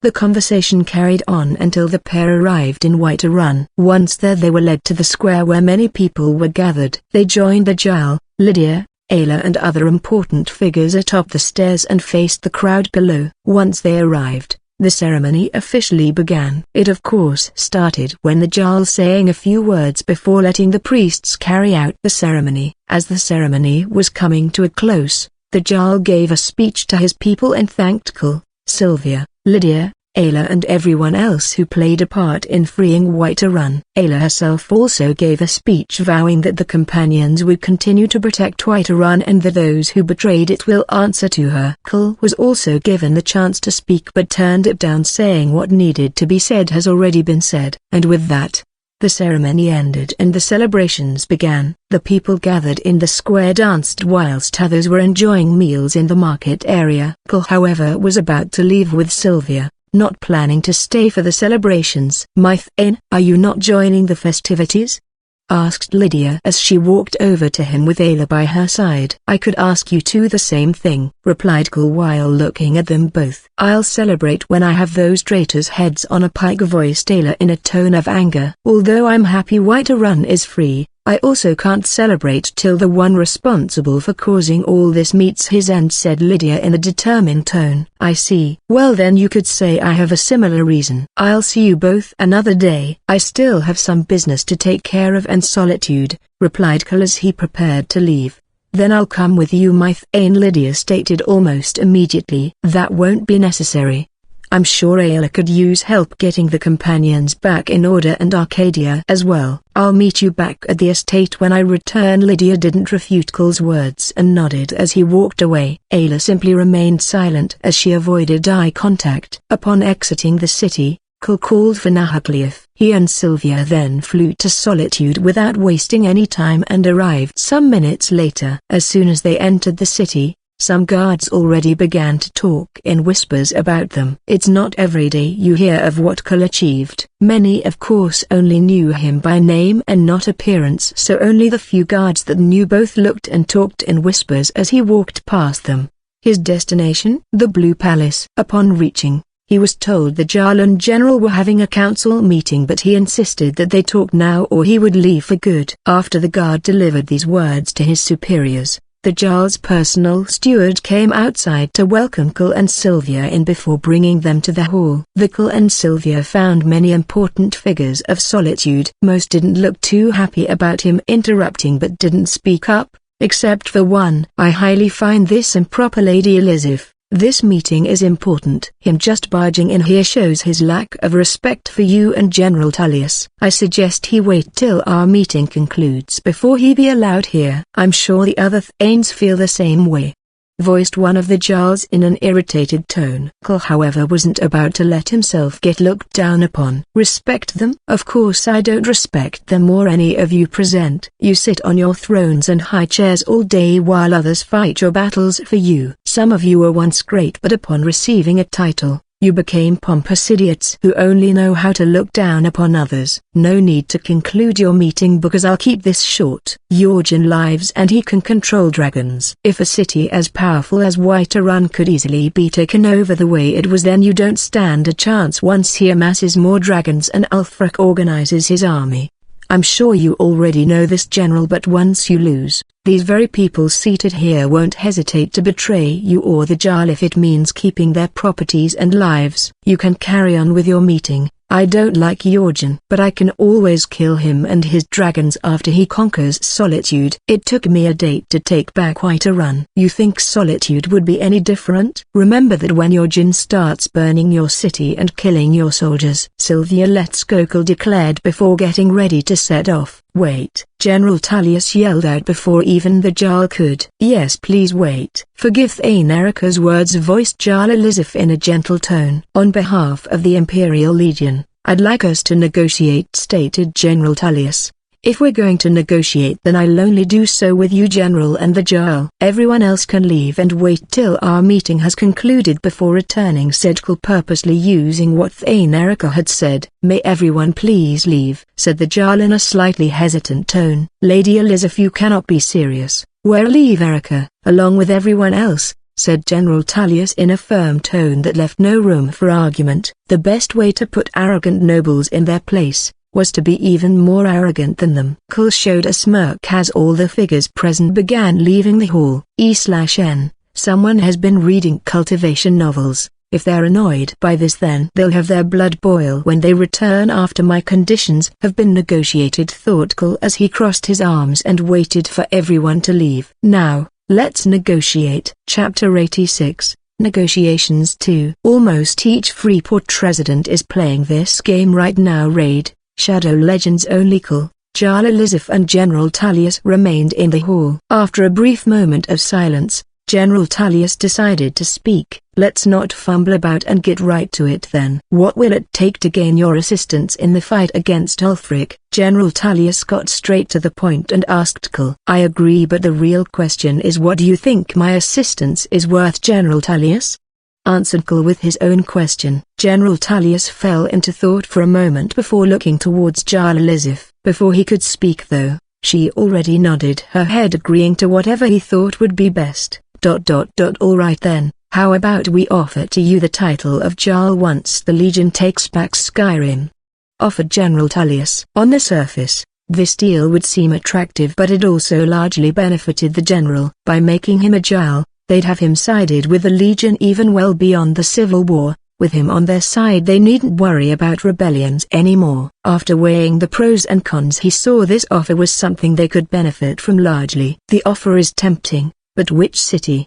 Asked Cole casually. General Tullius, not specifying, was in hopes Cole would be fine with a minor hold to rule over. But the very fact he said city narrowed it down. Giving him the seat in a minor hold wouldn't be a problem, but doing so in a large one would cause alliances the general already built to collapse. If those very people were to ally with Ulfric in exchange for getting their titles back, he would be in a tough situation. General Tullius now fell silent and began pondering again. I know what you're thinking, General Tullius, but there's another solution. Rather than the Legion ousting a Jarl and making an already bad situation worse, I propose he becomes Jarl of Solitude. Jarl Elizabeth said in a determined voice. I understand your point, but to do that it would still cause major unrest in the city. You two know this, replied General Tullius. Jarl Elizabeth lowered her head for a moment and began to falter thought. Afterwards she turned towards Cole and spoke once more. The situation is really delicate, as you can see. However, there is a way. I propose a political marriage between you and I. No unrest would be caused and your condition to become Jarl would be met. She suggested in a soft but still determined tone. I see no problems for the Legion with that idea. I agree. General Tullius was quick to agree, only ever caring for what was best for the Imperial Legion. That wasn't what I had in mind. I was aiming for Riffin. Solitude is fine, but marriage. Cole thought to himself. I agree with the offer, voiced Cole after pondering the matter for a bit. She said a political marriage, so I don't think she expects me to act as a husband privately, and neither do I. But I can at least make sure she's no longer the puppet leader she is now. I always did pity her situation in the game. I shouldn't think too much on this. Maybe she's using me to seek justice for her late husband, Cole thought to himself as he let out a sigh. After all three agreed, the decision was finalized. Elizabeth would now announce Cole as her husband-to-be, but they'd only get married after Ulfric is defeated. Having covered everything, Elizabeth called for her steward and asked him to have everyone return to the hall. The hall slowly began to fill up once more as the important figures began to return. Sylvia also immediately returned to Cole's side. Once everyone was seated, Elizabeth prepared to speak, but Erica spoke first. Good. Has our uninvited guest been paid? Or whatever his cheap request was. I suggest he now leave so we may plan for the festival. Lady Elizabeth, if it isn't too much to ask, perhaps tomorrow I can help pick out a dress for you. My shops only stock the best products, he boasted with a smile on face. General Tullius casts a glance at Cole and he does the same, before they both look at Erica and smirk. I appreciate the sentiment, but that would be inappropriate in Erica. If anyone is to pick out a dress for me, it would be my future husband, she declared without hesitation, causing Erica to fall confused. I'd like all of you here today to bear witness and hear my proclamation. Once the war ends and Ulfric is defeated, Cole and I shall be wed, Jarl Elizabeth announced in a confident tone. The entire hall was sent into shock, especially Erica and of course Sylvia, who cast a confused look towards Cole. How dare you request such a thing? Lady Elizabeth, I beg of you to think this over. If it is the war that's the issue, then I will hire the best of the best to handle the situation. Ulfric shall die and their war will end. You do not need to fall victim to this man's request, argued Erica. E/N. I smell some young master bullshit. It wasn't he who requested this. I myself proposed marriage to him and I stand by my decision. Elizabeth confirmed what she said once more, making Erica look at the situation in utter disbelief. Lady Elizabeth would then ask Cole if he wanted to remain for the meeting regarding the festival. Erica tried to complain but to no avail as General Tullius agreed. Cole however refused, stating he had to leave. Erica smiled at this until Jarl Elizabeth offered to escort him out. After asking they continue without her, she walked towards Cole. Being the petty guy he was, Cole even held her hand as they walked, just despite the already angry Erica. The sight of them holding hands though also caught the attention of Sylvia, who furrowed her brows. After leaving the hall, Cole let go of Jarl Elizabeth's hand, much to Sylvia's delight. Do you dislike me? Asked Jarl Elizabeth suddenly. I neither dislike you nor like you. Is there a reason you're asking me this? Asked Cole while raising a brow. Sylvia, who walked behind them, furrowed her brows once more, not liking where the conversation was going. But Jarl Elizabeth simply shook her head and passed it off as curiosity. If I had to be honest, I feared you would push for a legitimate marriage. Given the situation we're in, I may have had to accept that. If not, I'm sure General Tullius would have suggested it, she said in a soft tone. Is that why you wanted to get away from the meeting by using escorting me as an excuse? Asked Cole bluntly, to which Jarl Elizabeth nodded her head. It gets tiring, she said before trailing off as they reached the exit. However, rather than turn back, she turned to Cole and spoke. May I ask if you wish to see my garden? I'd rather not return so soon, she asked once more in a low tone. Sylvia, who was behind them, was already shaking her head. Cole saw no reason to refuse and accepted. Jarl Elizabeth led the way after asking if Sylvia could wait for a moment, as she wouldn't be long. Sylvia never turned her narrowed gaze away from Jarl Elizabeth the whole time they walked away. Slut, she muttered with her arms crossed under her large breasts. Once in the garden, Jarl Elizabeth sat on a bench and heaved a sigh. Cole sat on the bench as well but said nothing. I never asked for this life, you know. My past, my marriage to my late husband. All of it was something I didn't decide on my own. I've been a fool for so much of my life. You could tell I still am. Never truly learning from my mistakes. From an impotent husband who only married me to be his trophy, to a council that uses me to pass decisions. The only real reason I was left as Jarl was probably because I had no ambition. But I wanted today to be different. I wanted to make a decision on my own. If it fails, then I truly am unfit, and if it succeeds, then I at least know I'm not as unfit as people think. Cole didn't comment immediately on what she said as he could not relate. Her way of seeing things differed largely from his. I can't say much on how your life has been up until this point. All I can say is that since you chose to make your first real decision based on me, I guarantee that choice is already a success, said Cole bluntly. You're quite confident, aren't you? Asked Jalalizif. My uncle once told me that confidence can go a long way. No matter how impossible something is, if I truly want it, then I should seek it out confidently. I think we should go back now, don't you think? Asked Cole after he explained his way of carrying himself. Jalalizif nodded and the two returned to the front of the palace. From the two parted ways and Cole left with Sylvia. Lord Cole, said Sylvia as she and Cole began walking away from the palace. Yes, Sylvia, Cole answered. Sylvia only cast a glance at Elizabeth as she walked away before speaking. I don't like her. Chapter 87, We Attack and Centenarian. I don't get sick because I clean my veins and blood balance. Cole and Sylvia had spent the night at the Winking Skeever. True to her word, Sylvia relieved Cole 8 times that night. 4 times while he was asleep. If it weren't for his infinite stamina, he'd have probably slept a whole day. Early in the morning, after managing to convince Sylvia that he wasn't stressed, the two set off to the Blue Palace to announce their departure from Solitude. Once there, Cole confirms the location he is to go to for the first attack against Ulfric. General Tullius also handed him a letter to give to his second-in-command who Cole would meet once at the location. As these discussions were being held, Erica and some other figures arrived in the hall. He was none too happy seeing Cole so soon. Wasn't your business concluded here yesterday? Why do you still linger around here?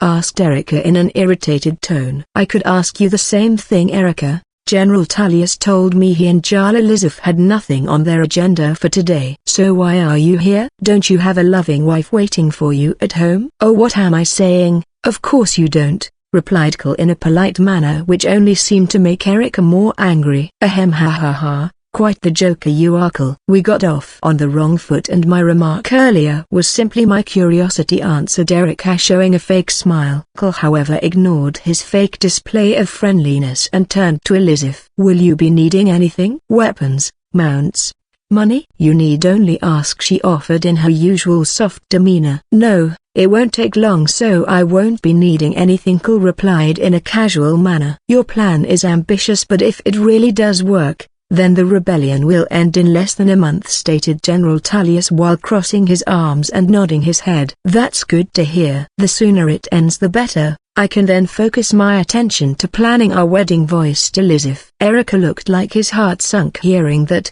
while Sylvia frowned upon hearing the word wedding.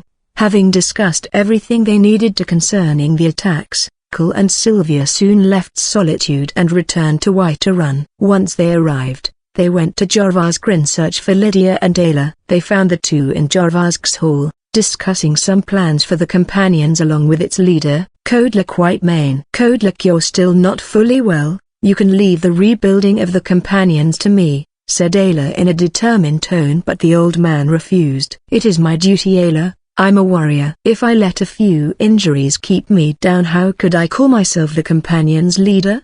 Don't worry. This is a dark chapter for the companions, but it's nothing that can't be fixed, answered Kodlak in a gentle but firm manner of speech. As for ... we have guests. Before continuing to speak, Kodlak noticed Cole and Sylvia and showed a smile as he welcomed them and asked them join them at the table. I know the companions left a bad impression on you, so I thank you for the help you've given to Whiterun. I can see why these two young lassies think so highly of you. Your name is all that came out of their mouths when I asked what they had been up to, stated Kodlak while laughing. I'm simply proud to have such a thane, said Lydia in a casual tone with a smile. I acknowledge his skill in battle and he is honored to some degree. He also makes for a good adventuring partner. That is all, Ayla added while crossing her arms. Hearing you compliment a man who isn't a companion is already a miracle, Ayla. That alone tells me Cole must have really left a good impression. Ha ha. Never thought I'd live to see the day. Kodlak laughed while showing a smile. Enough, Kodlak. Cole, what brings you here? Asked Ayla, quickly changing the topic. I came for you and Lydia, replied Cole, causing Kodlak to look at Ayla with a grin. Ayla ignored the gaze and waited for Cole to continue. I have made a deal with General Tullius. Although I don't really have a faction I support, The fact that Jorgen is with the Stormcloaks has made me decide to help end this civil war. The plan is, starting tomorrow we begin claiming the major forts in each hold that supports the Stormcloaks. Fort Dunstad in the Pale, Fort Greenwall in the Rift, Fort Kostaf in Winterhold and Fort Hamlin Eastmarch. Once this is done, we'll attack Windrealm. Information says the former companions that betrayed us are there. Cole explained, making everyone go silent for a moment. I'm with you, Mythane. Lydia answered first without hesitation while Ayla pondered the matter slightly. She would after all be against her former friends. I'd like to join the battle as well. Codelook, are you sure you'll be fine? Asked Ayla. Don't worry about me, Lars. Just make sure our fallen brothers don't suffer. As much as that saddens me, I know I can't convince you to spare them, so I can only ask you to end things swiftly, said Codelook in a saddened tone. I will. Codelook, when do we leave?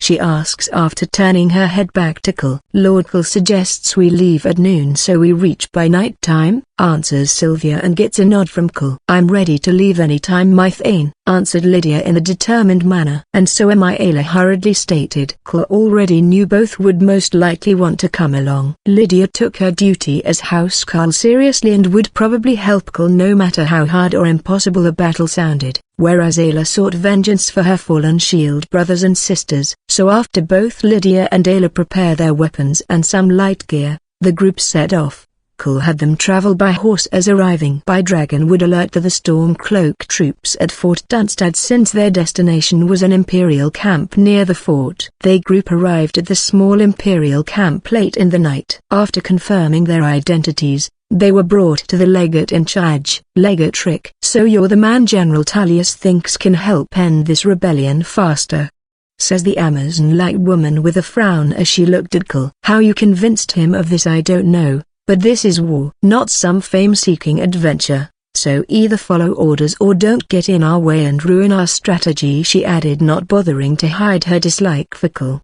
Before Cole could answer, however, another voice spoke out first. Oh, don't be so hard on him, Legate Rick. Cole is the best fighter, said an Imperial soldier who walked onto the scene. Nice to see you again, Hadva replied Cole as he immediately recognized the man. Well, fine, Hadva. But if he messes up then you'll need to make it up to Ahem, the Legion, said the legate while stammering slightly, the Amazon demeanor completely going poof. Someone has a crush. Interesting. Hadva is about as dense as baobab tree though, thought Cole while smiling at the situation. Anyway, enough introductions. Let me run you over the plan of attack. You should understand it well as we will attack in 4 days' time, stated Legate Rick after regaining her composure. I think you're mistaken, Legate Rick. First of all, we're not legionnaires, so your orders mean nothing to us. Secondly, you have 10 minutes to get your men ready, stated Cole in a serious tone. We attack tonight. Chapter 88.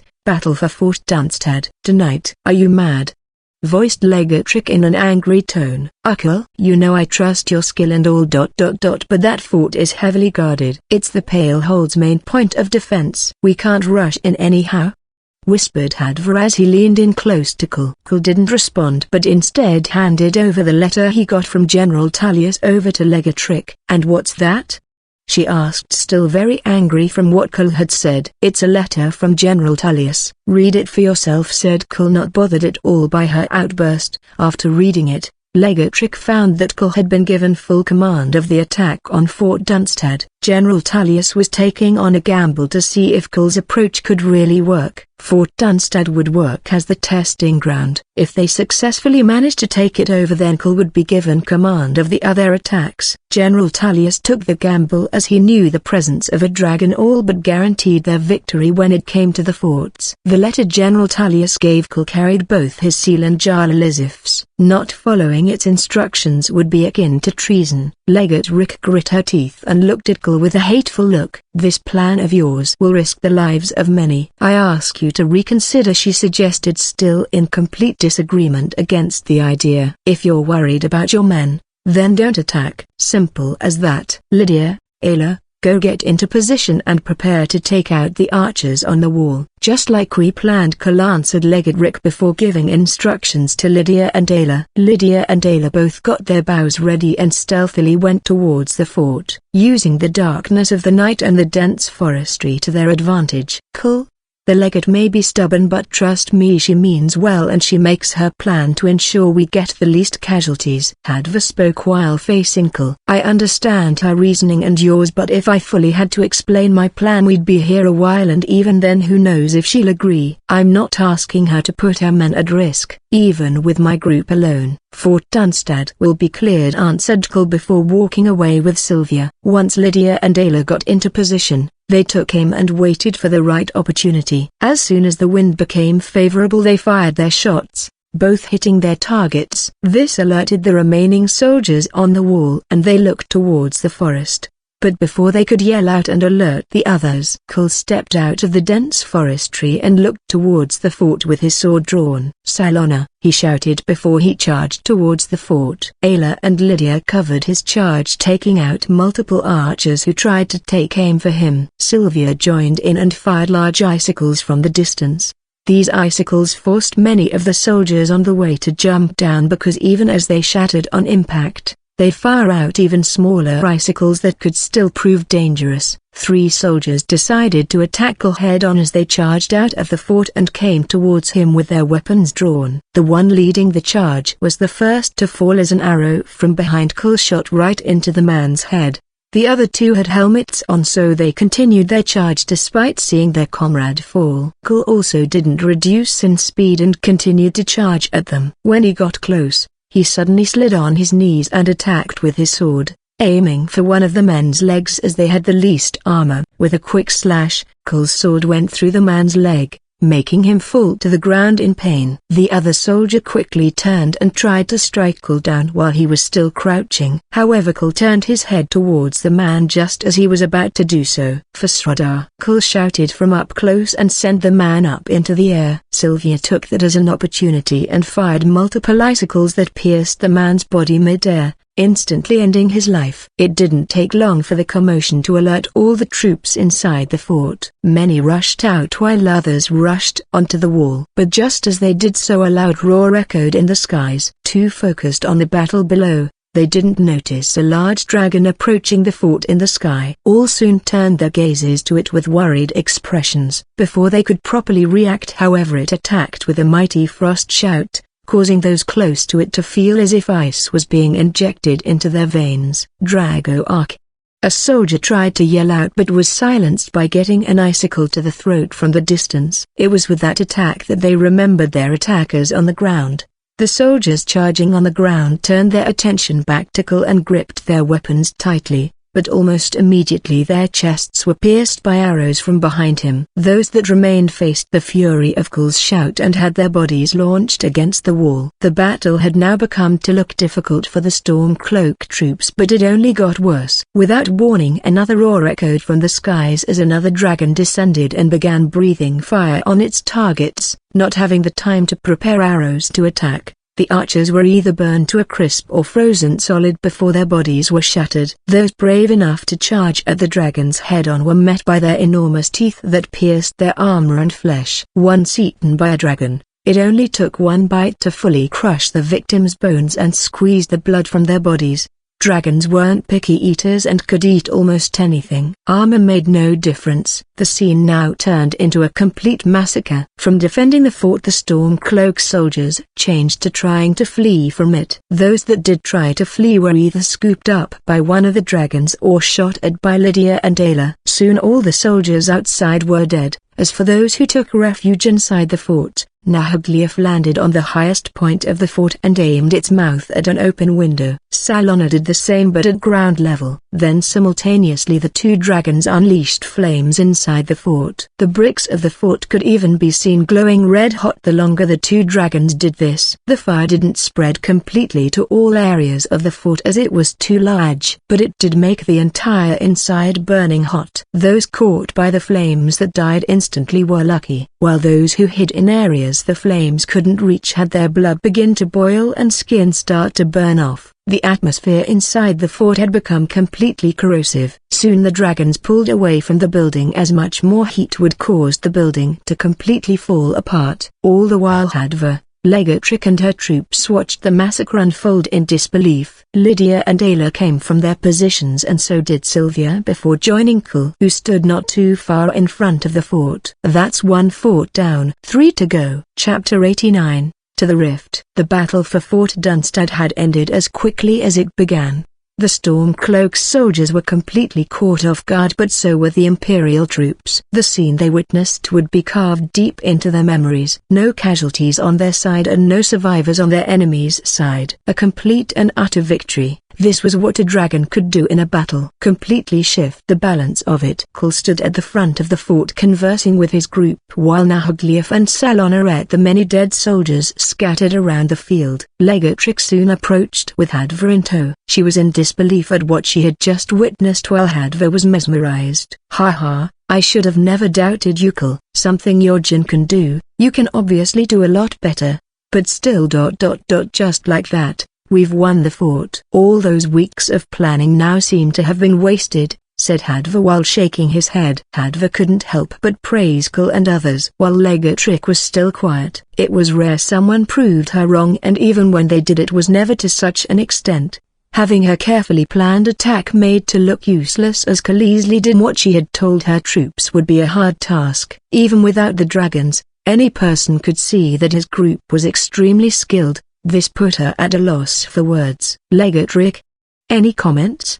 Asked Hadva with a smile. This made Legatrick all the more hesitant to speak. Not wanting to look weak either, she decided to speak up. I didn't think this was what you had planned. Any plan that lessens the casualties and increases our chances of winning. My troops will clean the fort. You all should rest at the camp, she offered after indirectly admitting she was wrong about Kul and his group. Thanks for the offer, but we won't be staying, replied Kul, making Hadva tilt his head in curiosity. Come on Kul, tonight we'll celebrate. Why do you want to leave? I thought we'd be attacking the other forts together?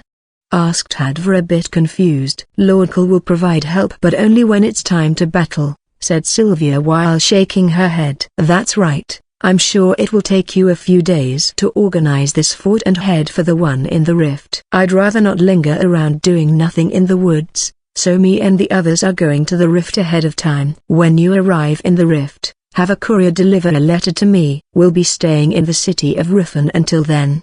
I'm sure the women prefer that to living in the forest, except Taylor of course, answered Kul with a smile. Just because I don't mind the wild doesn't mean I don't like being cozy in this accursed cold weather, voiced Taylor while frowning. True, I too love being indoors in this type of weather, keeping myself warm by the fire. Don't you agree, Sylvia?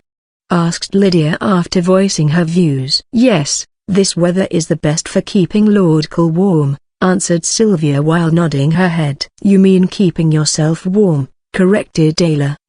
Keeping Lord Kul warm, answered Sylvia without hesitation. You're wasting your time, Sylvia. She's a child when it comes to such matters, mocked Lydia while smiling. Don't act like you know it all, Lydia. You and I are the same in that regard, retorted Ayla. True, but at least I'm knowledgeable, answered Lydia while shrugging. Ayla didn't answer and only growled at Lydia. Legatrick and Hadva felt a bit awkward hearing the conversation unfold. Well then Kul, I'll be sure to send a letter once we make camp in the rift. Travel safe, said the legate before walking away. Try not to fall for the temptation in that city too much, Kul. Ha. When I get there I'll show my favorite places to have some fun. Ha, said Hadva while showing a smirk. Hadva, go find a broom. You're cleaning up the entire outside region of the fort, said Legatrick while frowning. Wait, why? What did I do? Is this because of the tent incident? I swear I didn't know you were there. Legatrick and Hadva walked off while arguing, and soon Kul and his group set off as well. They left their horses and traveled by the dragon. But before directly going to Riffin, Kul had made a stop at the dwarven ruin of Mzinlakeft. He asked the others to remain and was gone for some minutes, before returning with a large chest. Where did that come from? Asked Taylor in a confused tone. The dwarven ruin in the ground below us. I just happened to know a quick way round the place. Anyway, let's go, answered Cole while remaining vague in his details. No one doubted him after he said this, but they were more curious as to what was inside the chest. Cole strapped it to the rest of the gear Salona was carrying before they took off once more.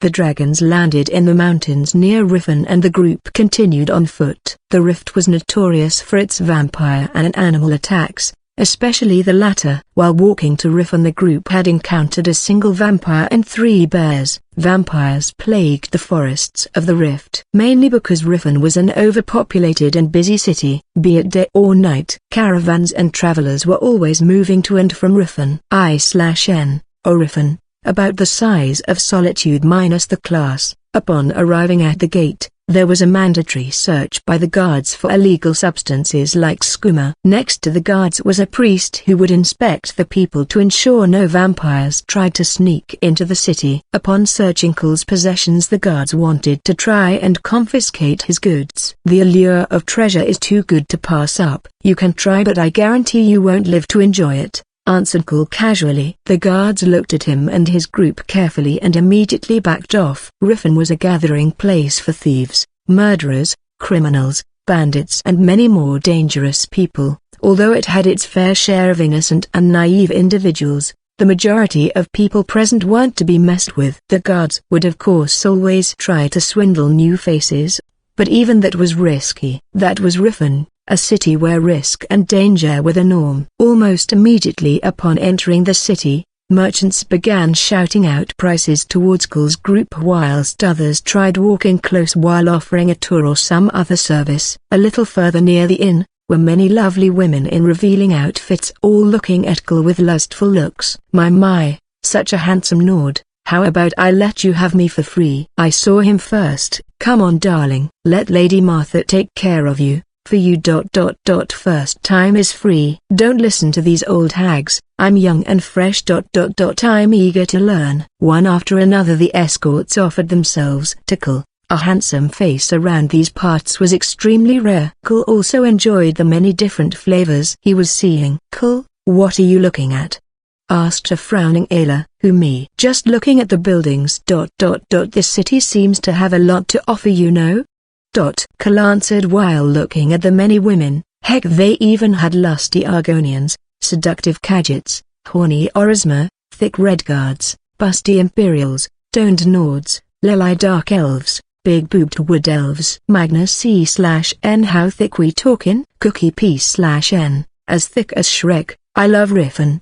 Cole thought to himself. Meanwhile, Sylvia looked around with widened eyes everywhere. A slut. A slut here. A slut in Solitude. Sluts everywhere we go, she muttered under her breath while narrowing her gaze. Chapter 90, Tour. And almost each Freeport resident is playing this game right now and Raid Shadow Legends. Cole and his group soon got to the B&B and settled down for a meal. Sylvia had gone to the counter to order some food and rent rooms for the group. I see now why so many men like Riffin, said Ayla while frowning. The nice weather and friendly people?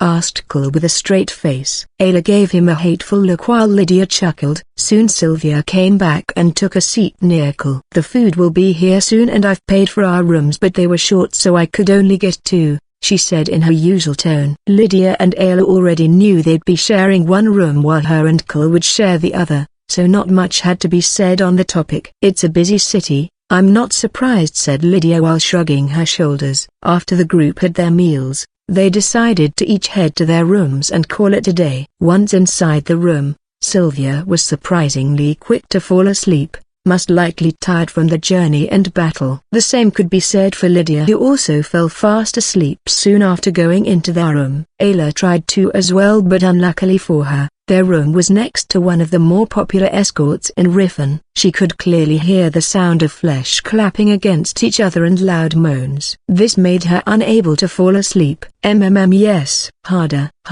Oh yes. Ha, you like that, don't you? Take my cock, you cheap whore. Ayla tried banging her hand against the wall, but their bodies only clapped louder. In the end she could only wait until the sound stopped. Oh, you brought friends. Come all at once, an excited voice said from the other room. Just like that, the sound of bodies colliding, moans, grunting, and dirty talk filled Ayla's ears for much of the night. The next morning while having breakfast, Lydia, Sylvia and Cole all seemed relaxed and well-rested while Ayla was grumpy. "Are you okay?" asked Sylvia curiously, but Ayla only nodded her head and focused on her food. "I hate this place," she muttered under her breath. "So the news was right. It was you." Everyone on Cole's table turned to the source of the voice and saw a smiling Loka. "Loka? How'd you know we were here?" asked Lydia while raising a brow. "Trust me, in this city it's important to know when a new face shows up. It's just this time the faces are friendly. It's refreshing seeing who might not kill me in my sleep," said Loka while shaking his head. "More importantly, you should have let me know. My home here has more than enough room for you guys to stay. I can't allow my friends to spend the night in bed where whores make love," Loka said while patting his chest. That thought alone made Ayla feel worse, whereas Sylvia, who always cleansed the room with a spell whenever her uncle was sleeping at an inn, only smiled. After Ayla properly cursed the inn, the group gathered their things and left for Loka's home. It was a 2-story mid-sized home that was neatly decorated and furnished. "Wow, nice house you've got yourself," Loka said Lydia as she looked around. "Better than the house in White Run, right?" asked Loka while nodding proudly. "Yes, but Cole sold that one. He now owns the largest 8 outside the city," answered Lydia while looking around. "Sigh, just when I thought I'm actually doing good." Loka sighed before showing them around. "Say Loka, do you mind showing me around the city?" asked Cole after Loka finished giving them a tour of the home. "Of course, it's not a problem.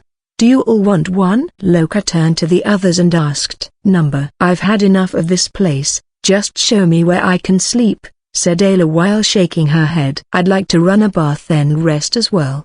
I've seen Riven before," Lydia added before turning to Sylvia. "I'd like to see the city as well," answered Sylvia with a smile on her face. With that said, Loka, Sylvia and Cole left the home and went out into Riven. Loka gave them a quick rundown of every place they walked past.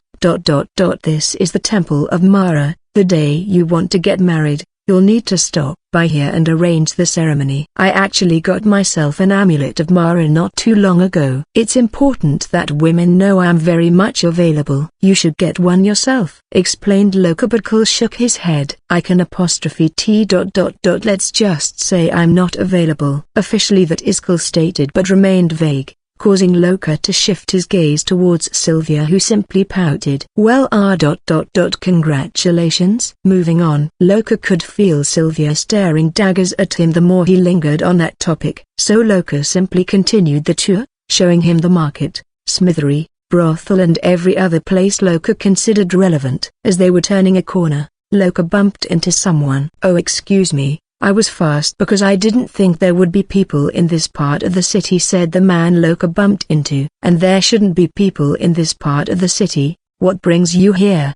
asked a woman standing next to the man in an accusing tone. "My companion and I are new to Riven, so I asked my friend here to show me every part of the city." "Is there a reason people shouldn't be here?"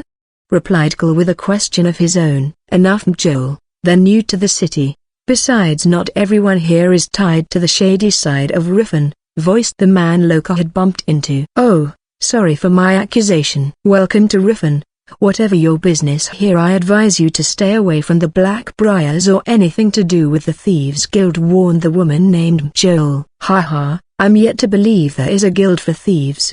But I do agree with you on the matter concerning the Blackbriars," voiced Loka while feigning ignorance concerning the Thieves Guild. "This is what I always tell her, but she insists that the thieves of Riven have a guild and ties to the Blackbriars." "You see, Joel, the very idea of it is ridiculous," said the man next to Joel while shaking his head. "Say what you will, Aaron, but my intuition tells me I'm right." "That aside, what brings you to Riven, travelers?" "Marriage perhaps," suggested Joel as she saw Sylvia and Cole standing next to each other. "No, nothing so grand. I'm an adventurer and this is my companion. We came here to sell off some of our loot. I hear Riven is the best market for such, so I came as soon as we finished our most recent trip into a Dwemer ruin," explained Cole. "You don't say?" "I too am an adventurer. My last adventure almost got me killed. It was in a Dwemer ruin as well. Luckily for me, I was saved by Arian. Sadly, I lost my weapon while fighting a dwarven centurion. It carries lots of sentimental value.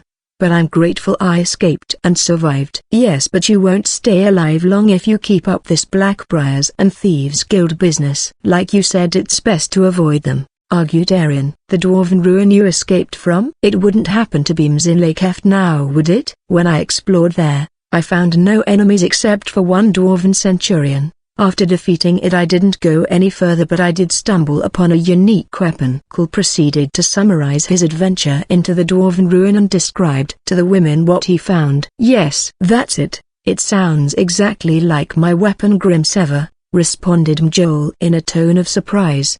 Cole then told her she could come confirm if it's really hers in the evening at Loka's home. She immediately accepted before Cole, Loka and Sylvia left. Chapter 91. Pain. I/N. Guess who's back? Back again. Once evening fell on Riffin, Mjol decided it was time to head to the Bee and Barb, but Erin was very much against it. Mjol, you can't trust everything you see here. What if he's lying to you? He could be working for the Blackbriars for all we know, argued Erin as he tried to convince Mjol not to go. He described my sword perfectly. It cannot be false. Even if it is, if I don't go see for myself I won't stop thinking about it, said Mjol, still very much determined to go. Fine.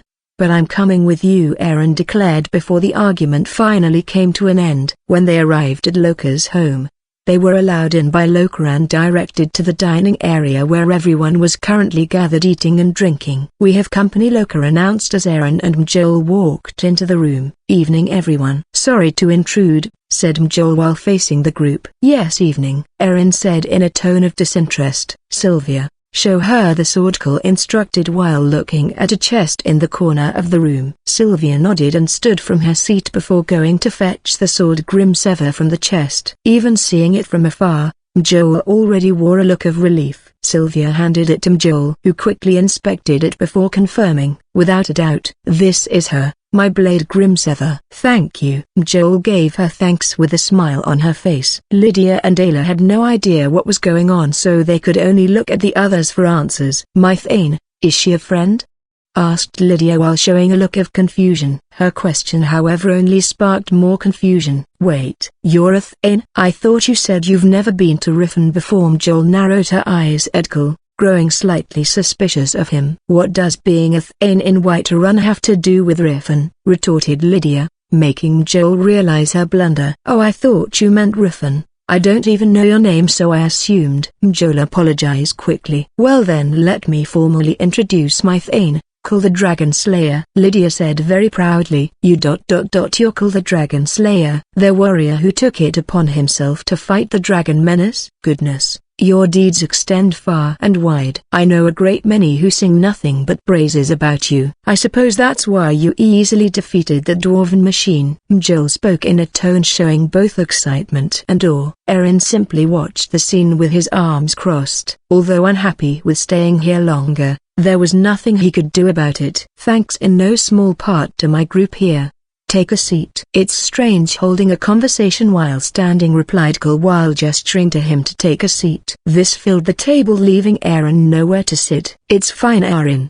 I'm sure even you know of Cole. I'm in no danger here, you can go home, said Mjol in a polite manner despite her words hitting Erin like daggers. Loka said not to worry however, as he had a spare chair, and by spare chair he meant a small stool used to get to hard-to-reach places. Erin however still sat on it without hesitation. The tropics soon switched onto adventures everyone has had in the past. Ayla told the story of how her first hunt ended in a disaster and then told them about her first successful one. Both happened when she was still very young. And do you know what both hunts had in common?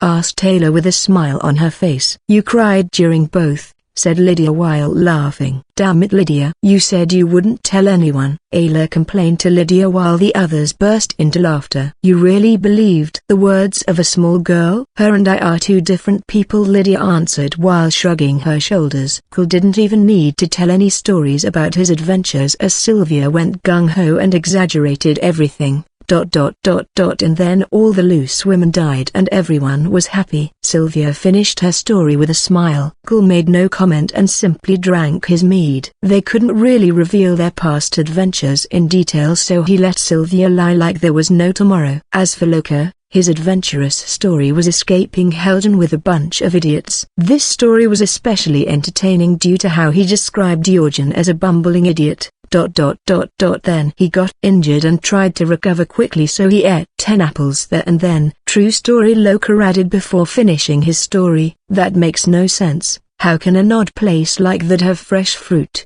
Asked a confused Ayla. And how does eating 10 apples at once help heal wounds? That also makes no sense, unless you say Jorgen is a witch. Joel commented as well on the story. I'm sure that might be the case.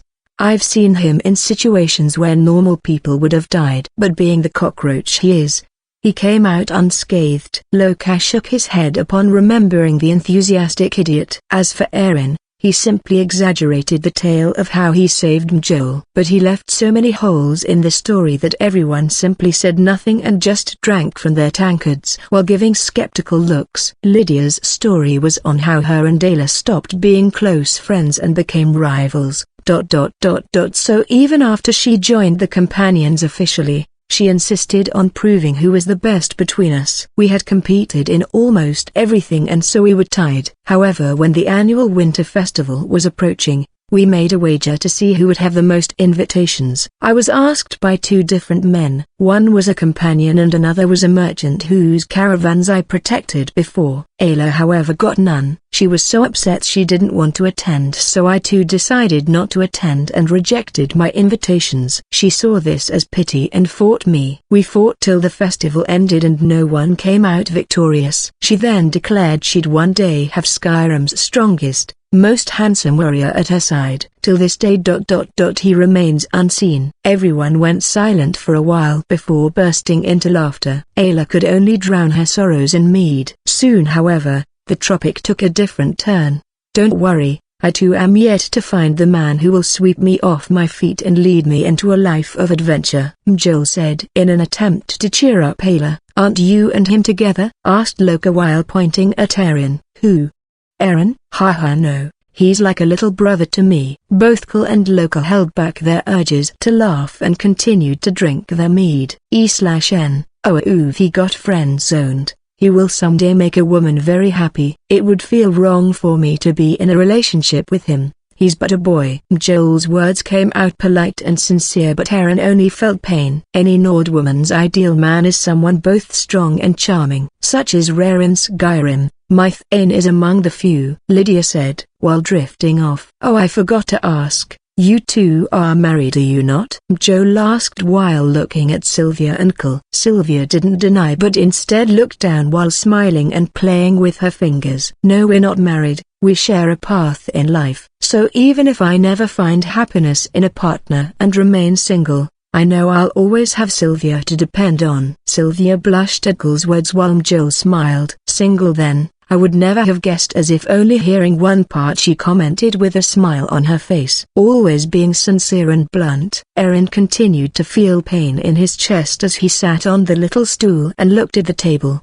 The drinking continued well into the night before everyone decided it was time to rest. Eren left with a part of his soul and the little bit of his pride that remained, while Joel was happy after being reunited with Grimsever.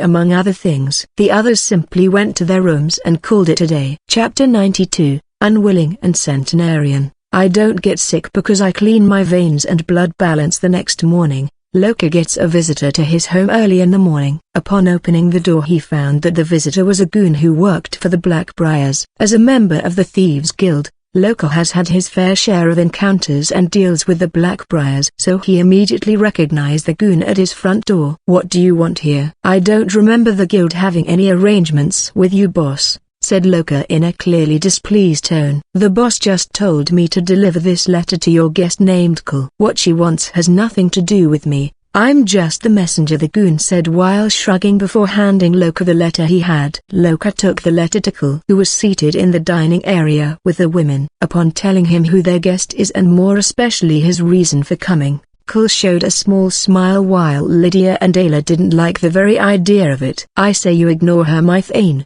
It's best not to get involved with the Blackbriars, Lydia warned with her brows furrowed. From what I've heard about them, I also agree with not getting involved. added Ayla while shaking her head. It's rare for Maven herself to write a letter asking for someone's presence. I'd advise seeing what she wants. Just in case. Loka's addition on the matter made Ayla and Lydia look at the letter with furrowed brows. I agree. I might as well see what she wants. Cole made his decision before standing up. Sylvia of course tried to follow, but he asked her to remain as well. Loka then led him outside to the goon who was waiting to lead him to the Blackbriar's manor. On the way to the manor, the goon warned Cole to be careful when speaking to Maven. Cole simply remained quiet and made no comment. Upon arriving at the manor, the first thing he noticed was the large number of guards present there. They didn't wear a uniform like Riffin's guards, but instead looked more like hired criminals. Seeing the new face approaching the manor, they all stood alert and gave him a murderous gaze. Cole remained unfazed and smirked at Blackbriar's scare tactics. The purpose was clearly to intimidate any visitors who stepped foot on their property, that they weren't to be messed with. After reaching the front door, another goon takes over and leads Cole inside. The manor was as luxurious as they came, not surprising for one of Skyrim's most wealthy families. Cole was led to Maven's office upstairs, where she sat by her desk waiting for him. The goon was quick to excuse himself and left Cole with Maven in the room. Not waiting for her to speak, Cole took a seat and made himself comfortable. I never gave you permission to take a seat, that she said in a displeased tone, and I never asked. Can we skip the pleasantries and just get down to business? I'm sure you're a busy woman, Cole replied in an uncaring tone. HMPH. Well, the task I have for you is quite simple. The first is to dispose of a nosy Nord woman who goes by the name Joel. She's been getting rather annoying as of late. For the other, I need you to use your dragon or whatever it is you do to take out an opposing Midri. I don't care about the method, as long as both seem like accidents. Do this and you'll have a friend once you marry Elizabeth. Don't, and who knows, she said in a blunt tone. Cole couldn't help but burst into laughter. I think this is the first time since I've come to Skyrim that someone has threatened me so straightly. My answer is simple. I refuse. Cole answered without hesitation. I advise you not to grow big-headed just because you're set to marry that naive woman Elizabeth. Unlike her, I possess real influence and power. Being my enemy would be a very bad choice, she stated slowly while narrowing her eyes at Cole. Why? Because having some connection to the Dark Brotherhood and Thieves Guild makes you feel like you own Skyrim? Then listen to me carefully, Maven. You also don't want to be my enemy. Your power and threats mean nothing to me. Get on my bad side and I will humiliate you so hard that you'll take your own life. You're welcome to try whatever schemes you want, but I guarantee it won't end well for you or your family, Cole declared before standing from his seat and leaving. As he opened the door, a goon tried to stop him by holding his shoulder. Cole gripped the man's arm and twisted it at an unnatural angle, making him yell out in pain. This of course attracted more, but Cole used the shout ice form to freeze every single person who approached him solid. After returning to Loka's home, Cole found Mjol had come to visit. Her first action was asking why Maven asked to see him.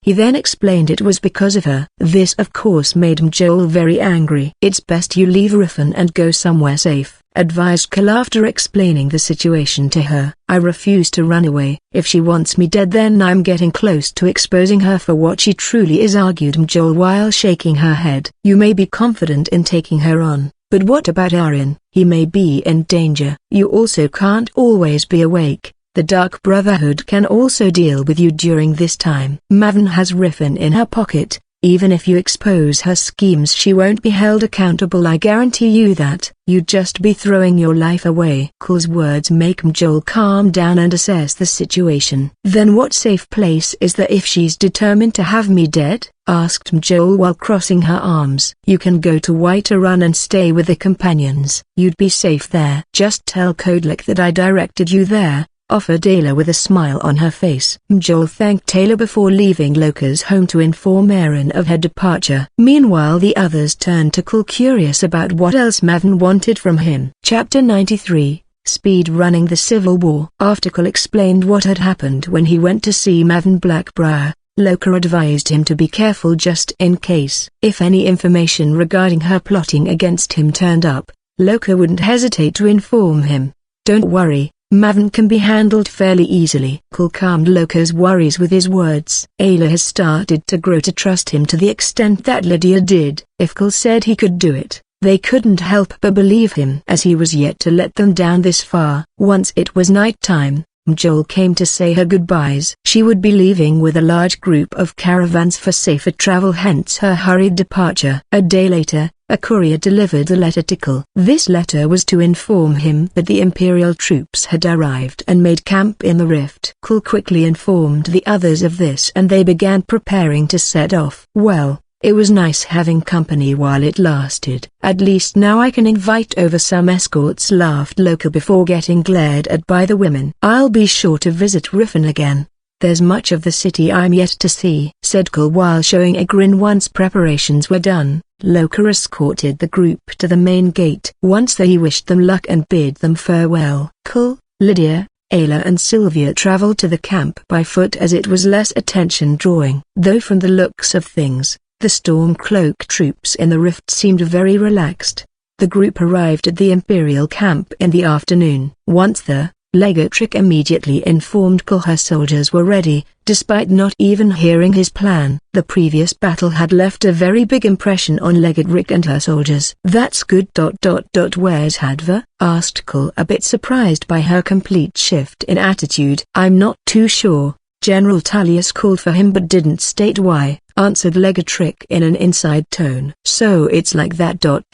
Good. Get your best archers ready to assault. Once we take out the enemy's archers on the wall, give your men the signal to charge the fort. Your archers will provide support from the rear, instructed Kull hurriedly as he turned to the direction of Fort Greenwall. Once Legatrick had her men ready, they began to move out. This time around they'd be attacking during the day, so coming as a large group at once would give them away. Kull and his group would sneak in and take out the few soldiers lurking outside without alerting the majority inside the fort. Ayla and Lydia got into sniping positions while Sylvia cast a cloaking spell to allow herself and Kull to get close. Now, Kull whispered to Sylvia in a low tone before she nodded and removed the cloaking spell. The soldiers nearest to the pair had their eyes grow wide open in shock, but before they could respond, they found their bodies had been pierced by large icicles. Looking back at the pair that just appeared before them, they could see the woman's eyes glowing an icy blue as she extended her arm in their direction. She closed her hand into a fist and the many icicles burst while still in the soldiers' bodies. A soldier on lookout soon saw this and tried to alert the other soldiers. However, the second he looked to be in panic, an arrow shot through his throat. The soldier gargled on his own blood as he slowly fell to the ground. Sylvia and Kull had gone in opposite directions to take out soldiers.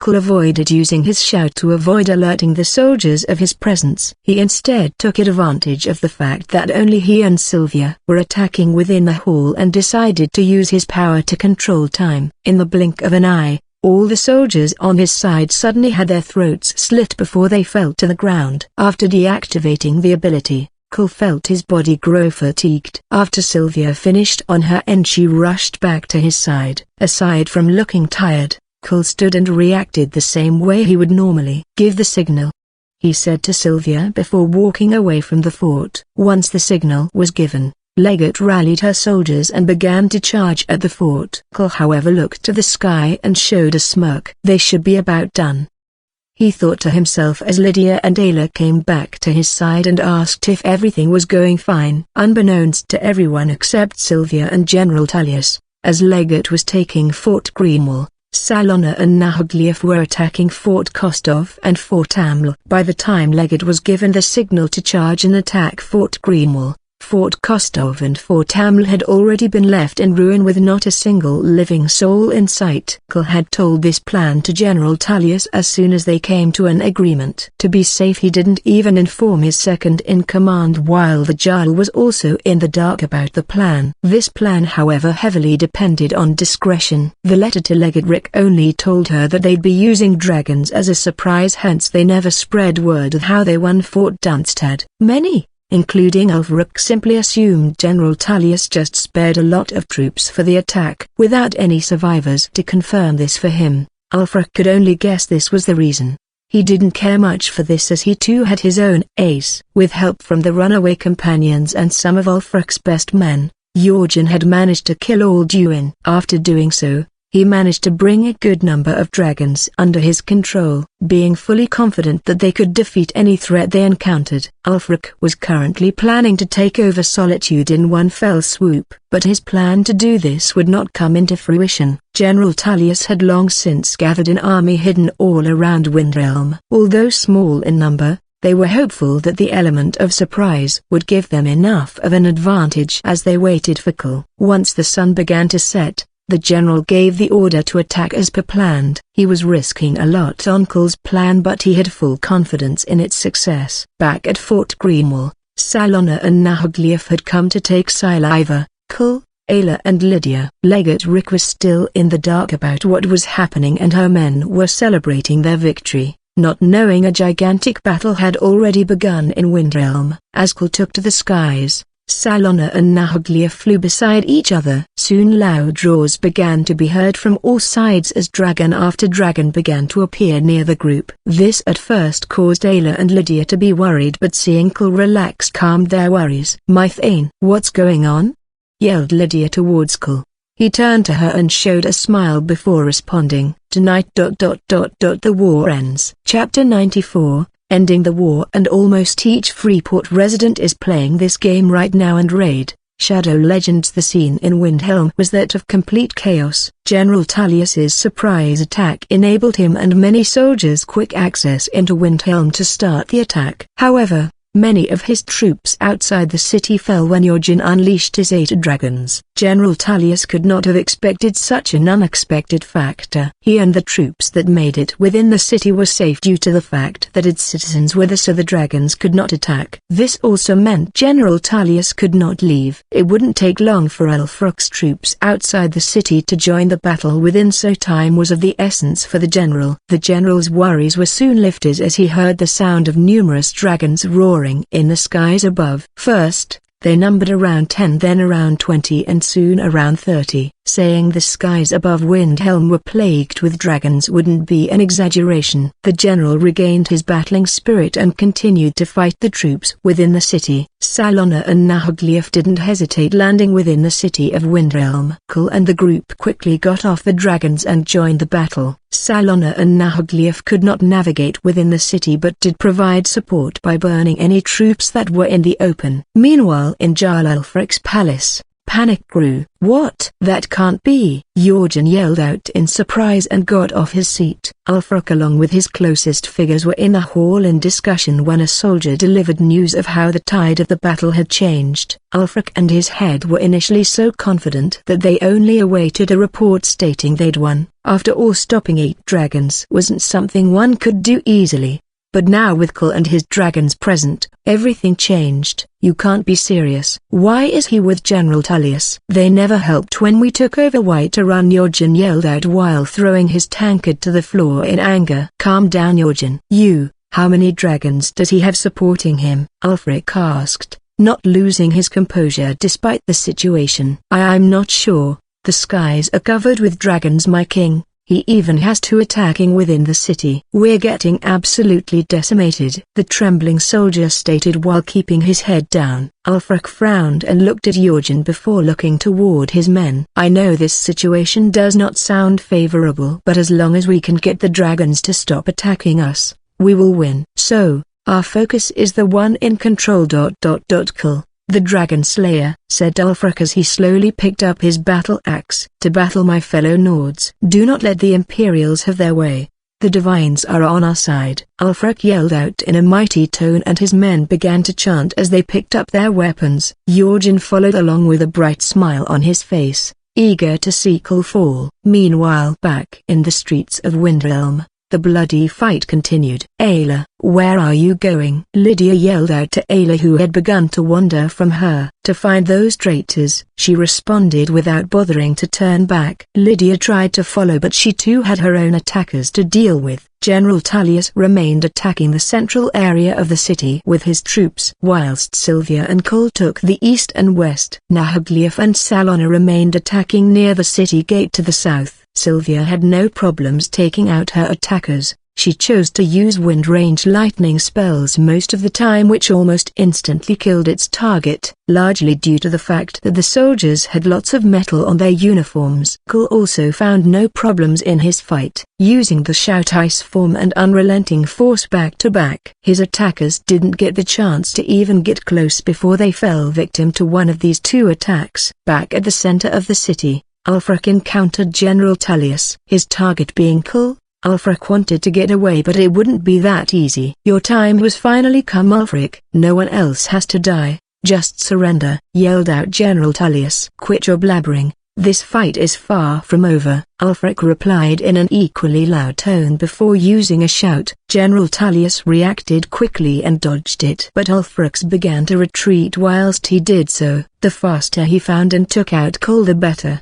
But General Tullius wasn't about to let him get away and pursued. Ulfric wandered the streets of Windhelm in search of Cole. It was only until he returned to the central area that he saw Cole's figure entering his palace. Ulfric didn't waste time and pursued, but General Tullius wasn't far behind. Upon entering the palace, he found his hall had been turned to ruin, pillars cracked, furniture broken and his banners on fire. At the far end of the hall, Cole was holding one of Ulfric's men by the throat. Ulfric immediately rushed to the scene, but a blade came swinging in his direction. "I'm your opponent, Ulfric," General Tullius yelled out as he attacked. The battle was quick and fierce, but General Tullius was no match for Ulfric's might. Laying on the ground defeated, General Tullius looked at Ulfric with a hateful look. Ulfric picked up his and prepared to take the general's life. However, just as he was about to swing, he felt a large force hit the side of his body. This sent him flying towards the wall hard,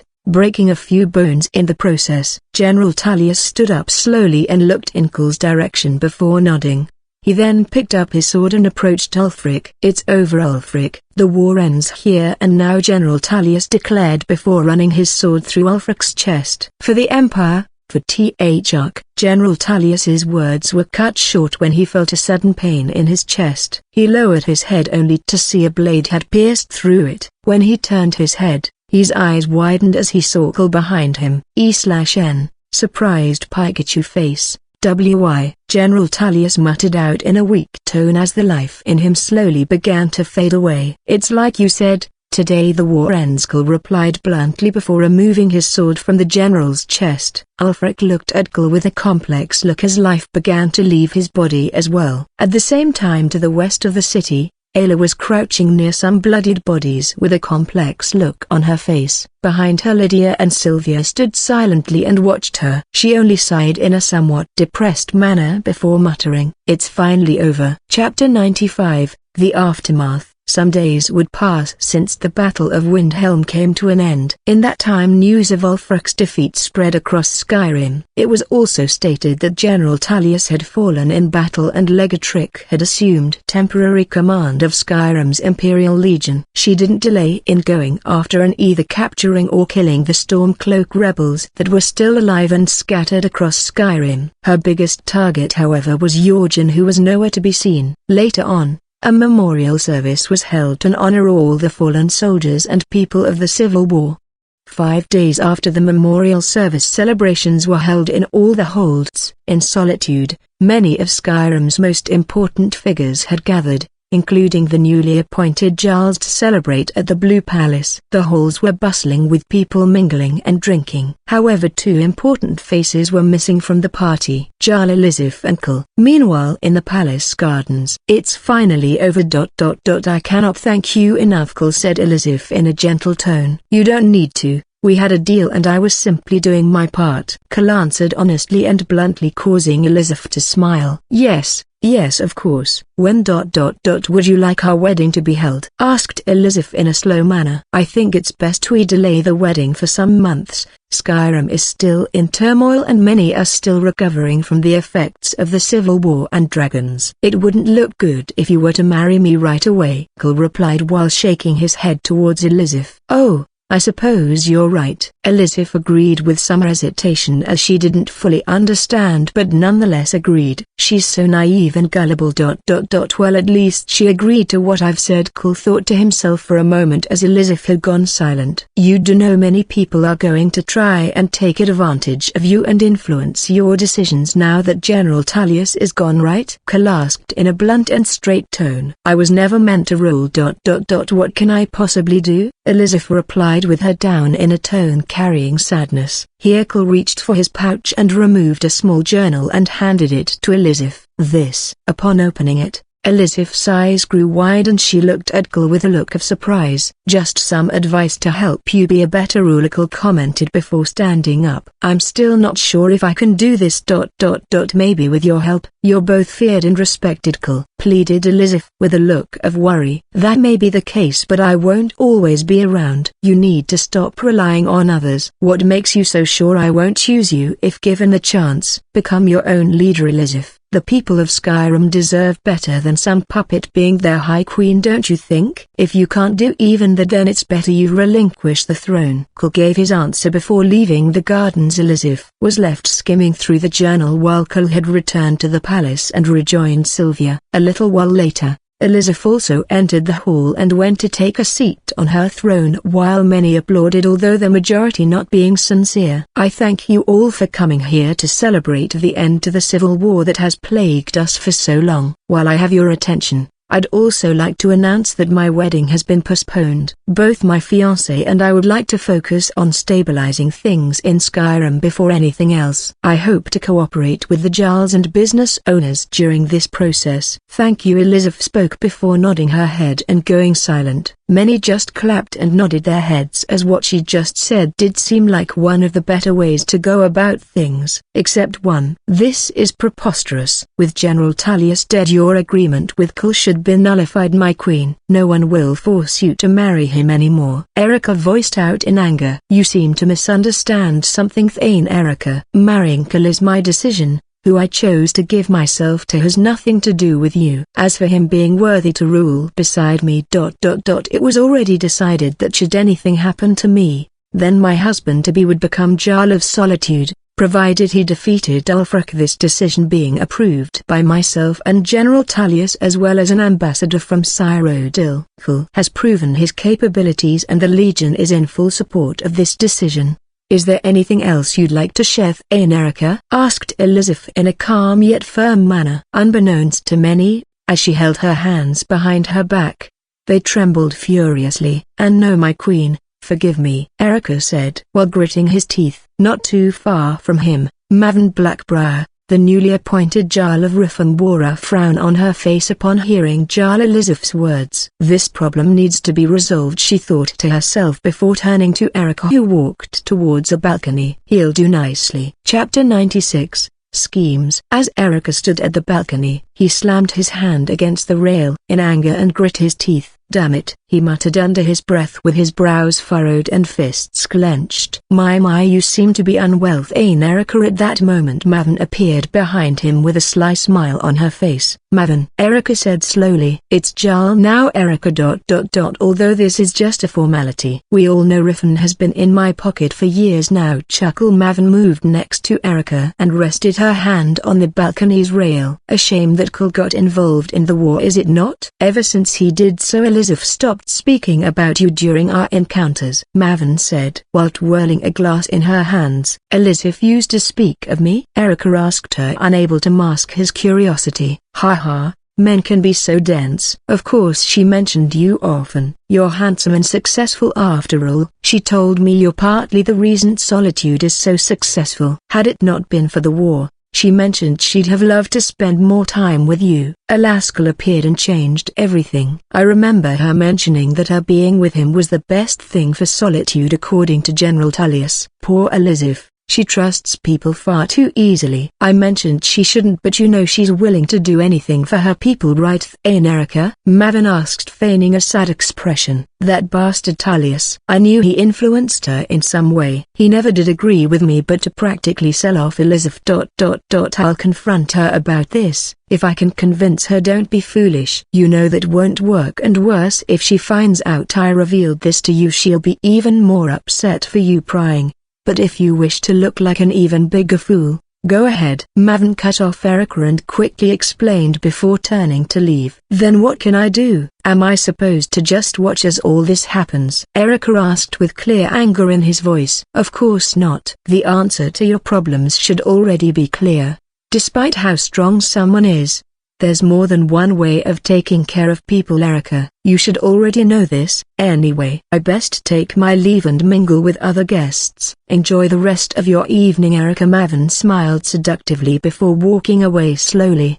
The celebrations soon came to an end and Cole decided to leave with Sylvia. We best get going, Sylvia. I've seen enough fake smiles for one night, Cole said to Sylvia, who smiled and bowed in response. Sylvia looked around and saw that the other guests leaving in pairs had their hands locked to one another. Sylvia then turned her attention to Cole's arm and blushed slightly. She hesitated momentarily before taking a deep breath and locking arms with Cole.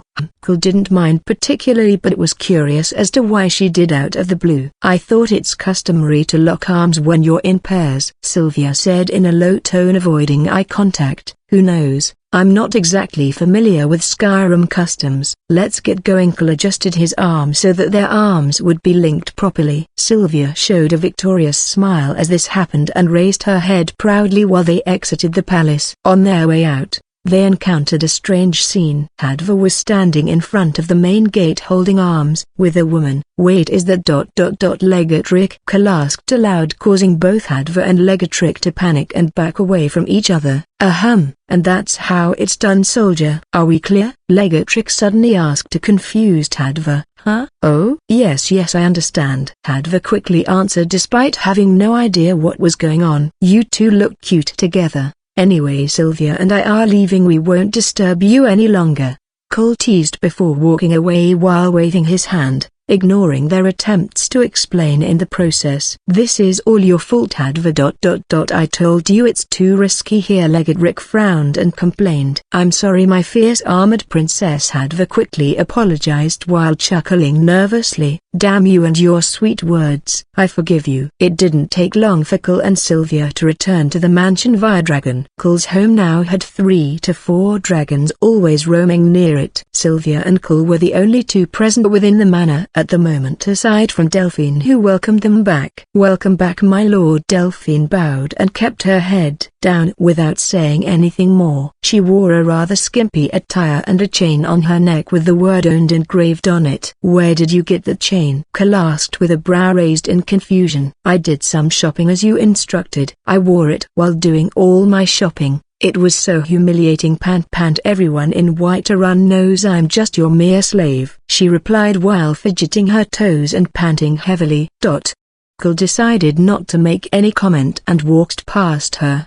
During the past days she had offered to work as a maid in his home to show her gratitude for him sparing her life. However, as time passed she slowly began to act more like a slave rather than the maid she declared she'd be. Sylvia gave Delphine a narrowed look before following Cole to his quarters. Sylvia, what's your Jin's current status? Cole asked as he began to undress. He is currently at Castle Volkihar, replied Sylvia while looking at Cole keenly. So it's like that. Cole made no further comment but instead showed a faint smile. Chapter 97. Preparing. Centenarian. I don't get sick because I clean my veins. Blood balance. After getting out of the formal clothes he had on, Cole stepped out of his room and went downstairs to the dining area where he found Lydia sitting. Oh, welcome back, my Thane. How was the party? Lydia asked as soon as she saw Cole. It was ...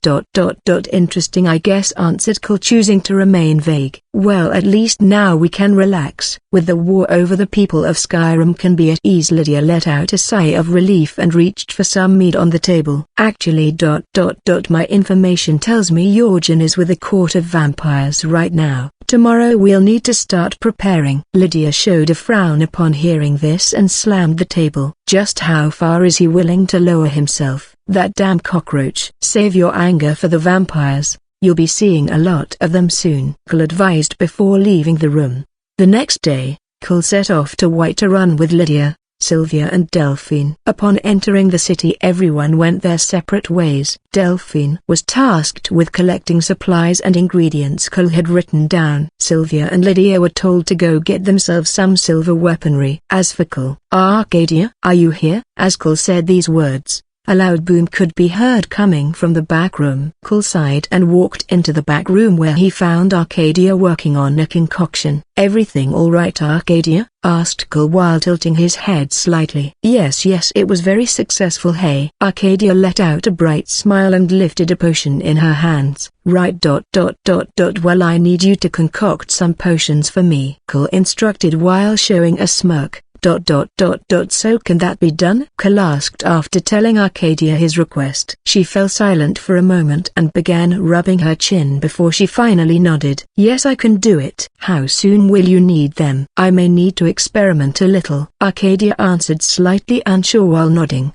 Is a week enough? Cole asked as he prepared to leave. Yes, that should be enough time, Arcadia responded with a smile and nodded. Meanwhile at the Skyforge, Lydia and Sylvia had just finished describing what weapons they needed when Ayla and Joel appeared on the scene. Getting new weapons, Lydia? Ayla asked, making Lydia and Sylvia turn to her. Yes, we need some new weaponry soon. I'm getting a silver sword and arrows whilst Sylvia is getting only arrows, Lydia quickly explained. Oh? Reason being? Ayla asked while raising a brow in curiosity. Vampires. I'm not sure about the exact details, but Thankle told us to prepare as quickly as possible, Lydia quickly explained before turning to Jorland the smithy. They'll be ready by sunset tomorrow, he said after pondering for a moment. Thank you. We'll see you tomorrow. Then, as we still have a lot of preparations to handle. After hearing how long it would take, Sylvia already got ready to leave. After the two of them left,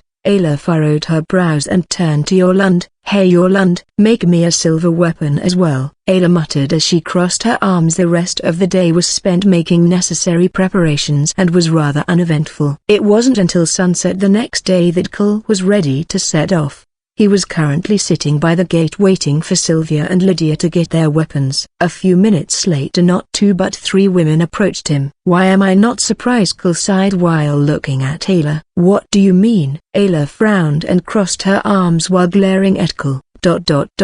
We should start off. We're traveling by horse, Cole quickly advised before walking away, not bothering to answer Ayla's question. Meanwhile at a dark castle in the far corners of Skyrim, a figure could be seen smiling as he stood on a balcony. As he did, he saw another person appear in an instant near him and bowed. Lord Harkin, we've dealt with those pesky vigilants of Stendarr, however I fear they may already know of that place. The man spoke in husky and whispery voice. I see. Do you need me to tell you what needs to be done? The man addressed as Lord Harkin asked without bothering to turn around. No, I'll be sure to handle it right away, my lord. Good, now leave. I expect good news when you return. Our time draws near. Harkin smiled as he said these words and looked up at the moon before laughing maniacally. It took Cole and his group about an hour to arrive at the destination they were heading. Immediately upon arriving, Cole furrowed his eyebrows. I didn't expect them to get here before us, Cole expressed aloud as he looked at the opened entrance. Vampires? Lydia questioned, to which Cole nodded. Wear the charms to mask your scent and silence your movements, otherwise we lose the element of surprise. Stay close to each other and the walls. With that said, let's go, Cole quickly instructed before leading the way inside. Once inside the dimly lit crypt, Cole and his group began to advance slowly. Before they got too far, however, Ayla signaled them to stop. Up ahead. I sensed two vampires, Ayla whispered while pointing to her front. I forgot she isn't just human, Cole thought to himself before turning to Lydia. Take out one using your bow. I'll take care of the other, Cole instructed, and Lydia nodded before the two of them advanced together. Lydia stopped first once she had a clear shot and didn't hesitate in taking it. In an instant the vampire's chest was pierced with an arrow. This alerted the other vampire, but before it could act, Cole appeared near it at a frightening speed and stabbed it with what looked to be a sword wrapped in cloth. HMPH. Vampires are just weak humans with some flashy abilities, Ayla humphed and crossed her hands as she watched the vampire's corpse turn into ash. These were just fledglings. Don't attack anyhow, alright? Cole instructed before gesturing them to continue going deeper into the cavern. Chapter 98. Dim Hollow Crypt. Cole and the group continued to wander through the crypt. So far they only continued to encounter vampire fledglings and reanimated skeleton warriors,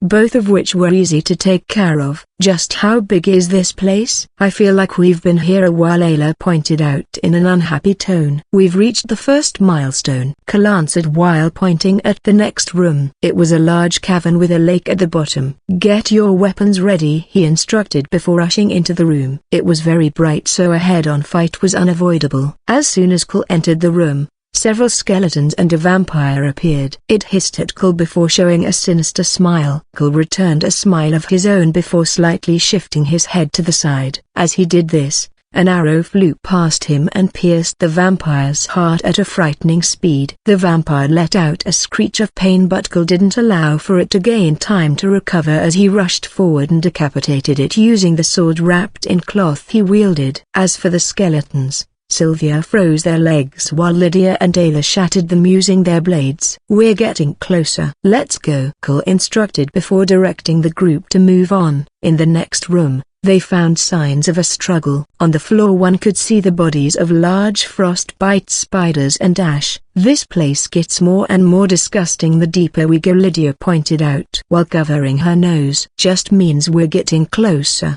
Come on, let's go. Cole turned away from the bodies and instructed them to continue advancing. As they were approaching the next cavern, they found a vampire standing at the entrance. Ayla immediately drew her bow, but Cole gestured her to stop. That vampire is leveled. Both you and Lydia need to aim for its legs. Sylvia launched a frost attack at its head. Now. Cole ordered slightly and the women nodded. Ayla and Lydia shot their arrows in perfect sync and pierced the vampire's legs. Sylvia then stood and raised her hand towards the fire. That very instant a large block of ice formed on its head as it fell to the ground squirming. Cole then quickly approached it and pierced its body with his clothed weapon. It didn't take long after that for the body to begin turning into ash. Without needing to advance further, the group found out why the vampire was on guard. The next cavern had a few figures standing at its center. One figure was bloody and on his knees whilst two others were standing confidently. Lord Lokil, this poor fool still refuses to say anything. Let us kill him and be done with it already. One the figures spoke in an irritated manner. Upon closer inspection, one could see the two figures standing were vampires. Patience, my apprentice. It's been so long since I've toyed with a vigilant of Stendar. I'm going to enjoy every second of this. Haha. The older-looking vampire addressed as Lokil laughed maniacally before turning the man below. I, Vigilant Adold, refuse to become the plaything to a foul creature such as yourself. Glory to Stendar. The man on his knees yelled out before he coughed out blood and collapsed to the ground. TCH. The bastard took precautions and killed himself. Oh well. Might as well. Before Lord Lokil could finish his sentence, his senses caused him to turn rapidly and catch an arrow that was about to pierce his heart. Seems we have other brave mice who don't know their place. Come out and face me, the vampire yelled out confidently. For Sradar, rather than someone emerging, a blast of air hit both the vampire lord and his apprentice and sent them flying. As they hit the wall, numerous arrows pierced their bodies. The lord grunted while the apprentice let out pained screams. I'll make you pay for that, foolish mortal. Do you really think your puny arrows can bring an end to my glorious self? Hey, just you wait, the vampire threatened as his body began to heal at frightening pace. However, the arrows serve to only hold you in place. As for what will end your life, Cole approached the cocky vampire and removed the cloth that wrapped his weapon. It was a sharp blade that gave off a frightening aura. Worse, the hilt had a spherical ball of light that looked like a small sun. When this light touched the skin of the vampires, they both yelled out in pain as their bodies began to fall apart. The apprentice died easily whilst the Lord tried his best to regenerate faster than it was killing him. Pointless, Cole said before stabbing the sword into the vampire's chest. How?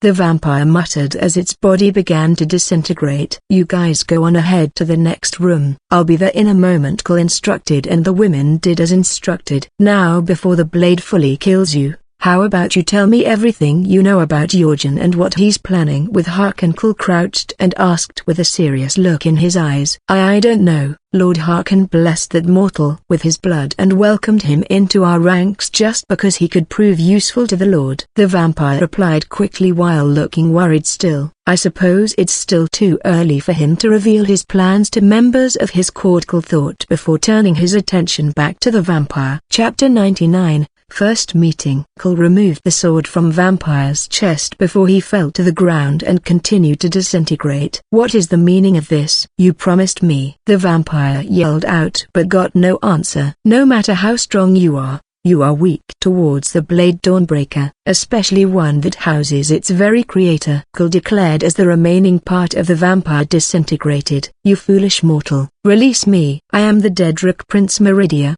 How dare you incarcerate me? As Cole watched the last of the vampire's body perish, his sword spoke in a tone of pure anger despite the voice being beautiful. Could you keep it down? Just accept it already. I'm not going to let you go, Cole sighed and replied to the sword. I'm a Daedric prince, feared by even divines, worshipped by thousands. I will never accept such a degrading situation. Release me and I lend you swiftly, lest you wish to face the other Daedric prince's wrath.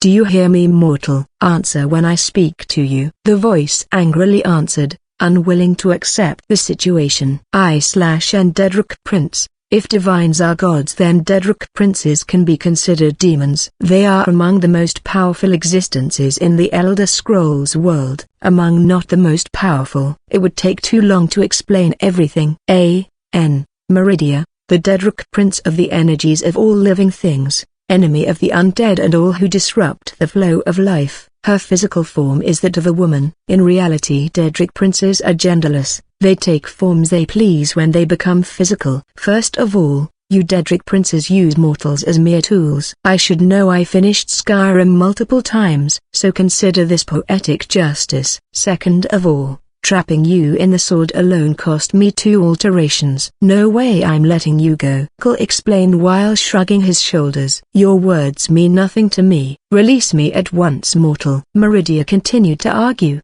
causing the sword to shake vigorously. It's hard to take you seriously when you're a glowing sword. I gave you 2 forms, why not use them? As Cole asked this, the sword glowed more brightly and took the shape of a person. This is beyond degrading. I will torture you for eternity for this, Meridia threatened after seeing her first form. She immediately switched to the next, which only seemed to make her even angrier. Death and torture would be too good for you. How dare you humiliate me so? Meridia complained before shifting back into a sword. I/N. Image. Meridia blade form. I/N. Image. Meridia first form. I/N. Image. Meridia second form. I/N. Are you? Yes, you. Stop smiling. I see. Well, you'll get used to it. Now I have other matters to attend to, Cole replied before wrapping the blade in a cloth once more. She's definitely just as bossy as in-game. Worth it in the long run, Cole thought to himself before joining the others in the next cavern a little further away. Inside the cavern,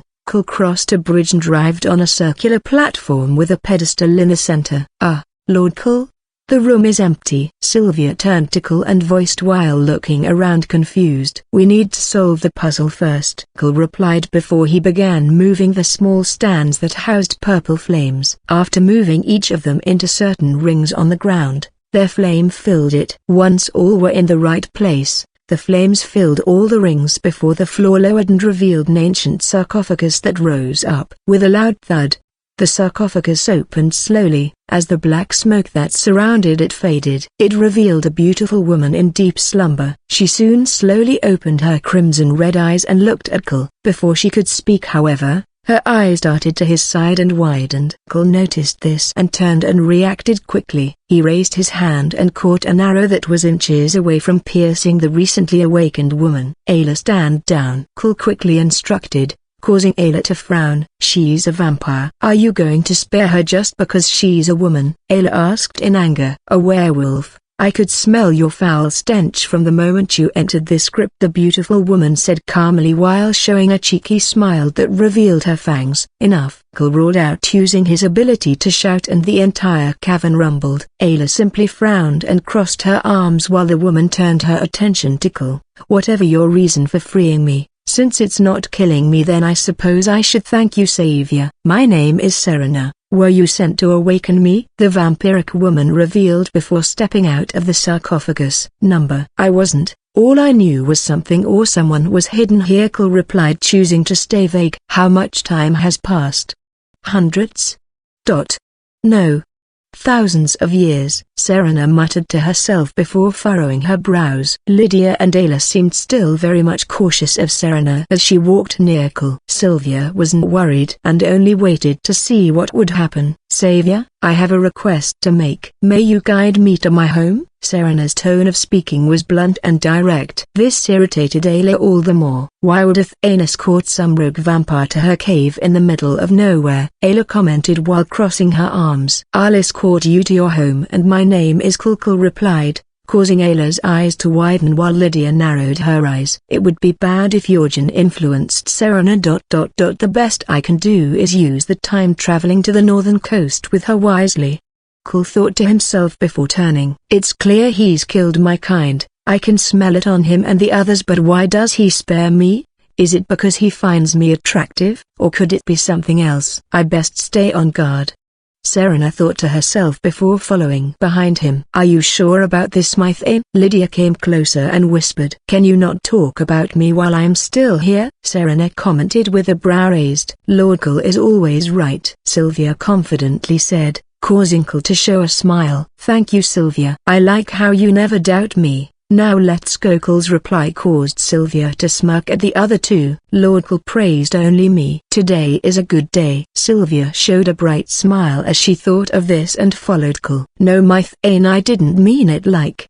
Sigh, I trust your decision. I was simply concerned. Cole only nodded at Lydia's statement and led the way out. The longer he let this conversation continue, the higher the chances of another argument erupting. Lord Thane, just who is this man? Serena thought to herself but made no comment. I am watching you, Night Orc, Ayla said as she passed Serena and whispered before also following Cole. He even tamed this mutt. Interesting, Serena thought before following as well. Chapter 100, Drained. Almost each Freeport resident is playing this game right now. Raid, Shadow Legends. After exiting Dim Hollow Crypt, Cole gathered Sylvia, Lydia and Ayla by the horses. I'll need you three to head back to the estate now. I'll take her to her home alone, Cole instructed quickly, but this statement came as a surprise to all three women. Why? I still don't understand why you need to go out of your way to escort some vampire, Ayla asked with her arms crossed. Well, to be frank, I don't understand why you're questioning my decision when you claim to not be a part of my team. So essentially my decision has nothing to do with you. If any of you don't trust my reasoning, that's your problem. Either respect it or stop accompanying me. In general, Cole spoke in a serious tone which he rarely displayed. He had his own plans and the last thing he needed was for them to get disrupted. Sylvia was the exception, but he needed her at his estate should his plan fall through. Cole's words made Sylvia lower her head while Lydia and Ayla didn't know how to respond. I understand, Lord Cole, answered Sylvia with a bit of fear in her voice. Cole places his hand on her head and patted. I'll explain properly when I'm back, all right? He said to her in a gentle tone, making her feel relaxed. After doing so, Cole turned around and walked over to Serena without uttering another word to the group. "We better leave now if you want to arrive faster," Cole said to her, and she nodded. Serena had clearly heard his conversation and was now curious as to why he didn't want his group around, but she couldn't bring herself to ask this. Sylvia watched Cole walk away and nodded to herself before turning to leave. Ayla and Lydia followed but didn't utter a word. Cole and Serena had a similar situation. Both were walking in silence for the first few minutes before Serena broke the silence by asking about what's changed in Skyrim. Cole entertained her curiosity and answered her questions, leaving out his involvement in recent events, as she would find out sooner or later, but knowing now didn't seem best in his mind. Peace is always temporary. The only thing that doesn't change about Skyrim is its terrible weather. Serena voiced her dislike for the current weather and weather in general multiple times during the trip. Cole and Serena continued on walking through the forest as they wanted to avoid public roads. They however soon came to a stop. "What is it?" Cole turned to Serena and asked, as she was the one who gestured him to stop. But before she could answer his question, a maniacal laugh erupted in the forest. "Ha ha ha ha. My, I knew I smelled something interesting on my territory, but this is indeed a pleasant surprise," said a shadowy figure not too far in front of Serena and Cole. "Friend of yours?" Cole asked, not the least bit intimidated. "Not all vampires know each other, you know," Serena replied to his question with narrowed eyes. "Fair enough. That saves us a long speech." Then Cole nodded while shrugging his shoulders. "Silence, you puny mortal!" the vampire exclaimed out of anger from being ignored. "As for you, my dear Serena, was it? Such a lovely name. Your scent tells me you're in a weakened state. Is that why you're luring this poor fool to his death? Fear not. My lair isn't far from here and houses plenty of livestock you can feast on. I only ask for your company in this eternal life. I promise you only the best," the vampire confidently declared. "What was that you said about a speech?" Serena asked Cole while showing a sly smile. Cole could only sigh and shake his head. "I didn't know we had a certified lover boy on our hands," Cole replied to Serena, once more ignoring the vampire. "Well, I appreciate your generous offer, whoever you are, but the truth is I already have a man I love. Cole here is my beloved and I'll love only him and no one else," Serena declared while showing Cole a cheeky smile. "Listen, I'm not sure how strong he is. He'll now come after you first, so I just need you to hold him off for a little bit, then I'll finish him off." While he's distracted, Cole heard Serena's voice in his mind and let out a sigh. "You heard, my beloved." "Screw off, Counter. What's your name?" "Never mind, we honestly don't care," Cole replied, causing the vampire to charge at him. "Insolence!" yelled the vampire as it reached Cole in what seemed like no time. For Cole, however, he came towards him in slow motion. Cole easily held the vampire by the neck and landed a clean hit to its gut. The vampire could feel the air knocked out of its body and it fell to its knees. Out of nowhere it found that it was spun rapidly.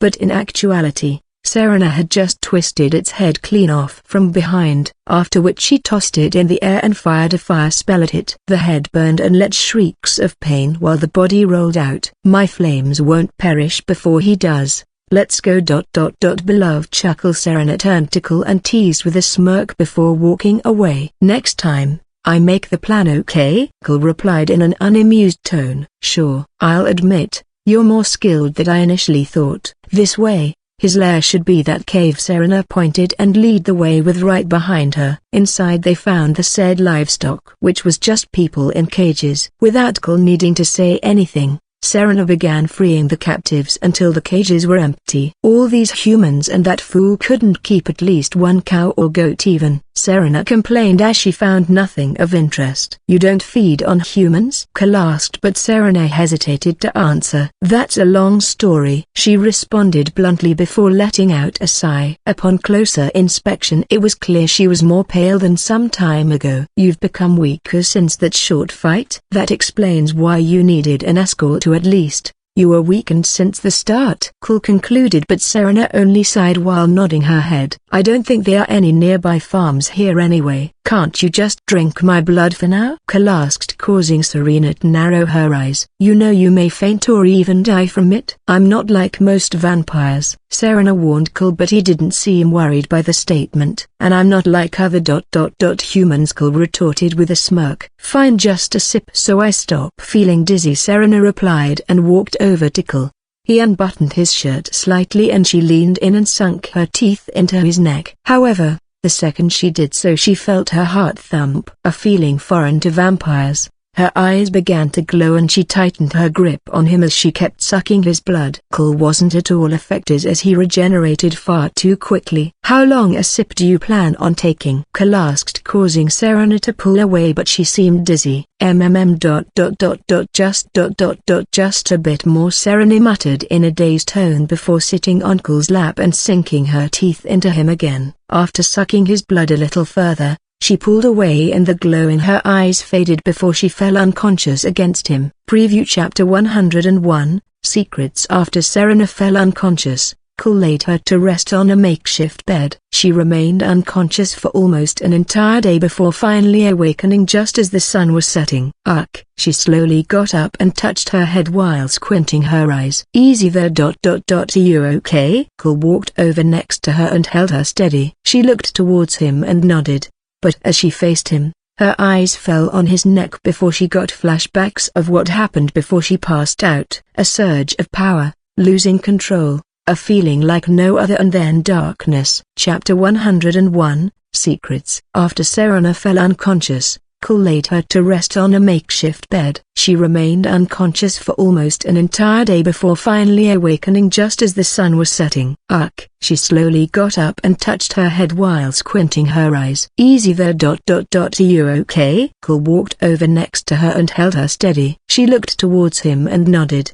But as she faced him, her eyes fell on his neck before she got flashbacks of what happened before she passed out. A surge of power, losing control, a feeling like no other, and then darkness. "Serena." Cole's voice reached her and she shook her head slightly confused. "Huh?" She looked at him a bit confused and then looked around the cave they were still in. "You just zoned out for a moment there." Cole pointed as Serena rubbed her forehead. "I'm fine, just a headache," she replied, and Cole simply nodded. "Vampire hangover." Understood. Clearly not wanting to talk about the subject further, Cole decided to quickly shift the mood with a light joke. Serena narrowed her eyes at him, but she did seem more relaxed than before. "Are you feeling well enough to go?" Cole asked Serena, who then quickly looked at her own body. "I feel incredible and my heart I could have sworn I felt it beat when." Serena quickly shook off the train of thoughts that she was beginning to have and nodded her head. "Yes, I'm well enough to go on." "Thank you for asking, beloved," Serena teased as she lifted the hood to her cloak and began walking towards the exit. Serena and Cole traveled during the night and avoided places with people. During travel they kept conversation light with a little teasing and sarcasm here and there. "Hold on," Serena suddenly instructed Cole. "Don't tell me it's another one of your admirers," Cole asked while readying a fire spell. "You know my heart beats only for you, my beloved." "Now come this way," Serena replied whilst Cole followed. "Your heart doesn't even beat," he muttered as they approached a small isolated settlement. "See, over there." Serena pointed towards a field that had cows and sheep. "Already hungry?" Cole's question caused Serena to give him a threatening look before she advanced to the field at a frightening speed. Serena appeared in front of one of the isolated cows and looked into its eyes. A moment later the cow's eyes became pitch black. Cole remained where he was and just observed from afar. Serena then proceeded to sink her teeth into the cow, but almost immediately pulled away and spat out the blood. "That felt repulsive. I couldn't even bear it," Serena thought to herself while wiping her mouth. She then proceeded to take bite after bite from different cows, but the result was the same. She then moved to the sheep and decided to test something. She made a slight incision using her sharp nail and let the blood flow. She took in the scent of the blood and then showed a disgusted look. "It's also giving off that repulsive feeling. I never had this problem before," Serena thought to herself before leaving. "You kept moving from animal to animal. Are you sure you won't get a hangover again?" Cole asked curiously, and Serena nodded. "I'll be fine for a while. Let's continue," Serena answered before the two continued the journey. Despite Serena being fine with it, Cole suggested they not travel during the day. During this time they would come out in a cave or a bandit fort that they cleared. Are all bandits this filthy? It reeks of alcohol in here. I think I prefer caves, Serena pointed out as her uncle walked around the halls of a bandit fort they had just cleared. Well, what did you expect? Was it different during your time? Cole turned to her and asked, but she simply glared at him. Are you implying I'm old? She asked while narrowing her eyes. Not sure what qualifies as old for vampires. Should it even matter since you're immortal? Cole replied with a question of his own. I'm not having this conversation with you, Cole. I'm going to rest now, so if you'd excuse me. Before Cole could respond, Serena turned into a bat and flew away. Guess I'll get some rest as well. This routine would continue for a day longer until they finally arrived at the northern coast of Skyrim. My home isn't far from here, Serena pointed out as they walked through a misty and snowy forest. Before we get there, I need you to have this. Cole reached into his pocket and brought out a small journal. What's this? Is this a confession, beloved? Serena showed a smirk while Cole sighed and shook his head. Only read this when you're alone and don't show it to anyone else. What you choose to do after reading this is up to you, Cole seriously instructed, causing Serena to look at the journal with a complex expression. She wanted to inquire more, but Cole gestured they move on. It didn't take long for them to reach a dark and gloomy castle. Before they could cross the bridge leading to it, a vampire appeared. Serena was welcomed with respect and Cole as a guest according to her. Inside the castle's main hall, a gathering of vampires could be seen. At the center of the hall was the lord of the court, Harkin, who turned to Serena and Cole immediately. Welcome back, Serena, my dear. Do you have it? Lord Harkin quickly inquired. All this time further, and the only thing you care to ask about is the scroll. Yes, I have it, Serena answered with her arms crossed. Of course I missed you, my dear. The scroll is just of great importance. I wish your mother was here to see this reunion before I put her head on a pike, Lord Harkin replied before turning his attention to Cole. That's the man who freed me and brought me here. His name is Cole, Serena introduced Cole quickly and turned back to her father. Oh, I know full well who he is. Cole the Dragon Slayer. Almost the entirety of Skyrim has heard of his endeavors, including my court. Serena then gave Cole an odd look, to which he just slightly shrugged. Lord Harkin proceeded to offer to make Cole a true vampire as a reward for saving his one and only daughter, but Cole refused. Without hesitation, Harkin proceeded to tell him that he'd spare him this one time, but the next time he encounters someone from his court, he'll be prey. If you feel you're stronger than dragons and Daedra lords, then you're welcome to come face me anytime. Cole replied, not the slightest bit intimidated by Harkin's words. Instead, it was Cole's words that made some vampires present in the hall look at each other oddly. After he said these words, Cole gave Serena a wave and said goodbye. She nodded at this gesture and reciprocated with a small wave. Chapter 102, Revelation. Centenarian. I don't get sick because I clean my veins. Blood balance A/N. First bonus chapter. After Cole left, Serena was welcomed by the other members of the court. However, her father seemed to only care for the scroll, which led to an argument. In the end, she just walked away and left him be. A day after Serena had properly settled in her home, she took out the letter that Cole had given her. She laid on her bed, then opened it and began reading slowly. Just a few lines into the letter and Serena furrowed her brows. The letter talked about how she was a piece of some ancient prophecy her father was plotting on carrying out. At first Serena was extremely skeptical and even angry when reading this, until Cole began revealing information that he couldn't possibly know. Events that took place thousands of years ago. Things known only to her father and mother, accurately detailed like he was there. Serena found herself reading more intently, and in the end, despite the accusation being strong, it carried equally strong evidence backing it up. Serena was left with no choice but to confront her further about the matter directly. Where did you hear that, my dear? Harkin replied calmly when Serena stormed into his study and confronted him on the matter. That doesn't matter, father. I want you to explain all this and the truth, Serena yelled, causing her father to sigh and stand up. Think about it, Serena. A world where vampires can roam free without having to fear the sun. Such a world can be made possible by us, Serena. You would be the reason such a thing came to be. An existence never to be forgotten. Our court would reign supreme for eternity. Don't let your mother's ideals cloud you of what's really important. Harkin faced Serena and declared proudly, to think mother was right about you. Whatever your grand scheme is, I want no part of it. You can create your perfect world, but I shall play no part in it, Serena declared before turning to leave. However, the doors to study suddenly slammed shut. Serena stopped at the door and her eyes began to glow a crimson red. I'm sorry dear, but I can't allow you to do that. My duty to my kind comes before anything else, Harkin said in a low tone as Serena turned around slowly. It was foolish of me to see it all these years. But that ends tonight, Serena declared before charging at Harkin. The speed at which she reached him left him no time to react properly. He could only shield himself with his arms. However, when Serena reached him, her nails elongated and she swung her arm hard in his direction. This caused both of Harkin's forearms to be ripped off. He grit his teeth in pain, in absolute confusion at just how her daughter became this powerful. Just Hoag.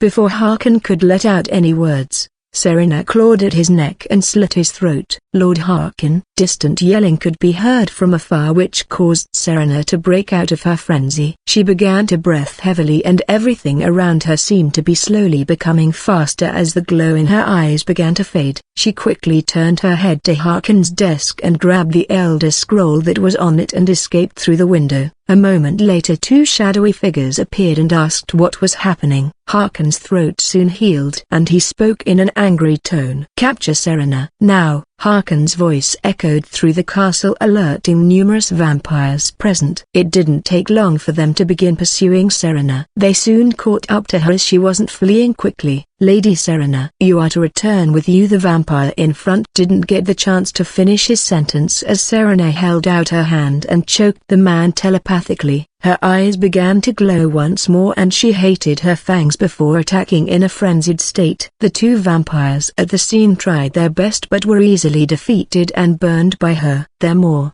she muttered to herself while looking back in the direction of the castle before continuing to flee. This time she didn't bother slowing down and raced through forests, plains and swamps without stopping. When she stumbled upon a small settlement, she quickly grabbed an unsuspecting young woman and brought her into the shadows. "Kill the Dragon Slayer. You will tell me where his home is." As Serena commanded this, the woman's eyes turned blank. "The Hiracle lives in Whiterun Estate. Numerous dragons can be seen flying above it," the girl answered in a dazed tone. The location of Kull's home was no secret as it stood out in the open not far from Whiterun. Serena was about to let the young lady go when she realized she was running low on energy. She seemed hesitant but furrowed her brows and sunk her teeth into the young woman. Almost immediately she pulled away and spat out the blood as it felt incredibly repulsive to her. The young lady fell to the ground and began moving around weakly. Serena didn't bother staying any longer and fled from the settlement. It took her a full day to arrive at Kull's estate. However, as soon as she stepped on the property, the dragons flying above began to roar. "Stand down!" Suddenly a loud voice reached Serena's ears, but it was in a tongue foreign to her. When looking for the source, she saw Kull standing on a balcony up in his mansion. He gestured to come forward and she did just that, although cautiously. Kull met her at the door as she was breathing heavily with her robes covered in blood. Serena noticed Kull looking at her robes but she shook her head. "It isn't my blood. I'm fine," she stated as she fixed her disheveled hair, after which she glared at Kull sternly. "Come in," Kull offered, but Serena remained where she was and spoke to Kull in a cautious tone. "Who or what are you?" Chapter 103, Unexpected Guest. I/N. Second bonus chapter. Who or what are you? Kull paused for a minute before turning towards her and acting normal. "The same way you have secrets, I have mine," Kull replied honestly, but Serena was unwilling to accept that answer. "The things you know, the only possible answer is that you've met my mother before or my father told you, which I find very hard to believe," Serena replied, but Kull didn't seem any more willing to reveal anything. "Like I said, I have my secrets and you have yours. I gave you that letter for my own selfish reasons. I don't want Harkin and his new accomplice to succeed in making Skyrim a dominion for vampires. Does that make things clearer? Cole's answer wasn't something Serena was expecting, which made her angry. Her eyes turned blood crimson and she extended her arm towards Cole. You will tell me everything, she ordered, but Cole did no such thing. Stand down. Suddenly Serena fell to her knees,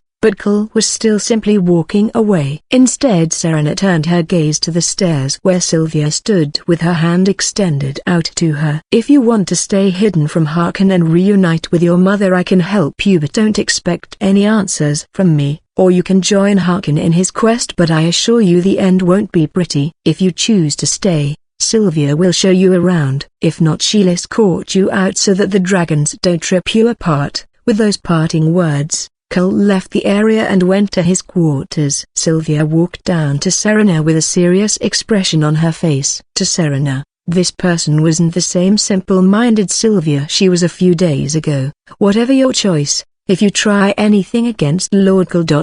I will end you. Sylvia's eyes began to glow along with her staff and Serena could feel her bones creak. I didn't plan on hurting him... I just wanted answers. Serena answered clearly and didn't seem to mind the pain. You're not lying, she muttered as the glow in her eyes faded. I'll go make some treats then. You must be tired from your journey. Sylvia spoke in her usual tone before rushing towards the kitchen, but before falling over her own dress. This left Serena completely dumbfounded. After showing her to her quarters, Sylvia left her to her devices and went towards her quarters. Serena had no need to sleep and stayed awake contemplating her situation, questioning whether staying with Cole was the right choice or not. But in the end she concluded it was the smartest option for someone who was being hunted as badly as she was. Meanwhile in Cole's room, release me, you heretic. You dare house an undead in my presence... The longer you hold me, the more gruesome ways I think of to make you suffer. Do you hear me? A voice complained coming from a sword next to Cole's bed. Yes, I hear you loud and clear. Sadly, Cole replied as he got a wet cloth and walked over to it. He picked it up and examined it from different angles before sitting on the edge of his bed and placing it on his lap. Without wasting time he began wiping the sword. Dawnbreaker had no blood stains as it could absorb any blood that touched. Rather he was just wiping it to annoy the Dedrick prince within. Why you? How dare you? Release me at once. Stop this at once. This is beneath me. I'm warning you for the last time. Grrr. Numerous curse words and all forms of angry noises escaped from the sword, but Cole continued wiping it with a smile on his face. They're all done. Cole held up the sword and admired his handiwork with a smile on his face, but Meridia didn't share this sentiment. Never did I think it possible to despise someone so, but no, you have done so. Surprisingly to Cole, Meridia still had enough energy to insult Cole. Right, well, good night to you too, Cole replied and wrapped the sword in a grey cloth and put it away. Meanwhile in Serena's room, as she just stared at the art decorating her walls, her eyes suddenly gave off a glow. A new scent... and it's malicious, Serena muttered under her breath before rushing out of the room. She followed her senses and quickly arrived in one of the halls upstairs. The source was a hooded figure. However, this figure was mounted to the wall by jagged pieces of ice. In front of him was Sylvia, who had already begun an interrogation. Who are you? She asked while tapping her chin. She asked in her usual tone, which made her come off as harmless and airheaded. This made the figure turn his head away. Sylvia's demeanor suddenly took a turn and she tapped her staff, causing the jagged pieces of ice that impaled the man to grow. The healing spell she kept activated ensured no accidents occurred. You will answer her. Serena walked over to her and commanded the figure. He is an assassin from the Dark Brotherhood. That much is clear. What I want to know is who sent him. Cole also appeared on the scene while stretching his arms out. You heard him, Serena commanded, and the figure soon spoke. We aren't told who's behind the contracts. I just carry them out when given one, the figure answered in a dazed tone. That leaves only one option. The location of your base, Cole asked, and the figure instantly answered. As expected, it's not the exact same place as in the game. Cole thought to himself before nodding to Serena, who then stopped choosing the spell. Sylvia, Get rid of him and go get ready. We're going to pay the Brotherhood a visit, Cole said while turning to walk away. I'm coming too. My abilities may come in handy, Serena suddenly said as she walked up to Cole. Aren't you drained from escaping? Cole responded with a raised brow. Yes, I am. In exchange for my help, I want some of your blood, Serena requested, to which Cole didn't answer immediately. I don't see why not. So if I want your help with Harkin, all I need is to give you some of my blood? Cole asked with his arms crossed. Yes, I'll help so long as you keep me from my father and help me find my mother as well, Serena replied, to which Cole nodded. We have a deal. Chapter 104, Extermination Part 1. Centenarian. I don't get sick because I clean my veins. Blood balance. After Cole came to an agreement with Serena, Sylvia left to go get changed while Serena walked over to Cole and leaned into his neck. Just getting close to him triggered her to beat her fangs as the scent of his blood was just that alluring. She didn't wait any longer and sunk her teeth into his neck and sucked on his blood. Once more she felt her heart thump as the blood made her body surge with power. She pulled away after a short moment and said nothing before walking away. Cole watched her leave with narrowed eyes before going to get changed himself. After doing so, he met with Sylvia and Serena outside the estate before calling for a dragon. Using the dragon to travel, it took them only a little while to arrive in the forest near the town of Dawnstar. Once there, they proceeded on foot and followed the information they got from the assassin they interrogated. It didn't take long for them to encounter the stone door with a skull on it and a bloodied handprint. Cole, Sylvia and Serena walked over and the door immediately spoke. What is life's greatest illusion? It asked, causing Sylvia and Serena to look confused before turning to Will. Cole showed a smile and kicked the door down effortlessly before walking in. We'll split and attack from different points. If possible, try to catch as many as you can alive, Cole instructed as he stepped towards a hall he chose to follow. The design seemed completely different to the way it was in-game, but it still suggested they were in poor state. Almost immediately after going down a hall, Sylvia encountered people. She didn't waste time and trapped each one she met in giant blocks of ice. Meanwhile, Serena used a vampiric spell called Drain Vitality to drain people of their life force till they were just at death's door before knocking them out. Serena and Sylvia met in a large central room where they lined up everyone they found and stood in front of them. To call themselves assassins is actually quite funny. To think they'd have been this easy to deal with. So much for being one of the deadliest groups in Skyrim, Serena pointed out in an amused tone. You caught us off guard, but mark my words, I will personally kill you in the most brutal of ways. If you think this is everyone the Brotherhood is composed of, then you're usually mistaken. A large Nord man pointed out in an angry tone towards Serena, but she wasn't the least bit fazed. If your mane fell this easily, what makes you think your branches will have better luck? Serena asked while tilting her head. Who sent you? Whatever reason you're doing this, I'm sure we can negotiate some terms and resolve this. A blonde short-haired woman next to the angry man voiced calmly despite the situation. I'm not really in a negotiating mood. Cole soon appeared, causing the once calm woman to furrow her brows. Behind him he dragged an unconscious man in a jester's outfit. He threw the man next to the other members lined up and went to stand next to Serena and Sylvia, who requested that I be killed. Astrid? Cole asked the once calm woman and directly addressed her by her name. There are a number of ways he could have known it, so she wasn't all that surprised. Like I said, why don't we negotiate? Astrid recomposed herself and offered this once more. Serena. Cole called out, and Serena immediately raised her hand towards one of the members lined up and used her Drain Vitality spell. The already weakened member let out painful grunts before falling to the ground lifeless. Visera. The large Nord man exclaimed loudly, and the other members expressed their shock as well. Astrid showed a scowl towards Cole, but he didn't show much of an expression, just the small smile he wore on his face. You don't need to do these, just hear what I have to say. Serena. Cole interrupted Astrid and called out Serena once more. She immediately responded by killing yet another one of the lined up members with her spell. Festus. Some of the members yelled out in unison. The Dark Brotherhood was composed of cold-blooded killers, but they themselves could be considered a sort of dysfunctional family that still cared for or at least tolerated one another. Fine, stop, I'll talk. Astrid quickly responded, unable to hide the anger she was feeling at that moment. Two people she had known for years had been killed in a mere moment. Worse, she could have prevented it. "Who hired you to kill me?" Cole asked bluntly with his arms crossed. "It was a rich merchant from Solitude." She's lying," Serena quickly interjected and pointed out. Cole gave her a small nod and she took the life of yet another one of the members. "Gabriella." A few members muttered whilst others were rendered speechless by the spectacle. "Enough. I won't allow you to have us all killed over money." Astrid, Thane Erica of Solitude ordered your assassination while Mavin Blackbra referred us to him. "That is the truth." "He's telling the truth," Serena added while looking at Cole. "Wise choice, Nazir." "Now let's talk about the price to pay. From now on the Dark Brotherhood will belong to me.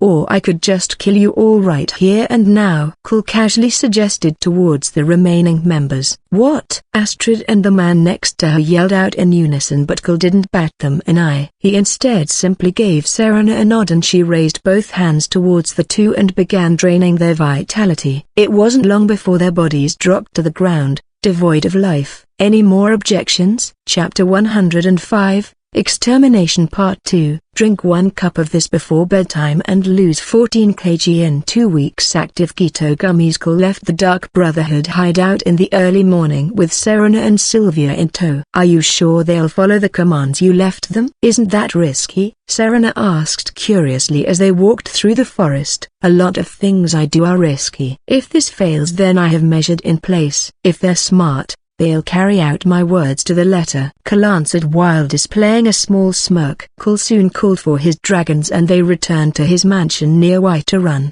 Thereafter he had an important letter sent to Jarl Elizabeth and now waited for events to unfold. Later that very day in Solitude, Jarl Elizabeth had gathered the people of her court for an important announcement. In 2 days' time, a meeting will be held to discuss how best to deal with the vampire threat in Skyrim once and for all. "I ask that letters be sent to inform all Jarls about this, as it is mandatory to attend. Those who don't will face a penalty." Elizabeth finished speaking and caused the many people present to look at her oddly. Most thought her to be timid and more of a puppet, so this declaration was otherwise odd, especially the penalty. Unbeknownst to them, she was following the script Cole had set up for her. This conference was more or less the final piece to his grand plan. "Jarl Elizabeth, it may not be wise to go about things this way. I say we wait and see if the vampire attacks either reduce or increase, then go from there to not waste manpower." Thane Erica stood and suggested with a smile, "Did I ask for your input?" "Know your place, Erica. I won't allow my people to die just so you can save manpower. I've stated my declaration." "You're here only as a formality. Your words change nothing," she declared before standing from her throne and leaving to her quarters. "My heart has never beat so fast in my life. But it was so exciting to be seen as superior. He helped with the first part, but now I have to make all the necessary arrangements. Calm yourself, Elizabeth. I can do this. I'll be the queen my people and Cole need to be." She motivated herself proudly before calling it a day. Meanwhile, outside the Blue Palace, Erica was walking through the streets of Solitude in great anger. "That bitch. After all I've done for her, she dares to do this to me. Humiliated and in front of the entire court. Even maids dared to laugh at me. Oh, just you wait. Once your fiancé is dead, you'll crawl back to me begging," he thought to himself before bumping into someone. "Oh, apologies, great lord," a feminine voice called out. Erica looked down to see a young and voluptuous woman rubbing her head as she stood up, and she wore a veil on her face that made her look even more exotic. "Oh no, it's fine. I was just lost in thought, haha. But a young and beautiful lady like yourself shouldn't be walking at night alone," he stated while helping her up. Unable to resist caressing her extremely soft and smooth skin in the process. "My fiancé died in the war, thanks to Cole bastard. Now I must fend for myself in a foreign land. I can't survive without a strong man by my side." The woman began to cry and hugged Erica, causing him to gulp the second he felt the softness of the woman's breasts. "Oh, fear not, milady. I too know of the problems that man has brought. I can help make your life here better.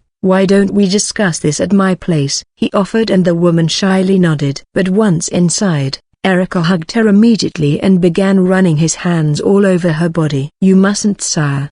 she muttered, but he continued and slowly began to reach for her intimate areas. But instead of a slit, he felt an erectrode twice the size of his. Erica's eyes widened and he quickly looked up. "First time?" a masculine voice asked, causing him to panic even more. "Why, you're a man," he called out as the person removed the veil and wiped their face, revealing a man. "That I am. The Night Mother sends her regards," he stated as he slowly walked over to Erica. No. A little later the same night in Riffin, as Maven was writing something in her study, her window flew open with a large gust of wind. Maven quickly raised her head and looked at it while frowning. "Damned Riffin weather," she curses before standing to close the window. "It's not the weather you should worry about." A voice behind Maven caused her to quickly turn around, but when she did so, she came face to face with a small blonde-haired child with bright red eyes. "You will listen to me," the child ordered, and Maven nodded in a dazed manner. "Hey good. I'm here to deliver a message. The Brotherhood is under new laws, and so your ties to us are being severed. You are being given the chance to redeem yourself, however, but you won't be told how to do so. Get creative or don't face a fate worse than death." The end. How mysterious. He. "Well, goodbye, miss," the child stated the message before saying her farewell in a playful manner. After that the child moved at a great speed and left outside the window. Maven soon stood up looking very angry but at the same time worried. Almost immediately her door slammed open and a burly guard rushed in. "Who said you could enter?" she yelled out. "I'm sorry, Jarl Maven, but it's your children and husband. They're dead," the burly guard stated in a hesitant tone. Edited by Magnus the Nazim Love Ray/N. Before the people who jump to conclusions start bitching, Maven's children are adults and bad people. The husband is a simp and a cuck. There, is your justice bonus satisfied? Chapter 106, Extermination Part 3. Drink 1 cup of this before bedtime and lose 14 kg in 2 weeks. Active keto gummies soon. The day of the conference arrived and the Jarls as well as members of their court were in solitude. News of the death of Erica and Maven's children and husband had shocked many, especially when the cause was determined to be vampires. This influenced many important figures to attend, as it seemed that's who the vampires were targeting. Before the meeting began, however, there was already a controversial matter present. "I refuse to attend." "How dare you invite the heads of the Dark Brotherhood and the Thieves Guild? Both of them should be arrested. Are you mad, Elizabeth?" the Jarl of Markarth yelled out in anger. "I advise you to watch your tone. General Lick, please tell them why." This declaration serves to inform the leaders of Skyrim that Jarl Elizabeth is the one and only recognized High Queen of Skyrim. Her decisions are law. Legatrick has received the position of general and will control military operations within Skyrim and aid the Queen. Signed, the Emperor. Legatrick finished reading the declaration, which caused silence to fall into the hall. "That changes nothing. I still don't see why you're housing murderers and thieves," the angry Jarl of Markarth yelled out while slamming the table. "These so-called thieves and murderers have provided me information on all of you present. More than half of you have committed both murders and thefts. General Lick has confirmed all the information, and should I wish I can have plenty of you executed. If you think you're innocent of any crimes, then I dare you to speak up.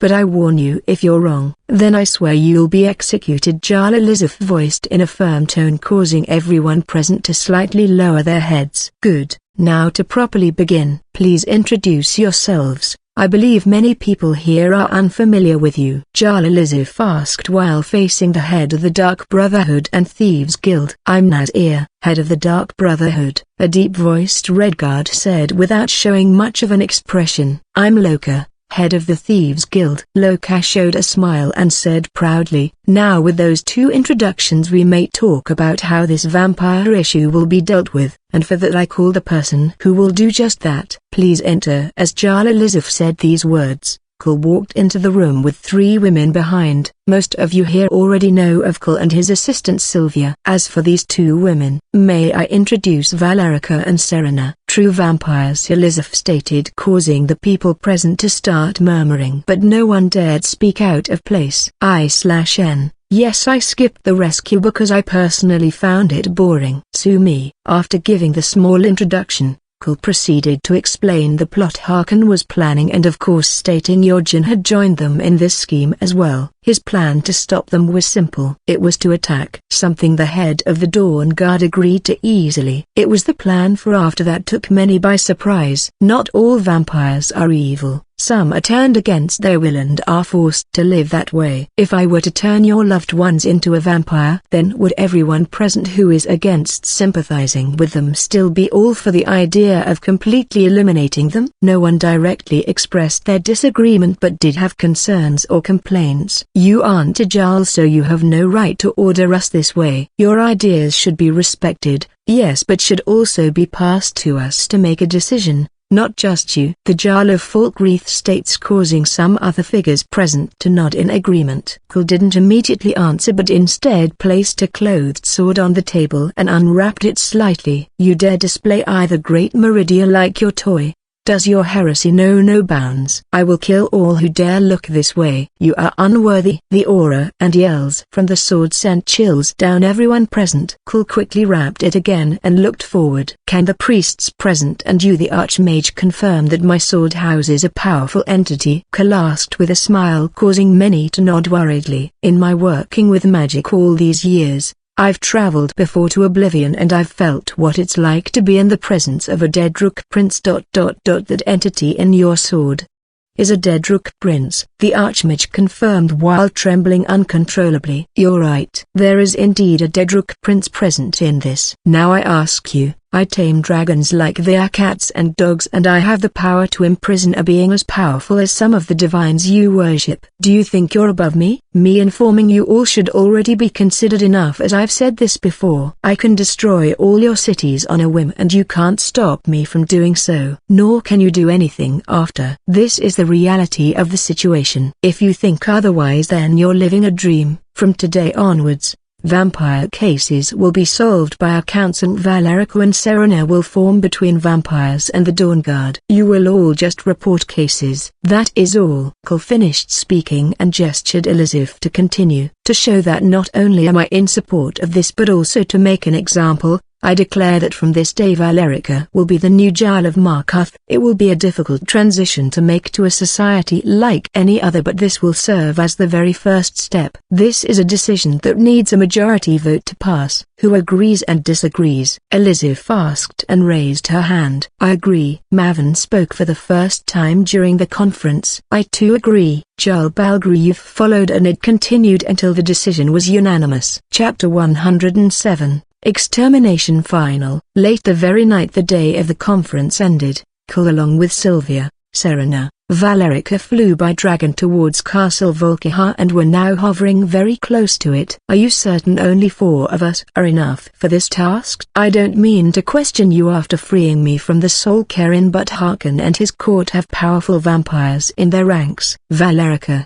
Serena's mother asked in an inside tone. Funny. I have powerful dragons in mine. Kul replied with a smile before ordering in the tongue of dragons to attack. Numerous dragons appeared after this and began breathing fire upon the building all at once. Vampires were highly weak to fire and dragons possessed the hottest fire of all. Rather than wasting time to attack numerous beings faster than humans, we can simply end it all in one attack. Why complicate things with a long-winded battle? Kul said aloud while looking at the spectacle before his eyes. I/N. Yea, don't expect long glory battles from me unless they are necessary to the arc we're doing. For this case vampires would wreck humans if attacked, but dragons. Nah. So MC chose smart choice rather than people dying looking bloody or war crying like usual. Battle hungry MC. F. De Harkin. No way, I'm dealing with your speech in a fanfic too. The flaming of the castle continued until a few hours passed. Dragons kept taking turns to engulf the building in flames. After this, Kul ordered the dragons that could to use frost attacks on it. Sylvia, use detect life on the building. Kul asked Sylvia, who complied. There's only one presence left, Sylvia answered before Kul began walking to the castle. Serena and Valerica looked around the nearby forest in case any vampires were not present and decided to return. After walking into the main hall of the castle, Kul found a panicked Yorjin looking around himself confused. It was you. Yorjin yelled out in anger as he saw Kul entering. Now, Now let's be civilized. I have an offer for you, Cole asked as he got closer to Yojin, who readied a sword to fight. I'm listening, Yojin said in a suspicious tone. You're obviously powerful, so I want you on my side, Yojin. So how about this? You have one chance to strike me. If you manage to make a clean cut on me, then you win and I'll follow you, but if you lose you follow me, Cole offered with a smile on his face. Deal, Yojin yelled out before using his incredible speed as a vampire to close the distance between Cole and himself. Rather than cut, he chose to stab Cole right through the heart. Ha ha ha. I've done it. I've killed you. You didn't think I'd give you a chance to prepare your defense, did you? He laughed out while driving the sword deeper. Sylvia fell to her knees, shaking her head while Yojin continued to laugh. Damn, that hurt. Okay Sylvia, performance over. Did it work? Cole quickly removed the sword in his chest and turned to Sylvia. Yes Lord Cole, it did. Yojin has now jumped to level 94 by killing you once. He is now purgable, Sylvia declared while Cole showed a sadistic smile. What? Yojin asked in a confused tone, but Cole immediately appeared in front of him and punched him with extreme force, shattering many of his organs which began to heal only due to his vampiric abilities. Honestly, I got tired of waiting for you to get stronger on your own a little while back, but I first needed to finish my plans before anything else. But now that they're done, Cole slowly began to unwrap Dawnbreaker. The light from the blade made Yojin unable to regenerate and slowly began to disintegrate. No, Meridia, such an ending is too simple for him. A little finesses won't hurt. I'm sure you're very angry, are you not? Cole asked with a smile on his face. Do not order me, mortal, Meridia replied in angry tone. Oh well, I guess I should wash you in holy water at a temple after this. I wouldn't want Yojin's blood on the sword I use. Immediately Cole said this, Meridia shifted into her first form and walked over to Yojin without saying a word. She picked up a nearby sword and began slashing at his throat repeatedly with incredible force. His body healed slowly and she turned her attention to his face, neatly cutting off the skin on his face before bringing her hand forward and pulling his eyes out. Meridia still felt great anger and began wedging the teeth out of his gums. The pain was too much for Yojin to take as he shrieked over and over again, but Meridia never once stopped. She carried on without any sign of stopping until Cole spoke up. I think that's enough. Return to your normal form, Cole ordered, but Meridia simply glared at him. Cole soon approached her and groped her ass-cheek, causing her eyes to widen. Do so or I may be tempted to sully a Dedrick prince, Cole threatened, and Meridia immediately changed back and began cursing him and his ancestors. Alright. Well Yojin...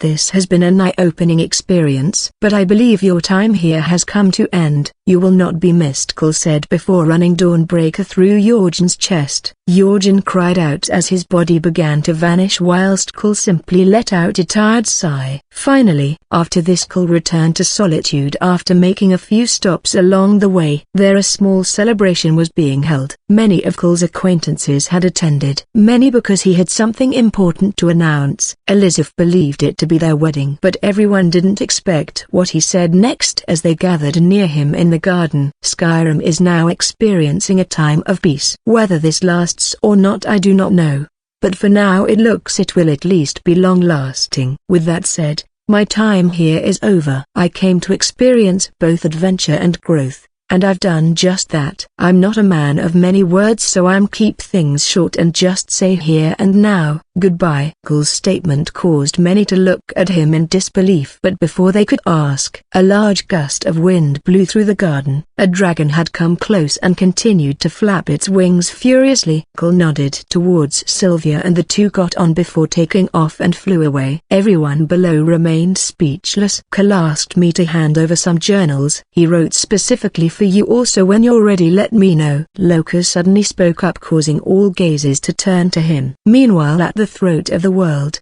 the highest point in all of Tamriel, Cole and Sylvia disembarked from the dragon before it flew away. Now for my world, Alt Nation. I want this world to not be reset. Cole spoke while facing Sylvia. Was this what you wanted from the start? Sylvia asked curiously. Some worlds are destined to have bad ends while others it simply depends. Peace never lasts, but it will at last. Elizabeth may grow wiser and rule greatly as she cares most for her people. Joel, Lydia and Ayla will become the heroes Skyrim need. Loka and Nazir will handle the darker side of things. Lik and Hadva will handle military affairs and maintain order. My dragons intervene where necessary. Although not planned, Valerica being Jarl helps greatly towards vampires being more accepted. Then as for Serena, she'll watch you leave just like that? A dark cloud appeared and soon morphed into Serena. You can't follow me where I'm going. You may never return.